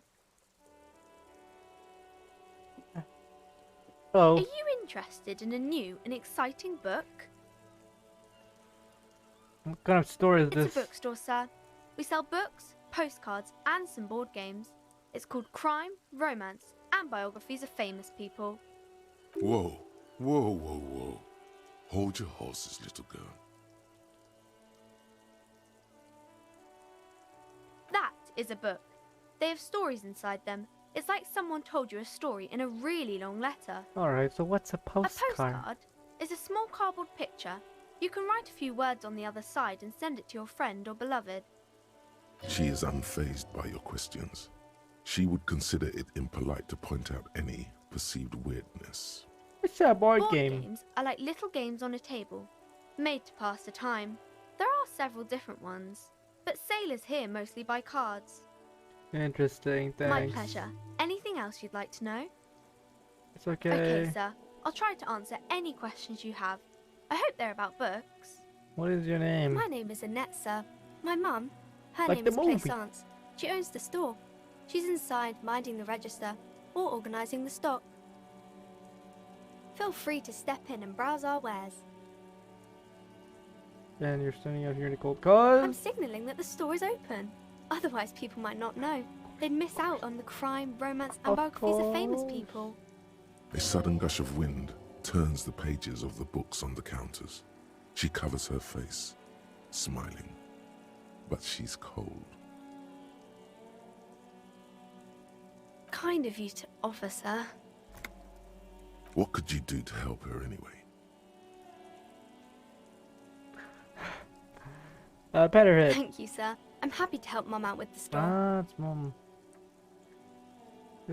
What is this crime business? Fiction is about murders or burglaries or things like that, and the work of a policeman or a private detective who's trying to solve a crime and catch the criminals. What crime fiction? I didn't know what crime is.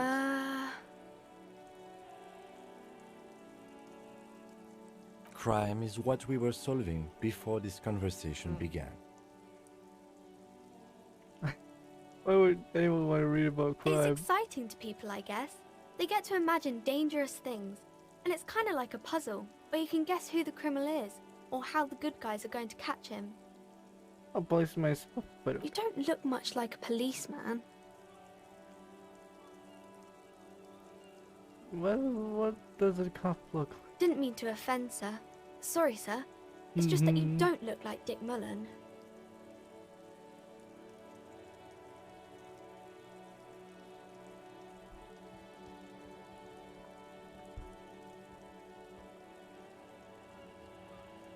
Yeah, sure. Head, yes. No, it's your soul. Your blue soul. Your blue. No, your resilience.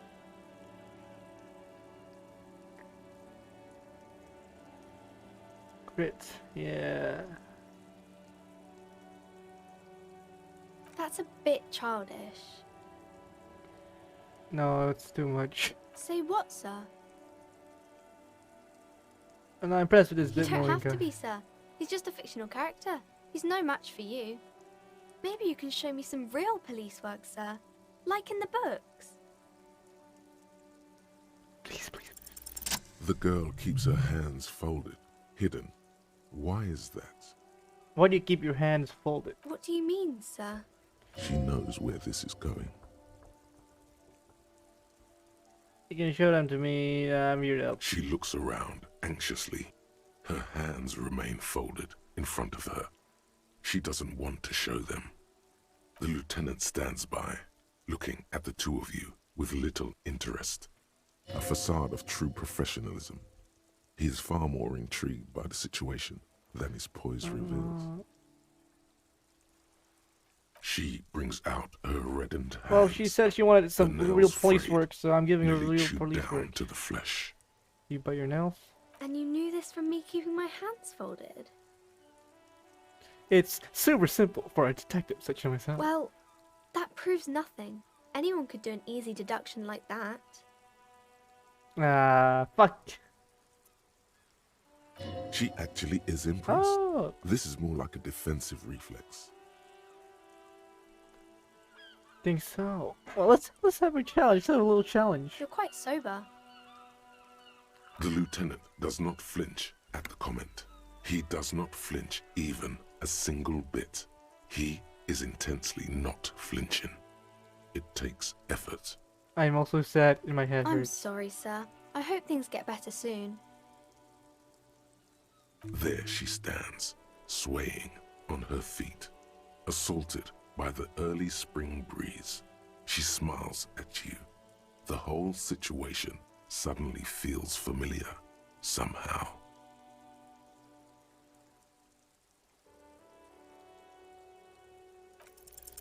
Because you know each other. She's been talking to you so openly because you've talked before. Hang on, so you know me? We've met before? Yes, I stand in this spot all the time. You've been running around all week without your shirt on, sir. Telling people about being a star or something. don't really understand who those stars are. Of course, you've stopped by a few times. You certainly look better than the last time I saw you. Thanks, I'm trying. Yeah, I can see. You don't have party eyes anymore. Party eyes. Yes, of course. That makes sense. I'm not surprised children have seen you running around with party eyes on, he thinks. Not at all. Party eyes? You know like party, a cat in the dark, all big and wide-eyed. It certainly looks odd on a man. Okay. The swiveling eyes of a loony drug addict. That is what she meant. You were probably gurning to. Oh, Fuck man. you. You should get some party eyes right now. Snap those sequins on you, boy. Does that mean I've been partaking in narcotics? Oh, baby. That's not what you have to worry about. Worry about the important thing. Why did you I didn't know I had to do that. Thanks, I've learned something new about myself today. I'm glad I could help you, sir. What is romance? It's the type of book where there's a rich lady and she has to choose between the good man and the bad man. Or there could be a story about a poor lady getting a rich man. It's about man and lady business, sir. What about when everyone is That's poor? really not a proper romance story. That's more like everyday life. Sounds like you have to read about real life Not things. in romance books, sir. These are about nice and pretty people, and everyone is happy in the end. Alright, okay. It happens. Oh, but okay. Usually the guy gets rich in the process. Or should actually be rich himself, but has lost his family property unjustly. Like during the revolution or something. I see. Those are unhappy books, for most of the pages. People sad about what they have lost, but then it all turns out just fine in the end. What about when both of the men are bad? These are not very common. You can't have a choice between bad and bad. Nobody wants to read a story like that. What if it's written really well? Well, Like really? Maybe then it's fine. Maybe if the lady then decides not to pick either, because she doesn't need a bad man. Yes, that would be interesting. Yeah. I haven't read many of those. Maybe you should ask Mum. Maybe I will. I'm sure she can help out. Anything else you're curious about? That's enough romance. Maybe some about other books? What else? Kings and queens and generals of old, or artists and writers. I'm wasting or too much time. I'm Those gonna be kinds of fucking people. homeless by There's usually tonight. something extraordinary about them. I think that's why people read them, to find the secrets of their fame. Gonna be famous? I don't know about that, but I Nope. imagine life is great when you're famous. Fame seems delicious. Yeah. Why would they do that, sir? You're not that old. Maybe you'll do something really important, something that wows the world. Thanks, girl. Yes, sir. Vacuum bottle. The fuck? She gonna be I at do school? my studies at home at the moment. I have to help Mum keep this place running. What is school anyway? School? Well, mine is a big yellow building on Boogie Street, and the people there run it. They say it's a charity. The gale wind blows in from the coast, a wind of needles. It wraps itself around a building of brick and mortar. Somewhere, a clamor rings through the honeycomb of classrooms. What is this feeling? Remorse. The parquet of assembly halls. The rows of stall bars are growing cold. The corridors stand empty. A girl's voice somehow finds its way through this strange feeling. You haven't heard a word of what she's been saying these past few moments. You only hear. Mum says it's necessary to do both because it builds character. Mum says a proper worker is dutiful. That's how you get ahead in life. You succeed. Mum says it's peachy. She was a little afraid at first. There's talk about this house being cursed. Behind her, the window has been boarded up. You sense the boards creaking, twisting for a second, and some kind of doubt in her tense shoulders. Cursed in the way that makes them say that no business has ever really thrived here, sir. That they all go... Exactly, but we've been doing fine so far. We can go into the bookstore and ask about the case, but I don't see much more to look into here. Yes, please do look at our wares inside. The postcards and board games you asked about are also there, sir. Wait, no, wait. Nothing really, sir. Mum doesn't allow me to sneak around in the back rooms or the cellar. I don't really know what's there. It does not manifest itself in any way. It does not exist. I liked it better when we were talking about different types of books. Kim, the plasmic manifestation. Anything else you wanted to talk about, sir? Maybe I can tell you about some of our books instead. What's this? Volumetric ship compressor. Bizarre scientific news from Revachol West today, where a police officer's shit has been observed at a pressure of around 495 gigadecimals. These metallic hydrogen levels of shit togetherness were thought to exist only at the center of collapsing stars, not law officials. It remains to be seen how long the shit singularity lasts.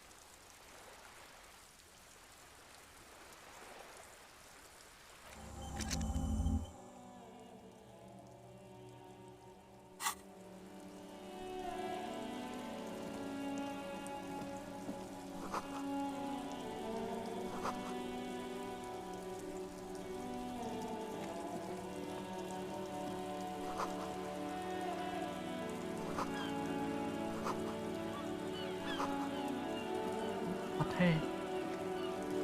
Let's get him. Come on.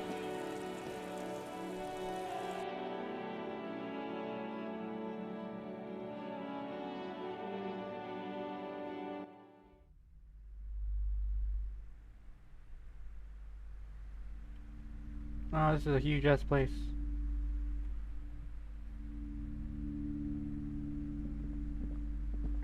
A small mountain of colorful board game boxes. There are numerous types of games for all ages. A lot of shelf space seems to be taken up by Wirral-related merchandise. Okay.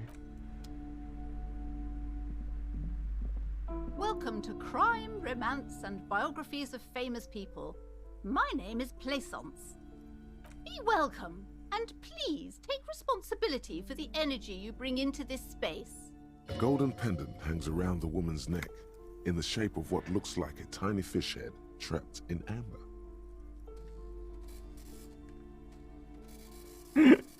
Sure. Sir, don't be ridiculous. I certainly will not give you money. I would be doing you a grave psychic disfavor. One has to earn one's success, even if one is a police officer. Handouts are nothing but manipulation. That's true. All they do is make you dependent. True. But also not true. Alright, handouts are amazing. What is this insolence? She misunderstood. Now, hey there.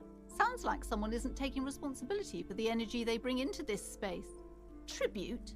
Power? These are not the traditions we're used to in this part of the world. Alright. Oh yes. Helps to have an anchor in these times. I am the proudest owner of our little shop of culture. She has fine-tuned her voice to find the most welcoming approach for attracting new customers. It doesn't work. Your daughter is the one standing outside the store, right? Annette, yes, my daughter. I hope she wasn't slacking off again with her nose in science fiction.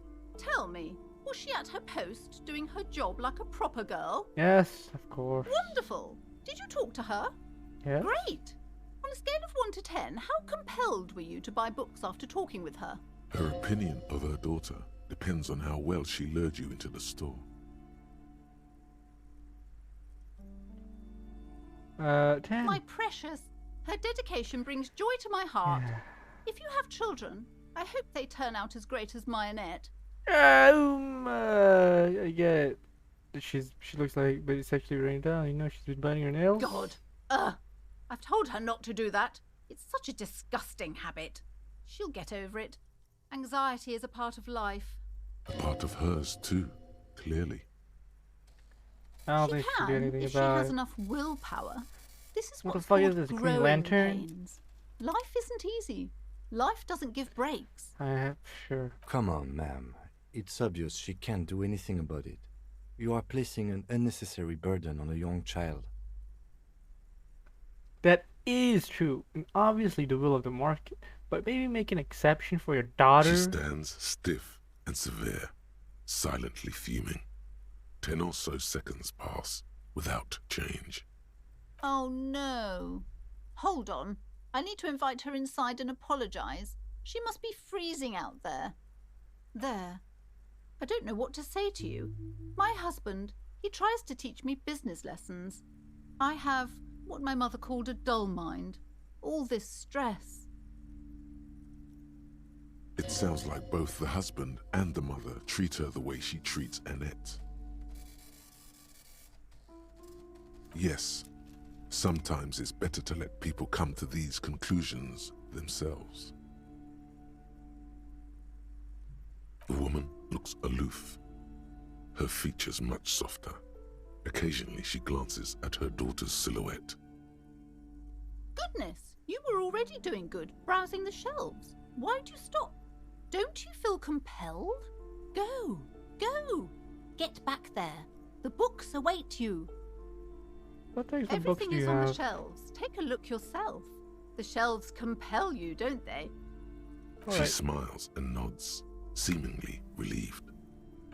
We're over now, Blue Peddler. In here.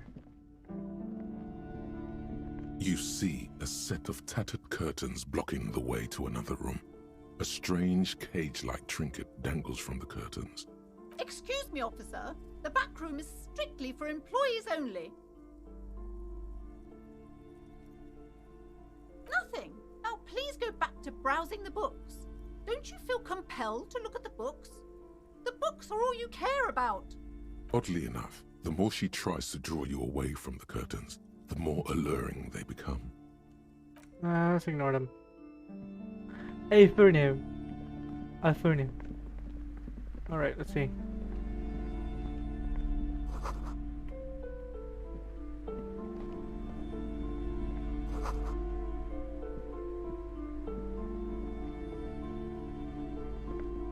A small mountain of colorful board game boxes, an endless variety of source books, lore books, and codices litter the table.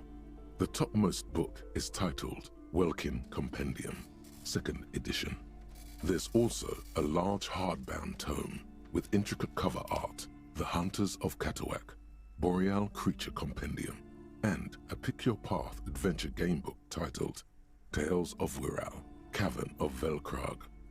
There's a box that says Wirral, 3rd edition Mega Setting Supplements Module. The side panel notes, a fantastique adventure board game, new maps and miniatures. A sticker on it displays 25 real. Wow! Nonsense for anemic Beano-clads. Wonderful board games, sir. The Viticulturist is a classic for sure. Or perhaps you'd like Archipelagos of Insulinda, a very educational game for those interested in geography. Raubritter is a fun game of economic competition, but can get quite intense after a while. We have games for the whole family. You can play with your children. I do Who are not you going have. to play board games with? Do you have friends or family? Are you actually friends? Or just colleagues thrown together by circumstance? Friends are technically like family. For playing with friends, I'd recommend Suzerainty. It's a civilization building game where you build a civilization, then set off to brutally colonize and repress other civilizations. It'll cost 12 real. Wow. Alright. I'm too broke for this shit.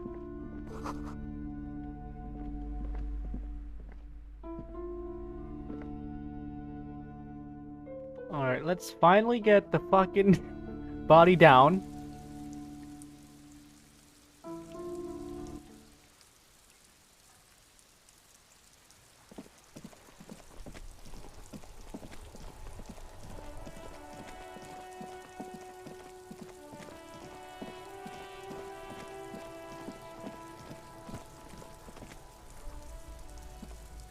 There he still is, looking right through you with his white eye. As you breathe in, the odor comes over you. It's a smell of the mind telling you to run, and your stomach to wring itself empty. With your hands at your sides and your eyes squinting, you stand in it. The man before you is naked, but for a pair of underpants and enameled boots. His skin is greenish, marbled with decaying veins, and blotched by lividity. A fading web of tattoos covers his chest and shoulders. The cargo belt used to fasten him to the branch above appears industrial in strength. The material appears to be ceramic. Its clean white stands in stark contrast to the decaying flesh above the knee. The man wore thick polymer socks, probably for padding. A fine array of interlocking plates covers them. Delicate and fragile, they feel alien to the world around you, out of place somehow. Boots are they are these? armor, no boots. Technically speaking, these are sabatons. Okay then, what kind of armor is this? Ceramic plate. Zirconium dioxide, most likely. This is where the make would be. Under the heel. Fair weather. Fair weather model T500 VE. I'm guessing that's vitreous enamel. This is advanced stuff. True, looks out of place It is. here. It's expensive. We've requested similar material for our tactical units for years now. The constabularies deemed it too costly. In that time, we've lost 6 men to semi-automatics. How much are we talking about? For a full set, about 4 years of wages. Ka-ching, By baby! Ka-ching, do you mean let's not log them as evidence? Let's steal them? What was that about the constabulatory before? You need to push some buttons if you want to recruit the lieutenant in a conspiracy.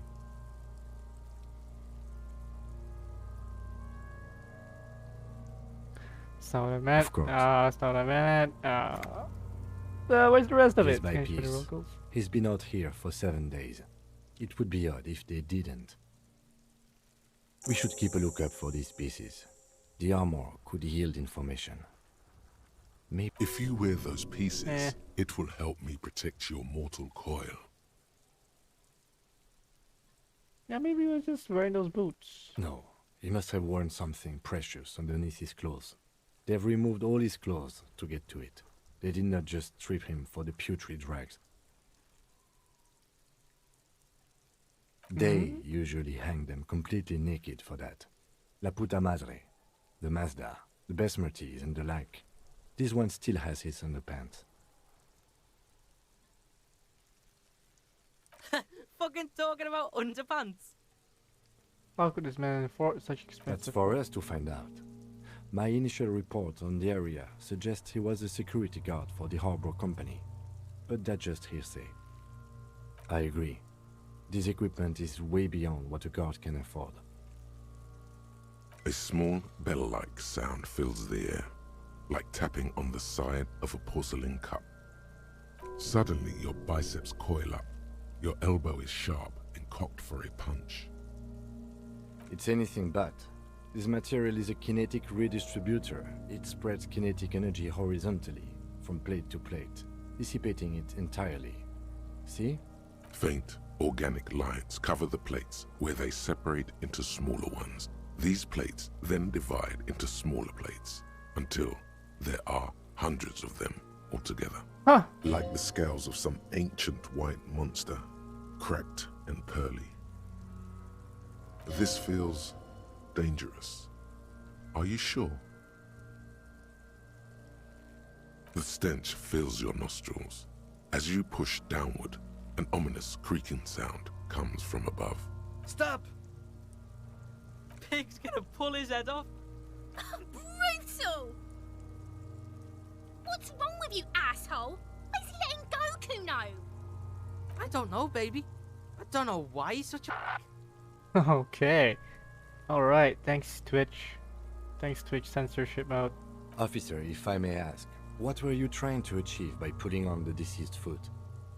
The cadaver slowly twists on the cargo belt, his torso covered in tattoos, and extremities blotched pink and blue. Respect the The belt. hangman's knot is pulled tight by the weight of the corpse below. Yellow, hard-edged polyester cuts into his neck. Above, a sliding buckle ties the belt to the branch. Oh my, there's something on the belt. A familiar word that speaks to the thirst within you. Word? Vermilion, in yellow letters, along the length of the twisting cargo belt. Only a deep longing for vermilion golden spirits lets you decipher the fading logo of the local brewery. Extremely. What kind of rope is this? Industrial strength. The kind used for tying cargo to lorries. Like in a circus. When the circus leaves town and they tie a black-spotted giraffe to the wall of a carry pen. No. More like in harbor. Like the one just east of here. I get the sense they used whatever was on hand, without paying much attention to not incriminating themselves. They wanted him to stay there. It's not merely polyester. It's steel reinforced. See these lines? This is where the wires run. I see rabbits for more than 20 strands. This makes getting him down much more problematic than I had assumed. You see me dock workers? I'm still approaching this as a lynching, yes. Motivated by the ongoing strike. You? No. You feel like it was something else. But what? Yes, it often is. This bell worries me.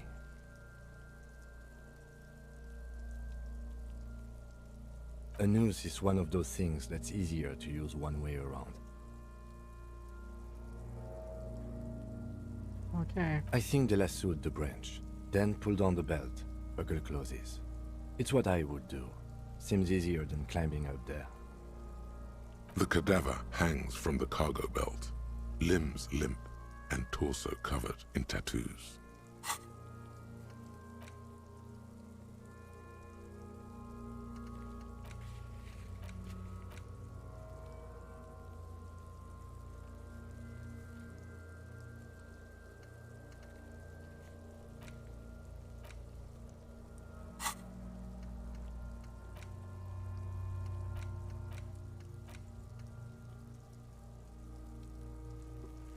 Okay, break through a minute.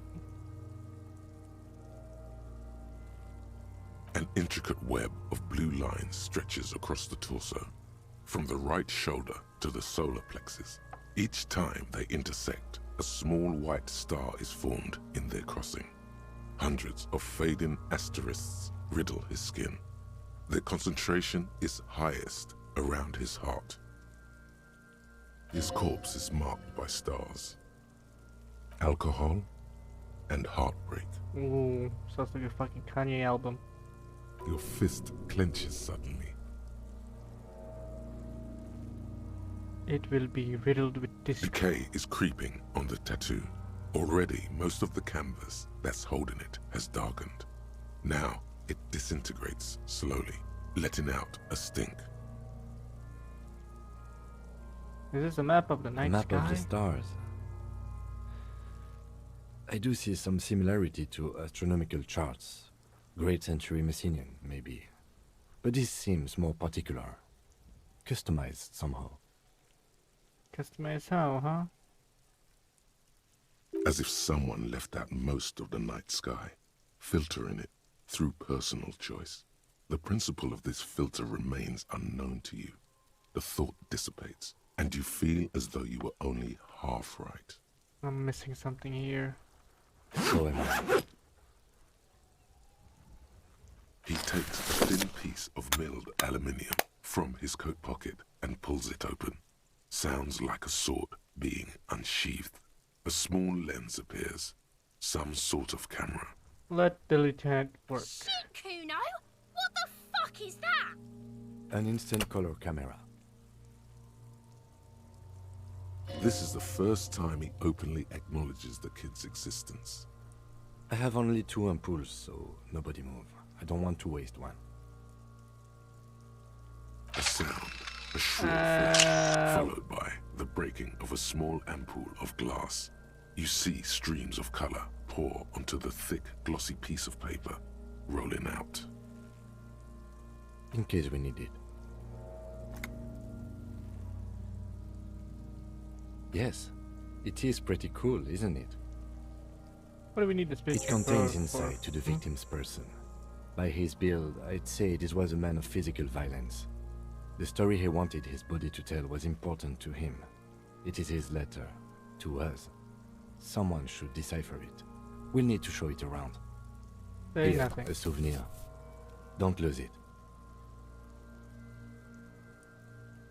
The glassy-eyed corpse looks by, his mouth mute and his skin as colorful as the chemical rainbow on the photo paper, teeming with opportunistic organisms. You've acquired an interactable item. Investigate this item further by going to the Interact tab in your inventory. Cool. His eyes are milky white and blind to the world, protruding comically from their sockets. There is no one home, just subaquatic terrors there. Dark brown hair grows on his head. His face is ready to explode from the organic processes inside. The death's head grin has passed. What remains is an unrecognizable mess. Underneath the curdled meat there is an expression, not carried on his features, but below, inside, an expression of pleasure. This man was experiencing joy at the moment of his death. Who are you, dead man? I'm gone. Where have you gone? I can see you're gone, but who are you? I'm a joke. Look at me. Who you are now, but who were you when you were alive? A killer. A motherfucker. And a killer. Takes one to know one. I have another question. Go ahead, Coppo. Where have you gone? Into the wild pale yonder. Where's that? In the past. Way out in the west. What is happening? What do you mean? It's the power of your imagination. Yeah, man! Don't be crazy! Inanimate objects and dead people can't really talk to you! Your wild imagination is doing this. Ask some more of those questions you love so much. He loves those. What do I love questions? Because you're a copperoonie. Look at all of them go. Do you want more questions? Give me a comical amount of questions. Right up, Copperoonie, Rooney. Is my name Rooney? Fuck no. You're no Rooney. Rooney is not who I am. I'm Harry. No, you're not a Harry either. You're a motherfucker. That's who you are. Rooney the motherfucker. I feel like I've forgotten something terrible. Because you have. Who killed you? Love did me in, Brother Copo. It was love all along. I hate you. Do I remind you of someone? The deep sea creature. No, not quite. Be fair now. A baby affected with harlequinism. You sure I got out of that one? Coppolini. Why were you feeling pleasure when you died? Maybe I was getting my rocks off. Do I look like an erotic auto-asphyxiation type to you? Yes. Captain Coppodromo. I fear we are drifting away, fixating on sexuality again. Let's go with a simpler question. Sure, Lobo. I can ask you a question. Why are you doing this? Looking at my face, motionless, looking into my eyes, standing here. Why are you investigating my murder? Alright. Something is on its way. Something hidden. It's coming. A miracle from the northwest, and it's almost here. You can feel it in the air, on your hands. The cold spring air smoothing them over. Come back later, Corpo. Amuse yourself with my frank manners and my memento mori features. If possible, also see me in your dreams. As you narrow your eyes, the monster before you blurs into a violent mess of green and pink. Only the lower extremities are pink with a dash of blue. His fatted hands, thighs, and his neck, just above the noose.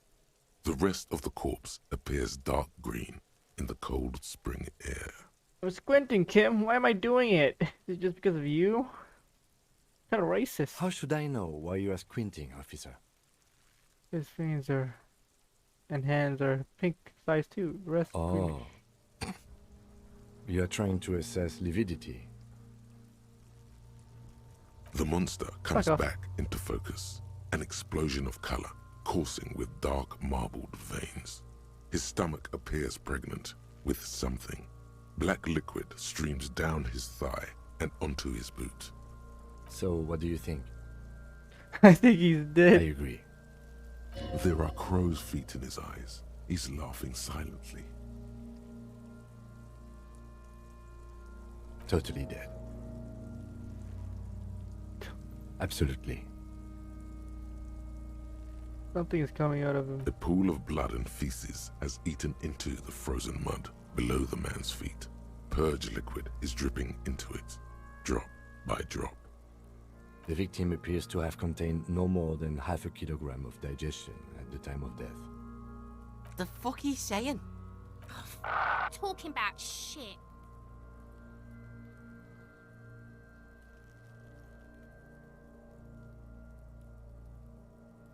Sure, why not? Malicious laughter erupts in the yard. Sounds like seagulls. Big said he's a... The lieutenant's face is made of stone. I do. Most of them are post-mortem. Maybe even all of them. The delinquents have made our jobs harder with their little sport. Stop talking in riddles, coin slot. Coin slot? It means you fucked him up good, Kuno. Fucked him up brutal-like. I think he was upright immediately after death. Blood has gathered in his hands and feet, and his neck. The noose acted like a tourniquet, keeping the blood in his head. The hypostasis here is in tune with the hanging. That's what I think. Could it still be he was moved after death? There's always a chance. We should check for ligament marks on his neck to see if they're in tune with the belt. We'll have to get him down first. But there is no breath to catch. Only the cadaver filling the air and your nostrils. He slowly rotates before you, decomposing. Of course. You have questions, don't you? The power of your imagination is at your service. Come back later, Corpo. Amuse yourself with my frank manners and my memento mori features. Are you sure we finished the preliminary examination of the cadaver? We might miss some of these things once he's done. The cadaver slowly twists on the cargo belt, his torso covered in tattoos, and extremities blotched pink and blue. Yeah. The steel reinforced belt presents a unique challenge. I brought chain cutters, but I don't see a good angle of approach to the belt. The cadaver is a good 1.2 meters up. Neither one of us can reach the belt without assistance. And even if we do, there's the question of cutting it. We could saw the branch.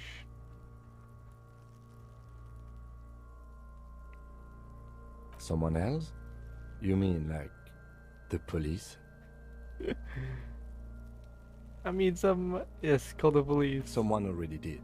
You know who came? We did. Because we have made bad life decisions. I know it's hard, but I assure you, the others won't come to help us.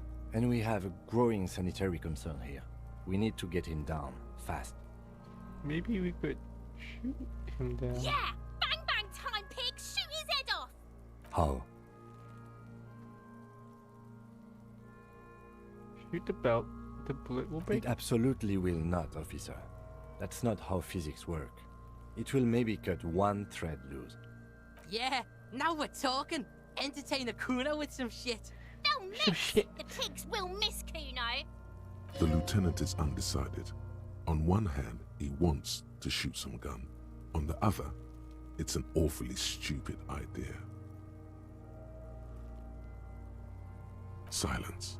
With his elbow sharp, the lieutenant unzips his jacket and produces a lightweight firearm. Oh, he's doing it! He drops the mad lad in the barrel, separates the scouring stick, and gives the cartridge 5 tucks. Oh, the mad lad is doing He it. then steps back and assumes the fellow's desk position, taking aim. The corner of his eye twitches. His finger is on the trigger. Say nothing. Say nothing. He's gonna fucking miss. The kid's voice is drowned in a shrill blast that echoes off the walls of the surrounding tenements. A cloud of smoke slowly parts in the air as the lieutenant steps back and says to himself, God damn it. He feels bad about it. About his eyes mostly. Just having bad eyesight. Probably from a young age. Whatever you do, do not console him. Fucking idiot! Mukafa asshole! Kuno could have hit it easy, but then Kuno's not fucking handicapped, is he?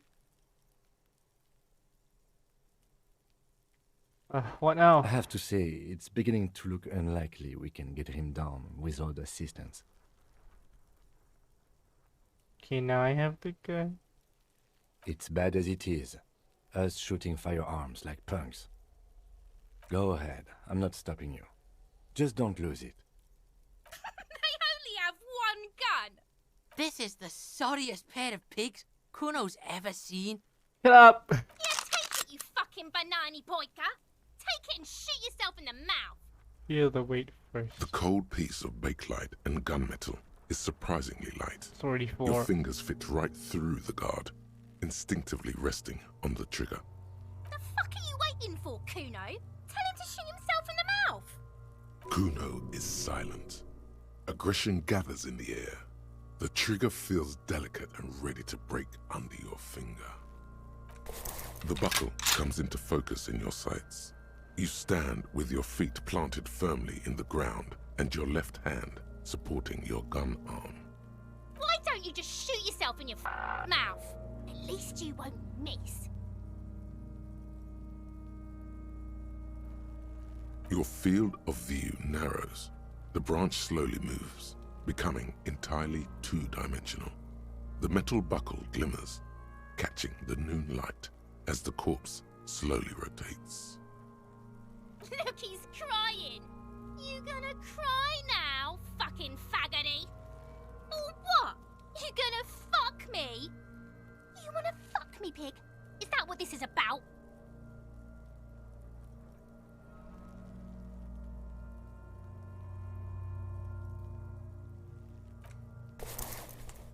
I agree. Enough gunslinging for today. But what about the we body? need to go to the harbor and ask the leader of the Union to have it taken down. They have the tools, and they have men. I did not want us to be indebted to a man like Evrard Clare. I wanted us to be able to deal with it ourselves. That is clearly not the case. We need help. You need to suck my dick! Some kind of superstar. They say the world isn't ready for a rock and roll cop. No one wants their state monopoly on violence to be mixed with celebrity worship. They claim to know it would be dangerous for detectives to rise to the ranks of demigods and have sexual encounters with barely legal cover girls. Yeah, it would be insane, that would be they insane. say. To all this, you say, fuck off and die, in a cool voice. You people have no idea how good these cops are gonna get. They're gonna crack 20 cases a day. In the future, cops will be like astrophysicists, or prime ministers, or prophets. And you're the first one.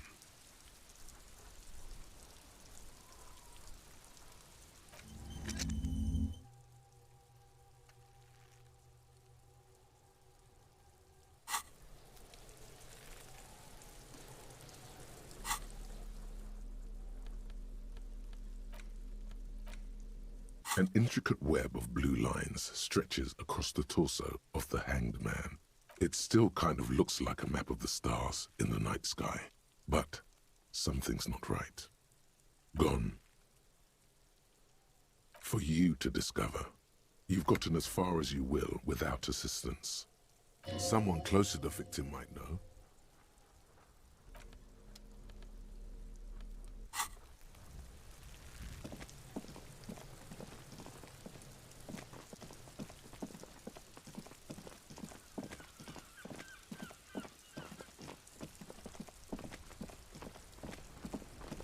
Oh wait, the fucking garbage.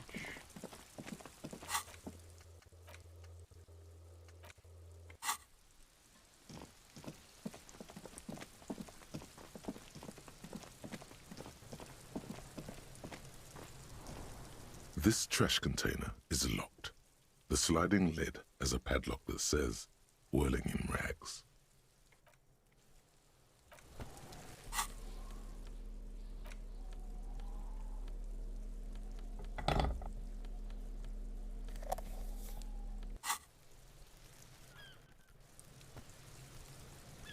This trash container is locked.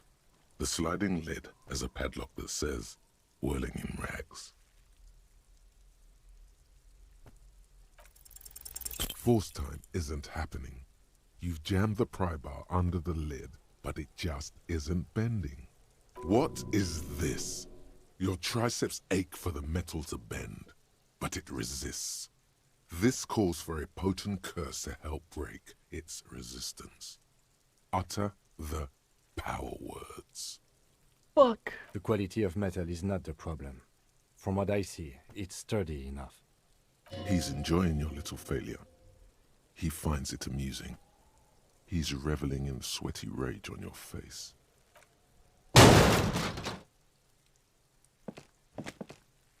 Unsatisfying.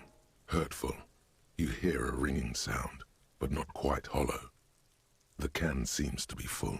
Full of itself. Content. Happy you failed. This snickering trash container is having a grand old time. There's a creaking sound as the pry bar slips under the lid. You hang from it like a moron, huffing and puffing. Clearly the technique is wrong, but nothing else comes to mind. Let's ask the manager for the key. This is clearly not working. God damn. Alright.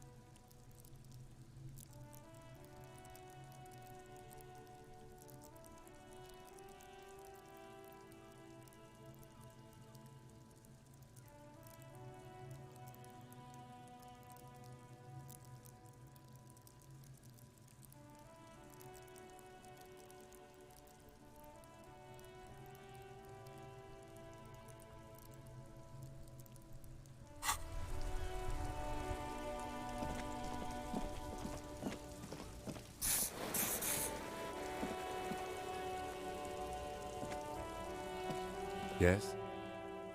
What do you want to know?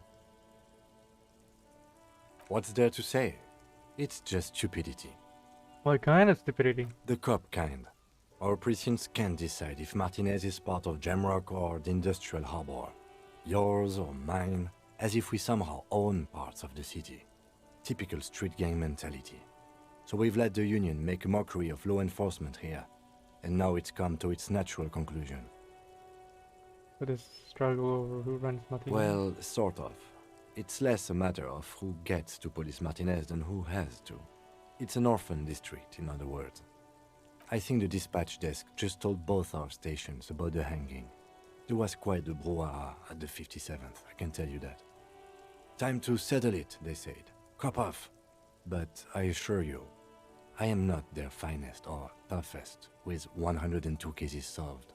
What I am is least interested in a pissing competition. So he volunteered to represent the 57th, but not out of competitiveness. On the contrary.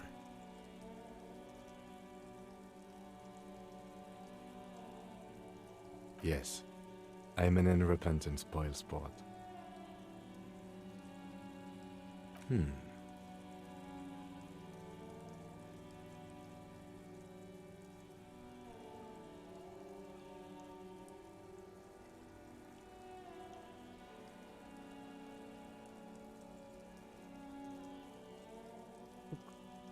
He opens one hand and looks at it. A moment passes. Which school do you subscribe to? Mambo or Jambo?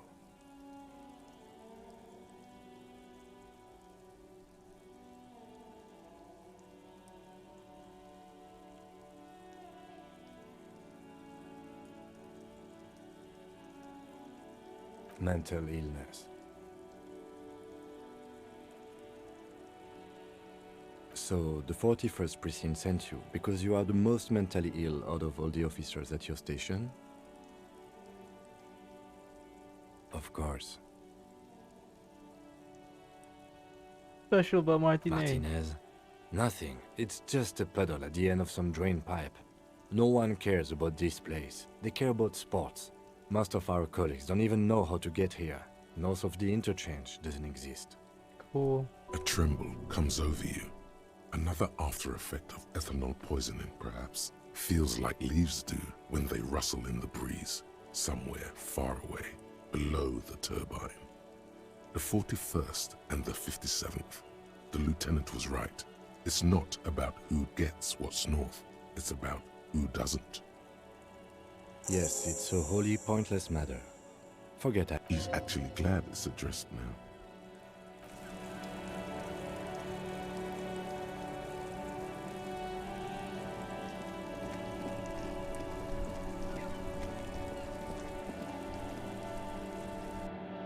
God, I think I should stop playing. It's already 5 hours.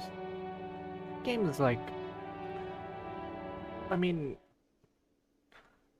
It sucks you in. Even if you don't want it to. Hello again, sweetie. The lieutenant nods politely. Wait, who's Sweetie? Why, you are, officer. Maybe I am. Have you found anyone to be sweet to?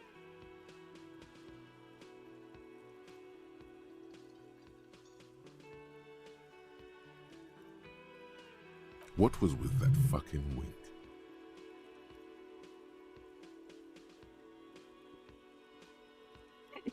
I see you are still grieving. Well, I won't pry. You must forgive me. I'm getting so scatterbrained. I completely forgot to introduce myself. I'm Lena. My husband Morel and I are staying with our friend Gary just down the street, but I come here for tea when they're away. Cool. This Lena is wacky enough for the motley crew. Hire her on the spot.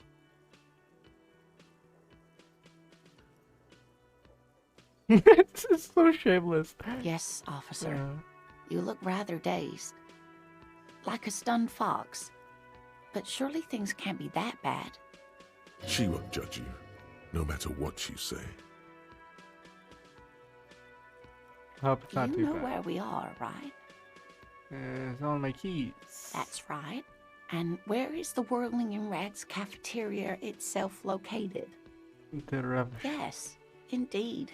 We are in the fine city of Revachol. Yes, and Revachol? Honestly, I didn't know. How would I even begin to tell you? Revachol is the most beautiful city in the world. We're fortunate to be here, you and I. Oh, are we? I haven't seen very many other cities personally, but everyone says so. Revachol is a rare jewel. This city used to rule the world, though it has seen better days.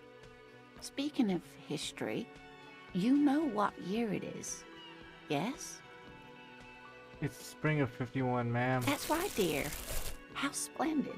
Here, take this pen. Knowledge should always be rewarded. Hell yeah. Her relief is palpable. She was getting pretty worried about you there, but now she relaxes her shoulders. Outside, the melting snow seeps into the cracks in the walls and the cobblestone streets, all the way down into the sewers. Above ground, the first Maybells blossom. You can feel it, a great cold. Then the shiver passes. I can tell that this is taxing for you, so I'll just ask one more question. What regime are we living under? What mode of government?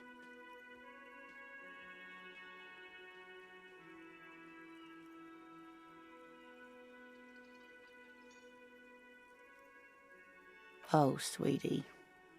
It's really not. There used to be people who thought that way. Other people who wanted those things, but they all went extinct. Revachol is a zone of control led by an alliance of foreign powers called the Coalition. We have almost no government of our own, and certainly no dictatorship of the proletariat. There's no government. How come there? Oh dear. And you were doing so well. There aren't any cops in Revachol, not in the traditional sense. The status of law enforcement has been a complicated matter since the revolution. But we should stop for today, sweetie. You look like you need a break. Besides, I'm not the best person to explain the big things to anyone. She's scared now. She's realized you really are brain damaged. You were doing quite well up until the end there. It does look like you're having trouble remembering things. History and places.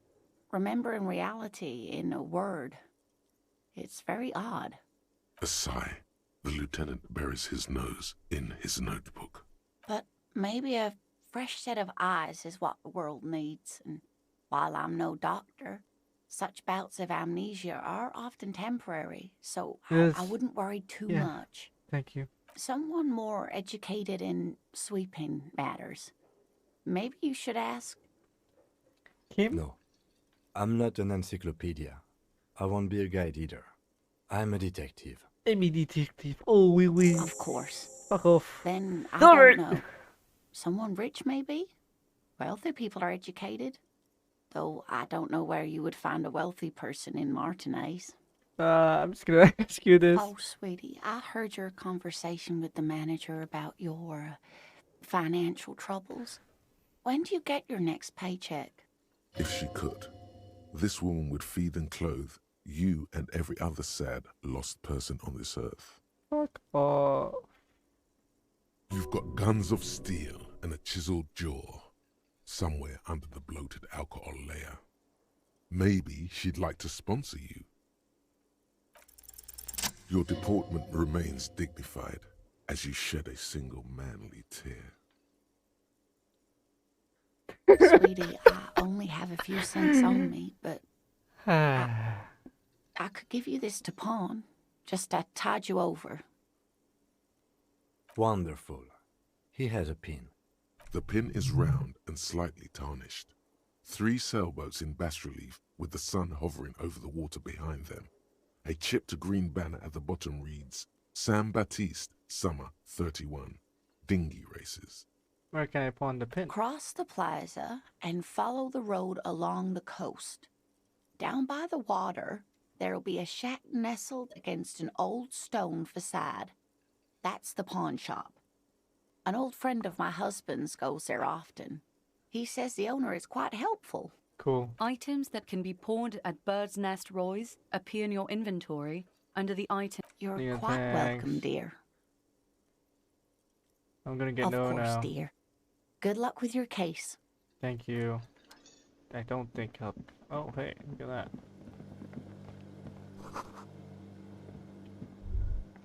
A thin man is smoking below an exhaust hood, occasionally sipping from his mug. This must be the Whirling's cook. As you step in, he nods toward the table and says something in a completely foreign language. The only words you can make out are Garancy and Kubek. It must be his name, Garancy, Garancy, Quebec. Sounds representative. No, hello, sir. The man puts his cup down and replies something, his left hand drawing arcs in the air. He smiles and bangs his ladle against each of his pots in turn. I don't think. You see a heavy steel door with a prominent dimple lock. It's painted blue. You immediately feel drawn to the color. Thank you. Blue is for mystery. The cobalt blue surface feels rough to touch. The stainless steel door is flush with its frame on every side. The door does not budge. You do? It's a door in the back of the kitchen. Why do you care where it leads? It is quite pretty. I suppose we could look into it as a side investigation. Yeah. Gart is the person to ask about this. The cafeteria manager. If I have so many fucking tasks on Monday, I need to fucking settle my fucking money properly, so. Hey Gart, how much do I need to pay? Can I help you? Yes, have you got it? A lot. A lot. For the room, drinks, and broken window, 130 real. Like what? I was mine? No, it belongs to the Whirling in Rags. Thank you for clearing that up. Why do you keep the container locked? Why? To keep the hobos and drunks out. That's why. And the neighbors too. They put their trash there and they don't pay for the garbage company. I thought as much. And are you the only party with access to the trash container? Well, yes. Us and the garbage disposal company. It seems a little callous, doesn't it? Something stirs in you. Prod at him and find out.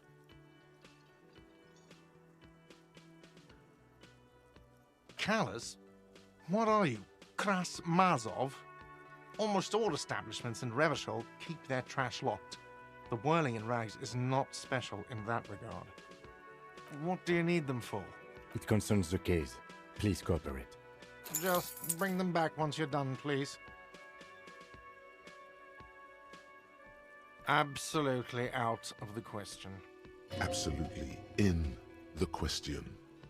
First we find a sad banger. Then we sing this place to shit. Right. What thing? Yes, not the whole damn union, thank God. Just the nastiest and loudest faction. They come here in the evenings. Dumb, unruly types. Think they're big shit. But they're good customers. They place big orders and always pay on time.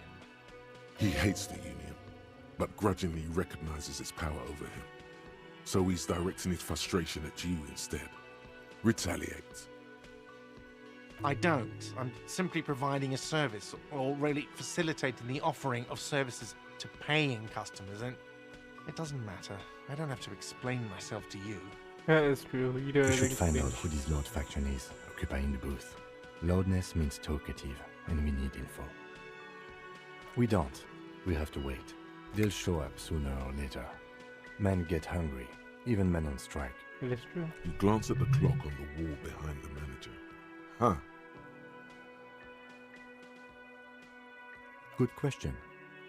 They're probably getting drunk or protesting something somewhere, or laying low after the, lynching. Whatever he may feel about you, he can't miss the opportunity to throw you a look of what he assumes is shared understanding. Go with it. Yeah. The union guys think they're untouchable. They probably fucking killed that guy or something, and now think they can hide out till it all blows over, and it's fair weather again in Martinez. Yeah. I have a feeling we'll make their acquaintance sooner or later. What? By the way, you should come back to this thing-based questionnaire if you see anything interesting in the Whirling later. Hey. Psst. Who, me? Yes, you. Word on the street is you're ready to start building communism again. How come there's word on the street? You keep saying things like, down with the bourgeoisie. Eat the rich. Sodomize the that's a bit much. Impale all people who have more than 25 real. Oh shit, I don't have 25 real Literally in my pocket. murder all human beings, regardless of their political beliefs. That kind of stuff. I haven't said anything like that. I've said some mildly left-wing things, but none of those. Oh yes, the mask of ambivalence. Don't deny it. You're about to rip it off and reveal the monstrous seven-eyed lamb of global communism that would devour and masticate mankind. Everyone can see that. So tell me, do you have any questions before we fire up the big communism builder? Or do we get right down to it? Fuck it, dude. I'm gonna start building communism. Oh yeah. Get the firing squads and the animal wagons ready. Whoa, firing squads. Too late to back out now. You can't make an omelette without breaking a few million eggs. Oh, I love it.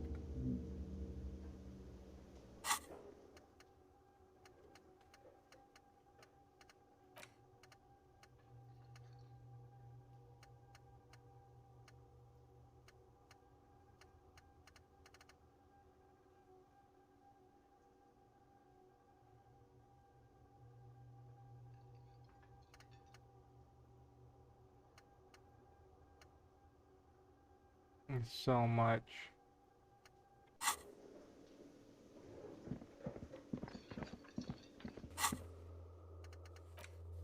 Oh my god. 320, 450, 135.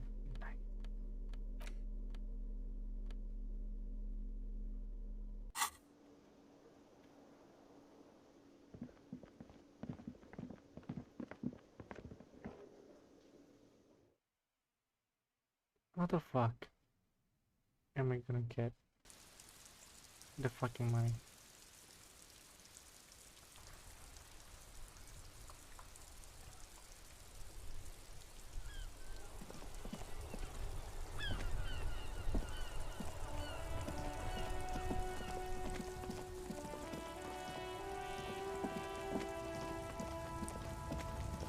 Alright, I think I gotta stop.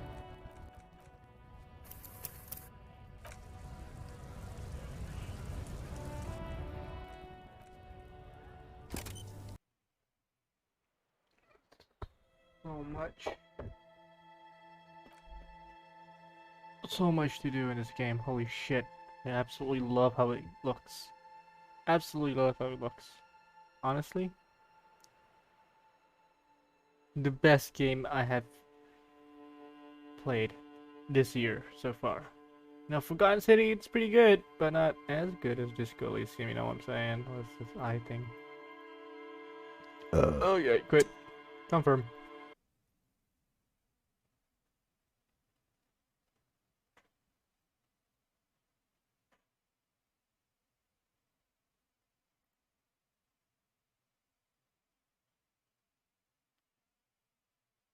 That's not good.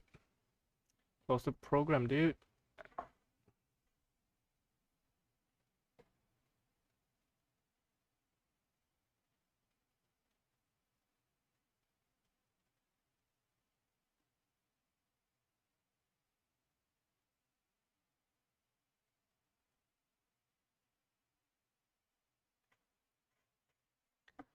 Okay, alright.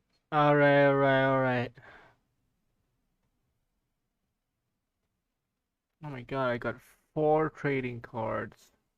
Look at that, man. I got 4 trading cards.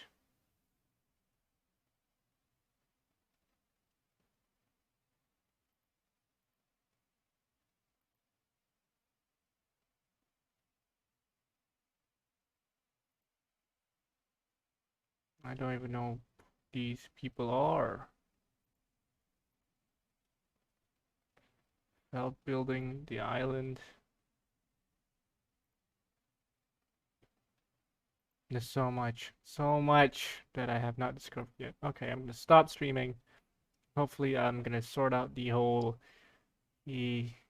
buying, the whole 135